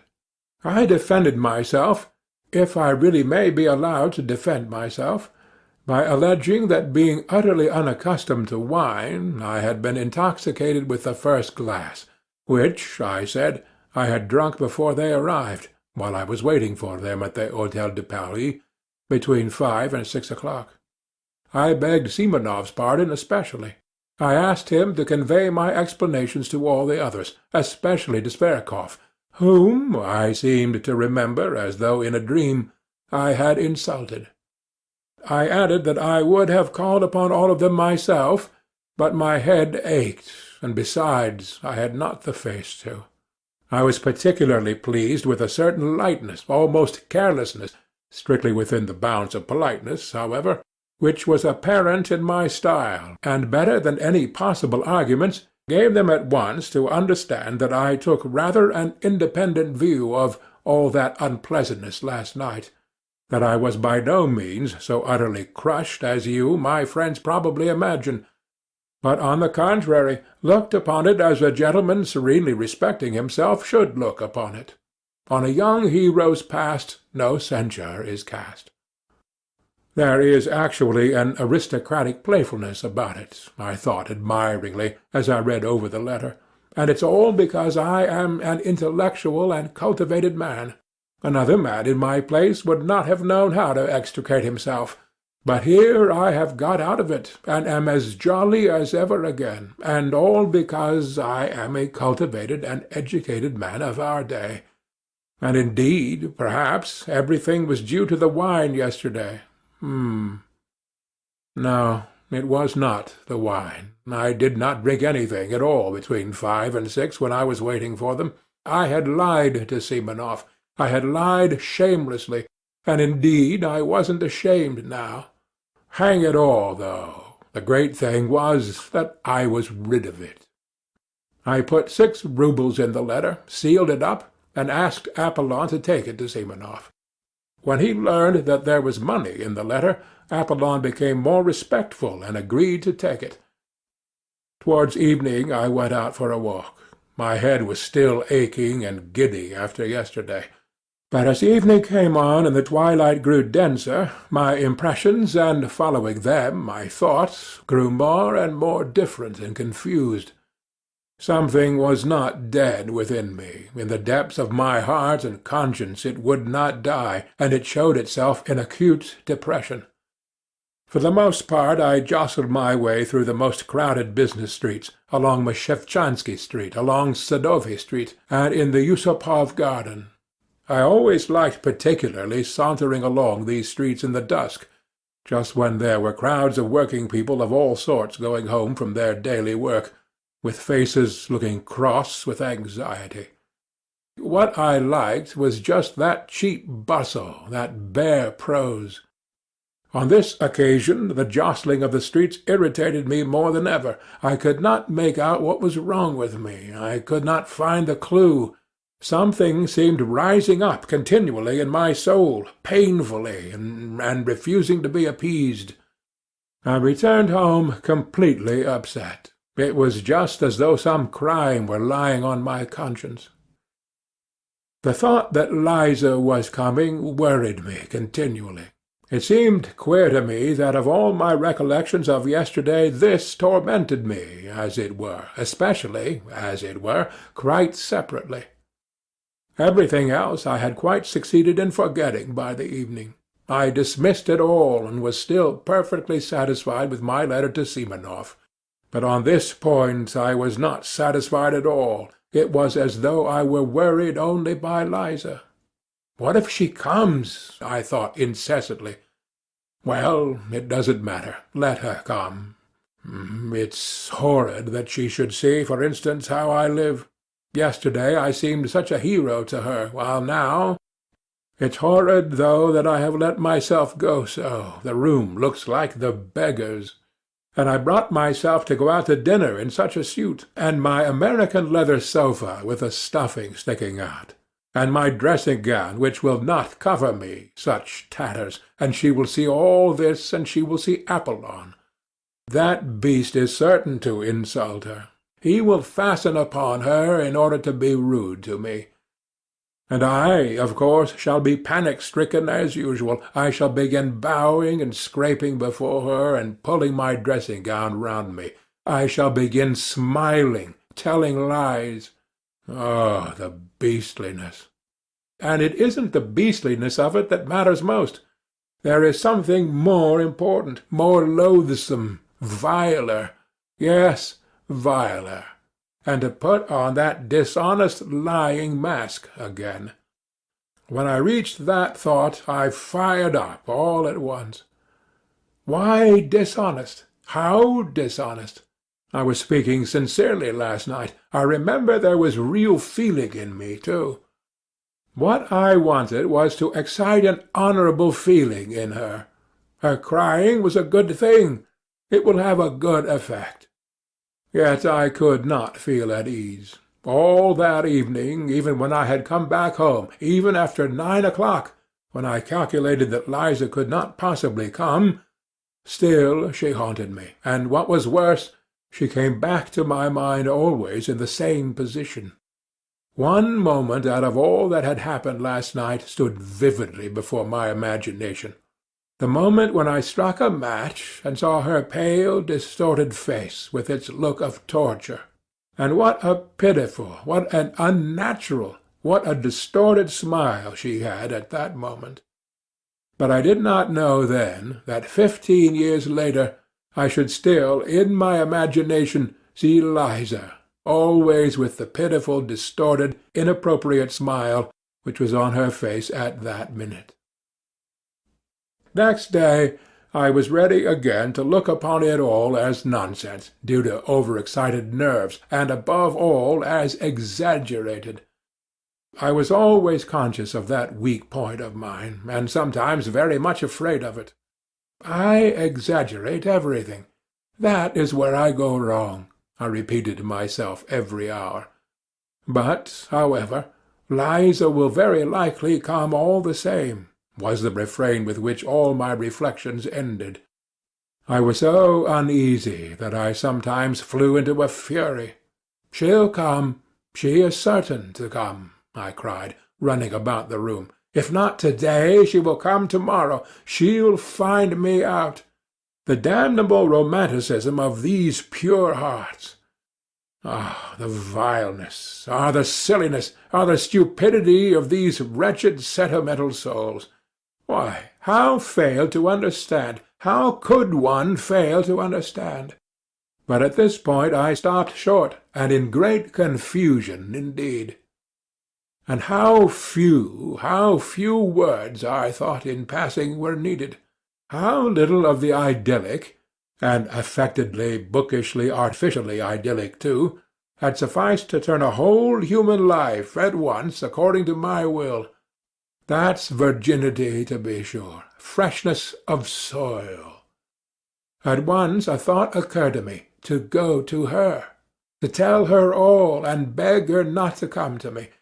But this thought stirred such wrath in me that I believed I should have crushed that damned Eliza if she had chanced to be near me at the time.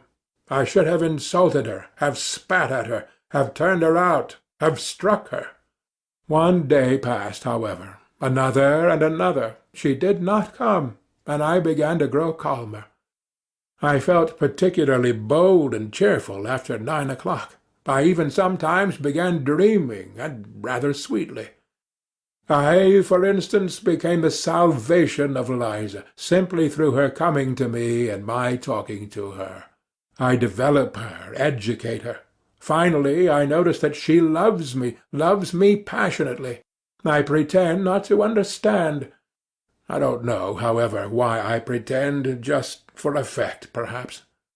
At last, all confusion, transfigured, trembling and sobbing, she flings herself at my feet, and says that I am her saviour, and that she loves me better than anything in the world.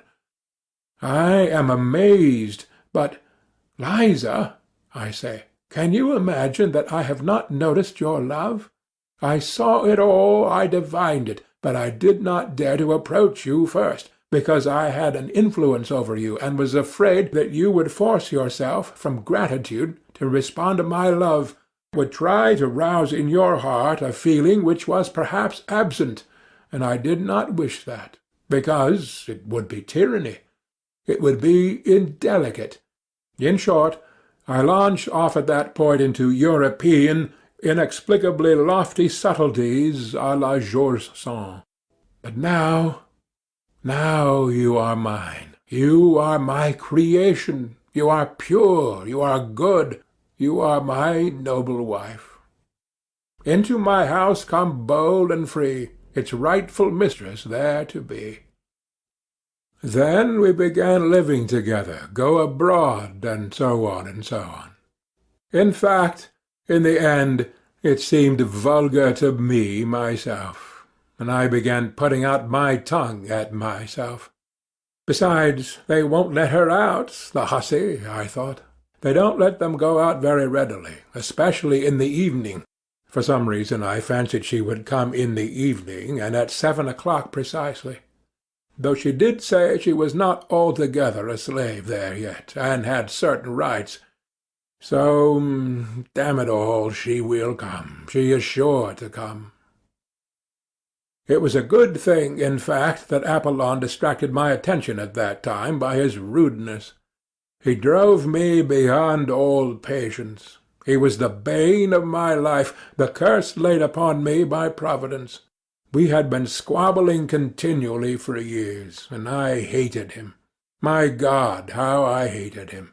I believe I had never hated any one in my life as I hated him, especially at some moments. He was an elderly, dignified man, who worked part of his time as a tailor. But for some unknown reason he despised me beyond all measure, and looked down upon me insufferably. Though, indeed, he looked down upon every one. Simply to glance at that flaxen, smoothly brushed head, at the tuft of hair he combed up on his forehead and oiled with sunflower oil, at that dignified mouth, compressed into the shape of the letter V, made one feel one was confronting a man who had never doubted of himself. He was a pedant to the most extreme point, the greatest pedant I had met on earth, and with that had a vanity only befitting Alexander of Macedon. He was in love with every button on his coat, every nail on his fingers, absolutely in love with them, and he looked it. In his behaviour to me he was a perfect tyrant. He spoke very little to me, and if he chanced to glance at me, he gave me a firm, majestically self-confident, and invariably ironical look that drove me sometimes to fury. He did his work with the air of doing me the greatest favour, though he did scarcely anything for me, and did not indeed consider himself bound to do anything. There could be no doubt that he looked upon me as the greatest fool on earth, and that he did not get rid of me was simply that he could get wages from me every month. He consented to do nothing for me for 7 roubles a month. Many sins should be forgiven me for what I suffered from him. My hatred reached such a point that sometimes his very step almost threw me into convulsions. What I loathed particularly was his lisp. His tongue must have been a little too long, or something of that sort, for he continually lisped, and seemed to be very proud of it, imagining that it greatly added to his dignity. He spoke in a slow, measured tone, with his hands behind his back and his eyes fixed on the ground. He maddened me particularly when he read aloud the Psalms to himself behind his partition. Many a battle I waged over that reading. But he was awfully fond of reading aloud in the evenings, in a slow, even, sing-song voice, as though over the dead. It is interesting that that is how he has ended. He hires himself out to read the Psalms over the dead, and at the same time he kills rats and makes blacking. But at that time I could not get rid of him. It was as though he were chemically combined with my existence. Besides, nothing would have induced him to consent to leave me. I could not live in furnished lodgings. My lodging was my private solitude, my shell, my cave, in which I concealed myself from all mankind, and Apollon seemed to me, for some reason, an integral part of that flat, and for 7 years I could not turn him away. To be 2 or 3 days behind his wages, for instance, was impossible. He would have made such a fuss I should not have known where to hide my head. But I was so exasperated with every one during those days that I made up my mind for some reason and with some object to punish Apollon, and not to pay him for a fortnight the wages that were owing him. I had for a long time, for the last 2 years, been intending to do this, simply in order to teach him not to give himself airs with me, and to show him that if I liked I could withhold his wages. I purposed to say nothing to him about it, and was purposely silent indeed, in order to score off his pride, and force him to be the first to speak of his wages. Then I would take the 7 roubles out of a drawer, show him I have the money put aside on purpose, but that I won't, I simply won't pay him his wages. I won't just because that is what I wish, because I am master, and it is for me to decide, because he has been disrespectful, because he has been rude. But if he were to ask respectfully, I might be softened and give it to him. Otherwise he might wait another fortnight, another 3 weeks, a whole month. But angry as I was, yet he got the better of me. I could not hold out for 4 days. He began as he always did begin in such cases, for there had been such cases already. There had been attempts, and it may be observed I knew all this beforehand. I knew his nasty tactics by heart. He would begin by fixing upon me an exceedingly severe stare, keeping it up for several minutes at a time, particularly on meeting me or seeing me out of the house. If I held out and pretended not to notice those stares, he would, still in silence, proceed to further tortures. All at once, apropos of nothing, he would walk softly and smoothly into my room when I was pacing up and down or reading, stand at the door, one hand behind his back and one foot behind the other, and fix upon me a stare more than severe, utterly contemptuous. If I suddenly asked him what he wanted, he would make no answer, but continue staring at me persistently for some seconds, then with a peculiar compression of his lips and a most significant air, deliberately turn round and deliberately go back to his room. 2 hours later he would come out again and again present himself before me in the same way. It had happened that, in my fury, I did not even ask him what he wanted, but simply raised my head sharply and imperiously, and began staring back at him. So we stared at one another for 2 minutes. At last he turned with deliberation and dignity, and went back again for 2 hours. If I were still not brought to reason by all this, but persisted in my revolt, he would suddenly begin sighing while he looked at me, long deep sighs, as though measuring by them the depths of my moral degradation, and of course it ended at last by his triumphing completely. I raged and shouted, but still was forced to do what he wanted. This time the usual staring manoeuvres had scarcely begun when I lost my temper and flew at him in a fury. I was irritated beyond endurance apart from him. "Stay!" I cried in a frenzy, as he was slowly and silently turning, with one hand behind his back, to go to his room. "Stay! Come back, I tell you!" And I must have bawled so unnaturally that he turned round and even looked at me with some wonder. However, he persisted in saying nothing, and that infuriated me. "How dare you come and look at me like that without being sent for? Answer!" After looking at me calmly for half a minute, he began turning round again. "Stay!" I ordered, running up to him. "Don't stir! There! Answer, now! What did you come in to look at?"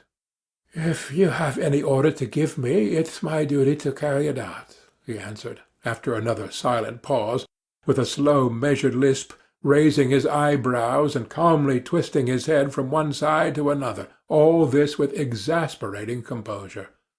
"That's not what I am asking you about, you torturer!" I shouted, turning crimson with anger. "I'll tell you why you came here myself. You see, I don't give you your wages. You are so proud you don't want to bow down and ask for it, and so you come to punish me with your stupid stares, to worry me. And you have no suspicion how stupid it is. Stupid, stupid, stupid, stupid!"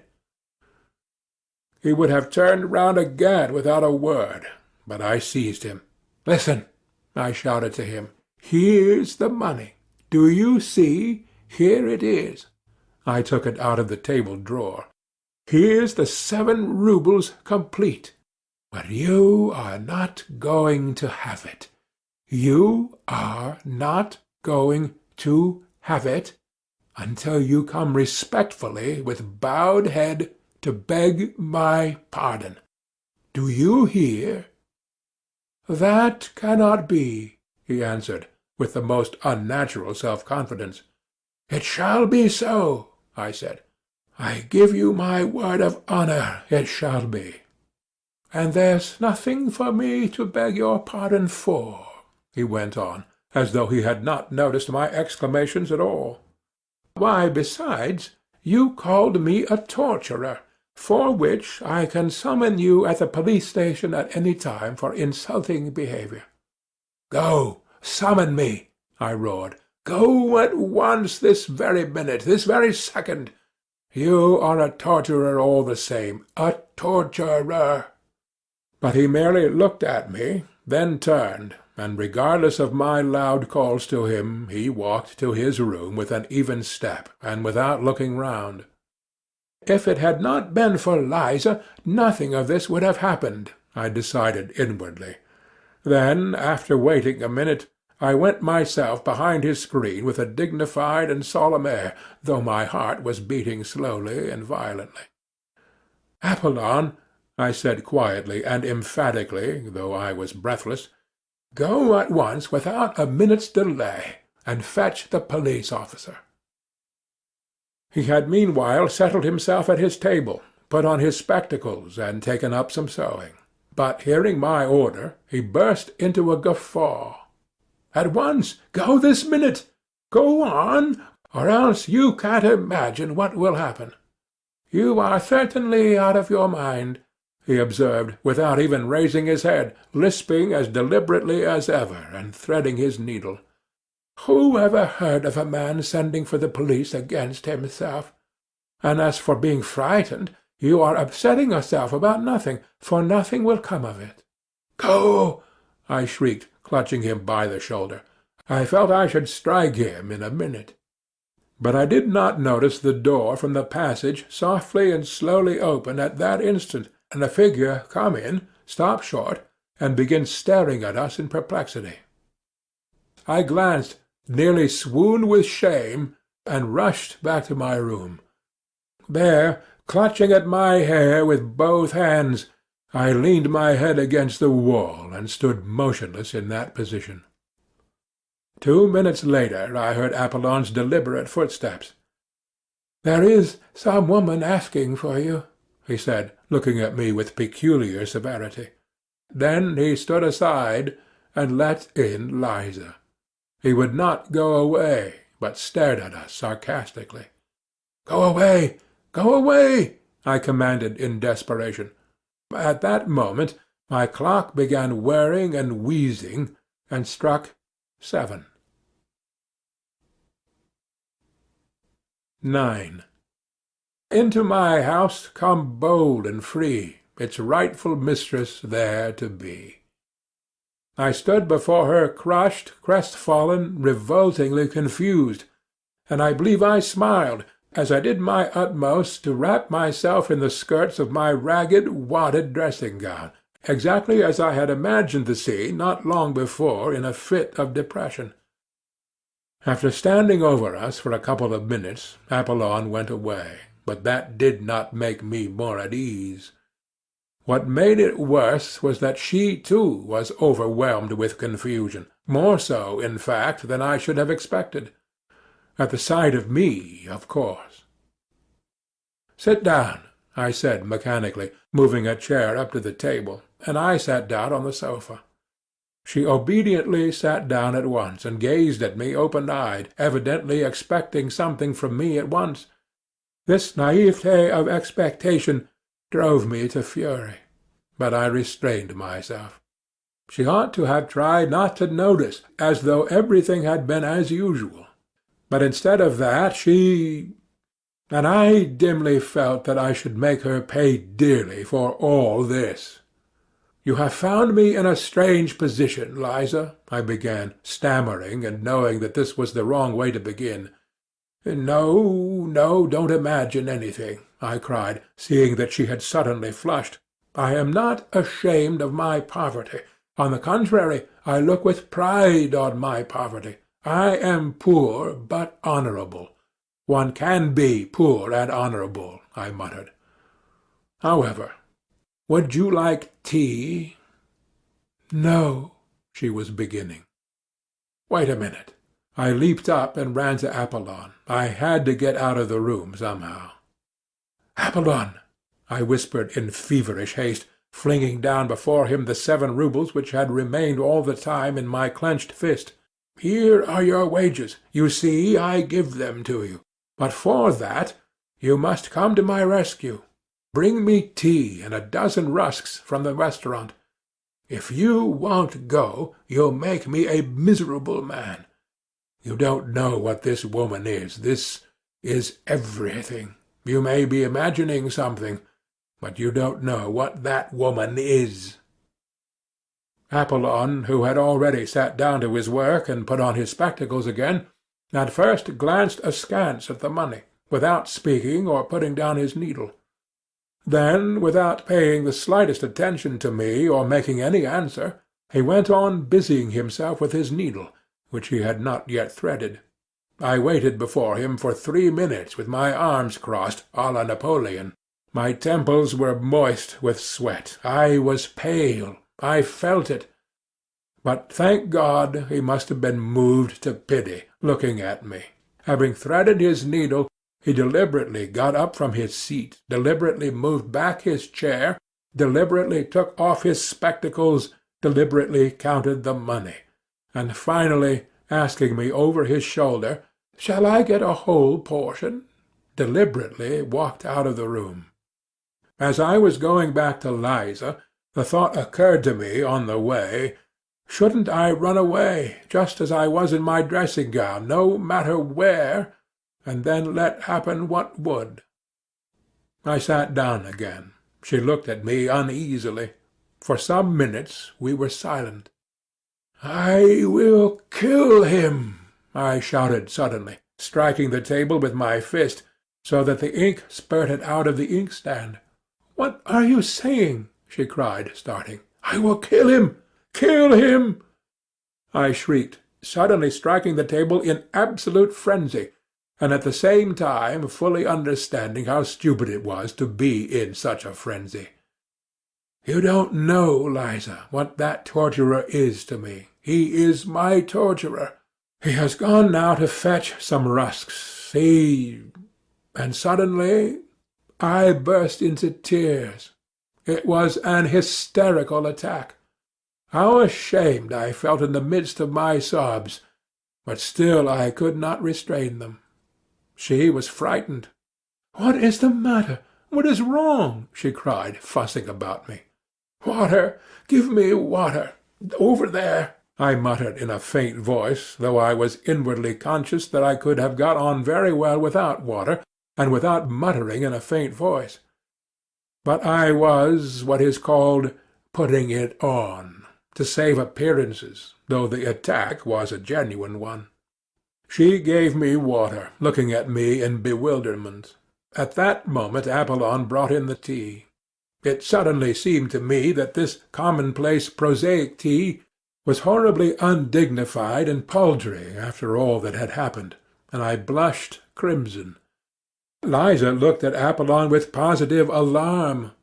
He went out without a glance at either of us. "Liza, do you despise me?" I asked, looking at her fixedly, trembling with impatience to know what she was thinking. She was confused, and did not know what to answer. "Drink your tea," I said to her angrily. I was angry with myself, but of course it was she who would have to pay for it. A horrible spite against her suddenly surged up in my heart. I believe I could have killed her. To revenge myself on her, I swore inwardly not to say a word to her all the time. She is the cause of it all, I thought.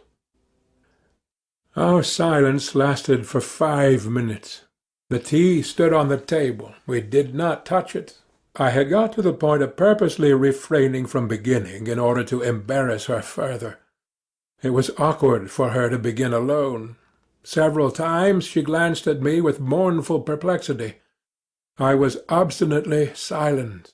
I was, of course, myself the chief sufferer, because I was fully conscious of the disgusting meanness of my spiteful stupidity, and yet at the same time I could not restrain myself. "I want to get away from there altogether," she began, to break the silence in some way. But, poor girl, that was just what she ought not to have spoken about at such a stupid moment to a man so stupid as I was. My heart positively ached with pity for her tactless and unnecessary straightforwardness. But something hideous at once stifled all compassion in me.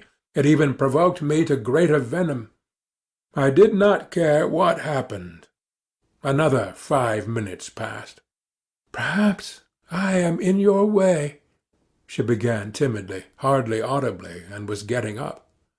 But as soon as I saw this first impulse of wounded dignity, I positively trembled with spite, and at once burst out. "Why have you come to me? Tell me that, please," I began, gasping for breath and regardless of logical connection in my words. I longed to have it all out at once, at one burst. I did not even trouble how to begin. "Why have you come? Answer! Answer!" I cried, hardly knowing what I was doing. "I'll tell you, my good girl, why you have come. You've come because I talked sentimental stuff to you then. So now you are soft as butter, and longing for fine sentiments again. So you may as well know that I was laughing at you then, and I am laughing at you now. Why are you shuddering? Yes, I was laughing at you. I had been insulted just before at dinner by the fellows who came that evening before me. I came to you meaning to thrash one of them, an officer. But I didn't succeed. I didn't find him. I had to avenge the insult on someone to get back my own again. You turned up. I vented my spleen on you and laughed at you. I had been humiliated, so I wanted to humiliate. I had been treated like a rag, so I wanted to show my power. That's what it was, and you imagined I had come there on purpose to save you. Yes, you imagined that? You imagined that? I knew that she would perhaps be muddled and not take it all in exactly, but I knew, too, that she would grasp the gist of it very well indeed, and so, indeed, she did. She turned white as a handkerchief, tried to say something, and her lips worked painfully, but she sank on a chair as though she had been felled by an axe, and all the time afterwards she listened to me with her lips parted and her eyes wide open, shuddering with awful terror. The cynicism of my words overwhelmed her. "Save you," I went on, jumping up from my chair and running up and down the room before you. "Save you from what? But perhaps I am worse than you myself. Why didn't you throw it in my teeth when I was giving you that sermon? But what did you come here yourself for? Was it to read as a sermon? Power was what I wanted then. Sport was what I wanted. I wanted to wring out your tears, your humiliation, your hysteria. That was what I wanted then. Of course I couldn't keep it up then, because I am a wretched creature. I was frightened, and the devil knows why, gave you my address in my folly. Afterwards, before I got home, I was cursing and swearing at you because of that address. I hated you already because of the lies I had told you. Because I only like playing with words, only dreaming. But do you know, what I really want is that you should all go to hell. That is what I want. I want peace. Yes, I'd sell the whole world for a farthing, straight off, so long as I was left in peace. Is the world to go to pot, or am I to go without my tea? I say that the world may go to pot for me, so long as I always get my tea. Did you know that, or not? Well, anyway, I know that I am a blackguard, a scoundrel, an egoist, a sluggard. Here I have been shuddering for the last 3 days at the thought of your coming, and do you know what has worried me particularly for those 3 days? That I posed as such a hero to you, and now you would see me in a wretched, torn dressing-gown, beggarly, loathsome. I told you just now that I was not ashamed of my poverty, so you may as well know that I am ashamed of it. I am more ashamed of it than of anything, more afraid of it than of being found out if I were a thief, because I am as vain as though I had been skinned and the very air blowing on me hurt. Surely by now you must realize that I shall never forgive you for having found me in this wretched dressing-gown, just as I was flying at Apollon like a spiteful cur. The saviour, the former hero, was flying like a mangy, unkempt sheep-dog at his lackey, and the lackey was jeering at him. And I shall never forgive you for the tears I could not help shedding before you just now, like some silly woman put to shame. And for what I am confessing to you now I shall never forgive you either. Yes, you must answer for it all, because you turned up like this. Because I am a blackguard, because I am the nastiest, stupidest, absurdest, and most envious of all the worms on earth, who are not a bit better than I am, but, the devil knows why, are never put to confusion, while I shall always be insulted by every louse. That is my doom. And what is it to me that you don't understand a word of this? And what do I care? What do I care about you, and whether you go to ruin there or not? Do you understand? How I shall hate you now, after saying this, for having been here and listening. Why, it's not once in a lifetime a man speaks out like this, and then it is in hysterics. What more do you want? Why do you still stand confronting me after all this? Why are you worrying me? Why don't you go? But at this point a strange thing happened. I was so accustomed to think and imagine everything from books, and to picture everything in the world to myself just as I had made it up in my dreams beforehand, that I could not all at once take in this strange circumstance. What happened was this. Liza, insulted and crushed by me, understood a great deal more than I imagined. She understood from all this what a woman understands first of all, if she feels genuine love. That is, that I was myself unhappy. The frightened and wounded expression on her face was followed first by a look of sorrowful perplexity. When I began calling myself a scoundrel and a blackguard, and my tears flowed, the tirade was accompanied throughout by tears, her whole face worked convulsively. She was on the point of getting up and stopping me. When I finished, she took no notice of my shouting, "Why are you here? Why don't you go away?" but realized only that it must have been very bitter to me to say all this. Besides, she was so crushed, poor girl. She considered herself infinitely beneath me. How could she feel anger or resentment? She suddenly leaped up from her chair with an irresistible impulse, and held out her hands, yearning towards me, though still timid and not daring to stir. At this point there was a revulsion in my heart too. Then she suddenly rushed to me, threw her arms round me, and burst into tears.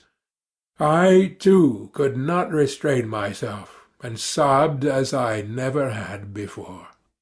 "They won't let me. I can't be good," I managed to articulate. Then I went to the sofa, fell on it face downwards, and sobbed on it for a quarter of an hour in genuine hysterics. She came close to me, put her arms round me, and stayed motionless in that position. But the trouble was that the hysterics could not go on forever, and, I am writing the loathsome truth, lying face downwards on the sofa with my face thrust into my nasty leather pillow, I began by degrees to be aware of a far-away, involuntary, but irresistible feeling that it would be awkward now for me to raise my head and look Liza straight in the face. Why was I ashamed? I don't know, but I was ashamed. The thought, too, came into my overwrought brain that our parts now were completely changed, that she was now the heroine, while I was just a crushed and humiliated creature, as she had been before me that night 4 days before. And all this came into my mind during the minutes I was lying on my face on the sofa. My God! Surely I was not envious of her then. I don't know. To this day I cannot decide, and at the time, of course, I was still less able to understand what I was feeling than now. I cannot get on without domineering and tyrannizing over someone. But there is no explaining anything by reasoning, and so it is useless to reason. I conquered myself, however, and raised my head.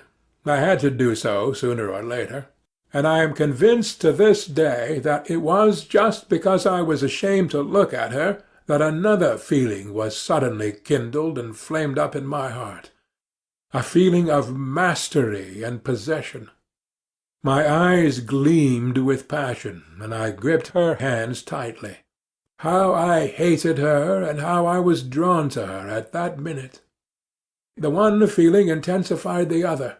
It was almost like an act of vengeance.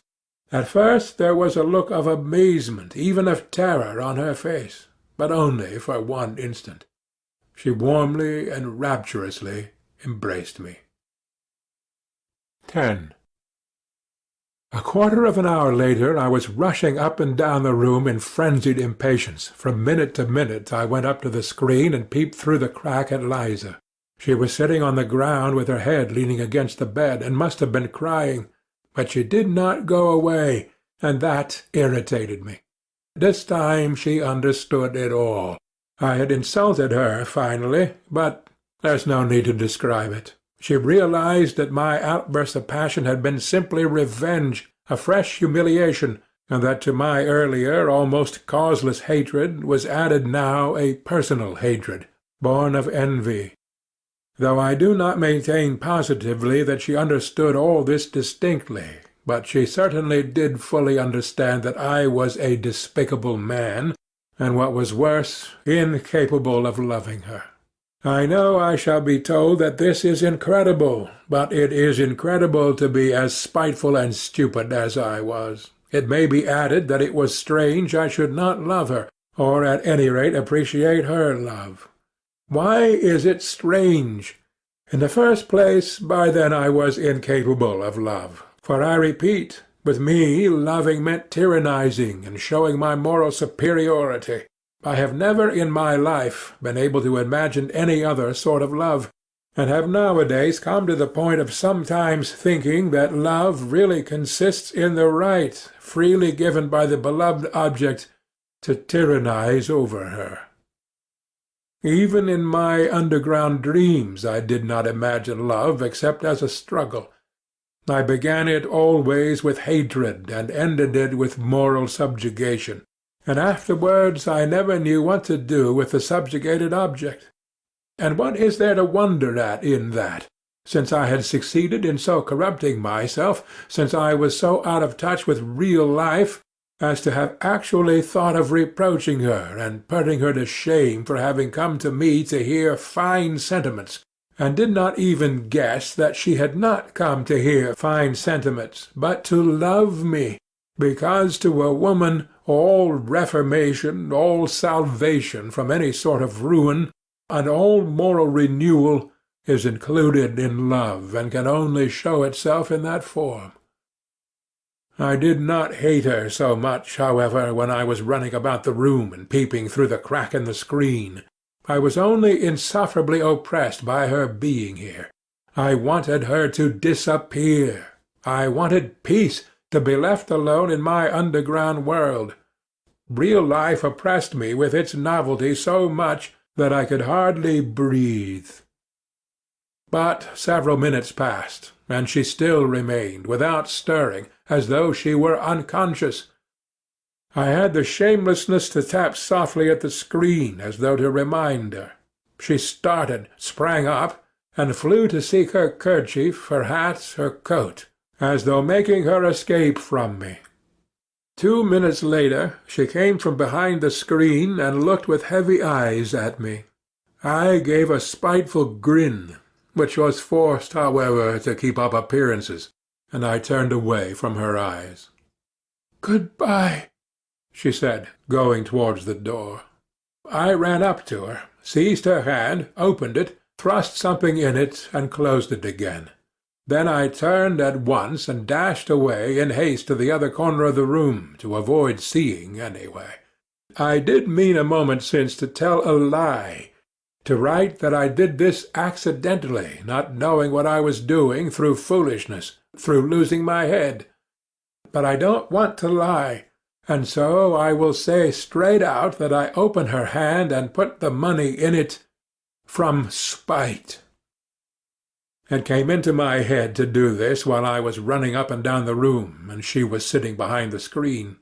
But this I can say for certain. Though I did that cruel thing purposely, it was not an impulse from the heart, but came from my evil brain. This cruelty was so affected, so purposely made up, so completely a product of the brain, of books, that I could not even keep it up a minute. First I dashed away to avoid seeing her, and then in shame and despair rushed after Liza. I opened the door in the passage and began listening. "Liza! Liza!" I cried on the stairs, in a low voice, not boldly. There was no answer, but I fancied I heard her footsteps lower down on the stairs. "Liza!" I cried more loudly. No answer, but at that minute I heard the stiff outer glass door open heavily with a creak and slam violently. The sound echoed up the stairs. She had gone. I went back to my room in hesitation. I felt horribly oppressed. I stood still at the table, beside the chair on which she had sat, and looked aimlessly before me. A minute passed. Suddenly I started.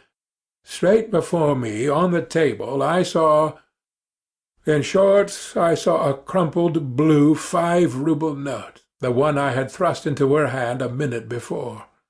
It was the same note. It could be no other, for there was no other in the flat.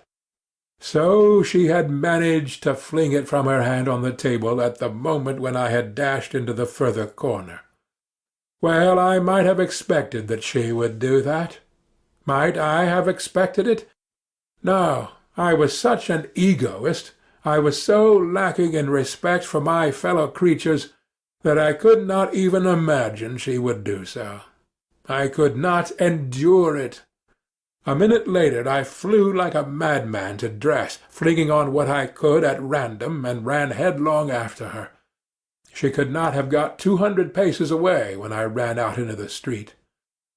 It was a still night, and the snow was coming down in masses and falling almost perpendicularly, covering the pavement and the empty street as though with a pillow. There was no one in the street, no sound was to be heard. The street lamps gave a disconsolate and useless glimmer. I ran 200 paces to the cross-roads, and stopped short. Where had she gone? And why was I running after her?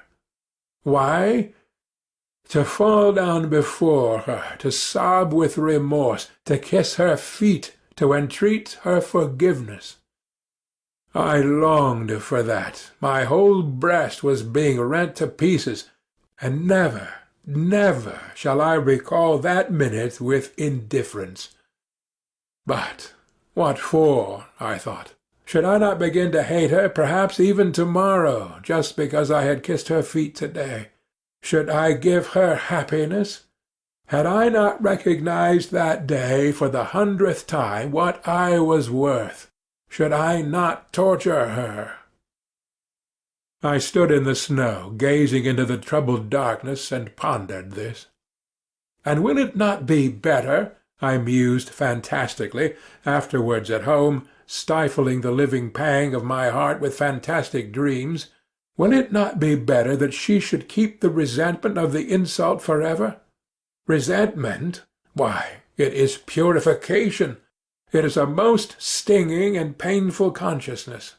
Tomorrow I should have defiled her soul and have exhausted her heart, while now the feeling of insult will never die in her heart, and however loathsome the filth awaiting her, the feeling of insult will elevate and purify her, by hatred. Perhaps, too, by forgiveness. Would all that make things easier for her, though? And, indeed, I will ask on my own account here an idle question. Which is better, cheap happiness or exalted sufferings? Well, which is better? So I dreamed as I sat at home that evening, almost dead with the pain in my soul. Never had I endured such suffering and remorse. Yet could there have been the faintest doubt when I ran out from my lodging that I should turn back half-way? I never met Liza again, and I have heard nothing of her. I will add, too, that I remained for a long time afterwards pleased with the phrase about the benefit from resentment and hatred, in spite of the fact that I almost fell ill from misery. Even now, so many years later, all this is somehow a very evil memory. I have many evil memories now, but hadn't I better end my notes here? I believe I made a mistake in beginning to write them. Anyway, I have felt ashamed all the time I've been writing this story, so it's hardly literature so much as a corrective punishment.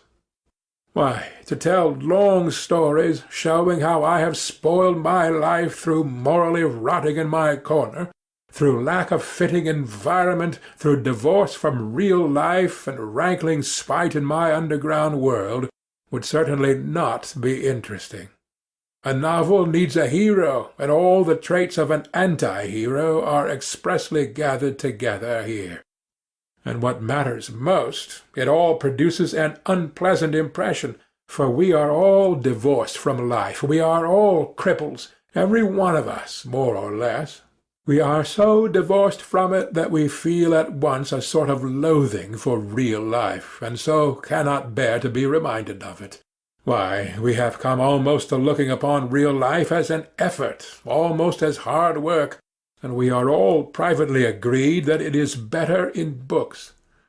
And why do we fuss and fume sometimes? Why are we perverse and ask for something else? We don't know what ourselves. It would be the worse for us if our petulant prayers were answered. Come, try.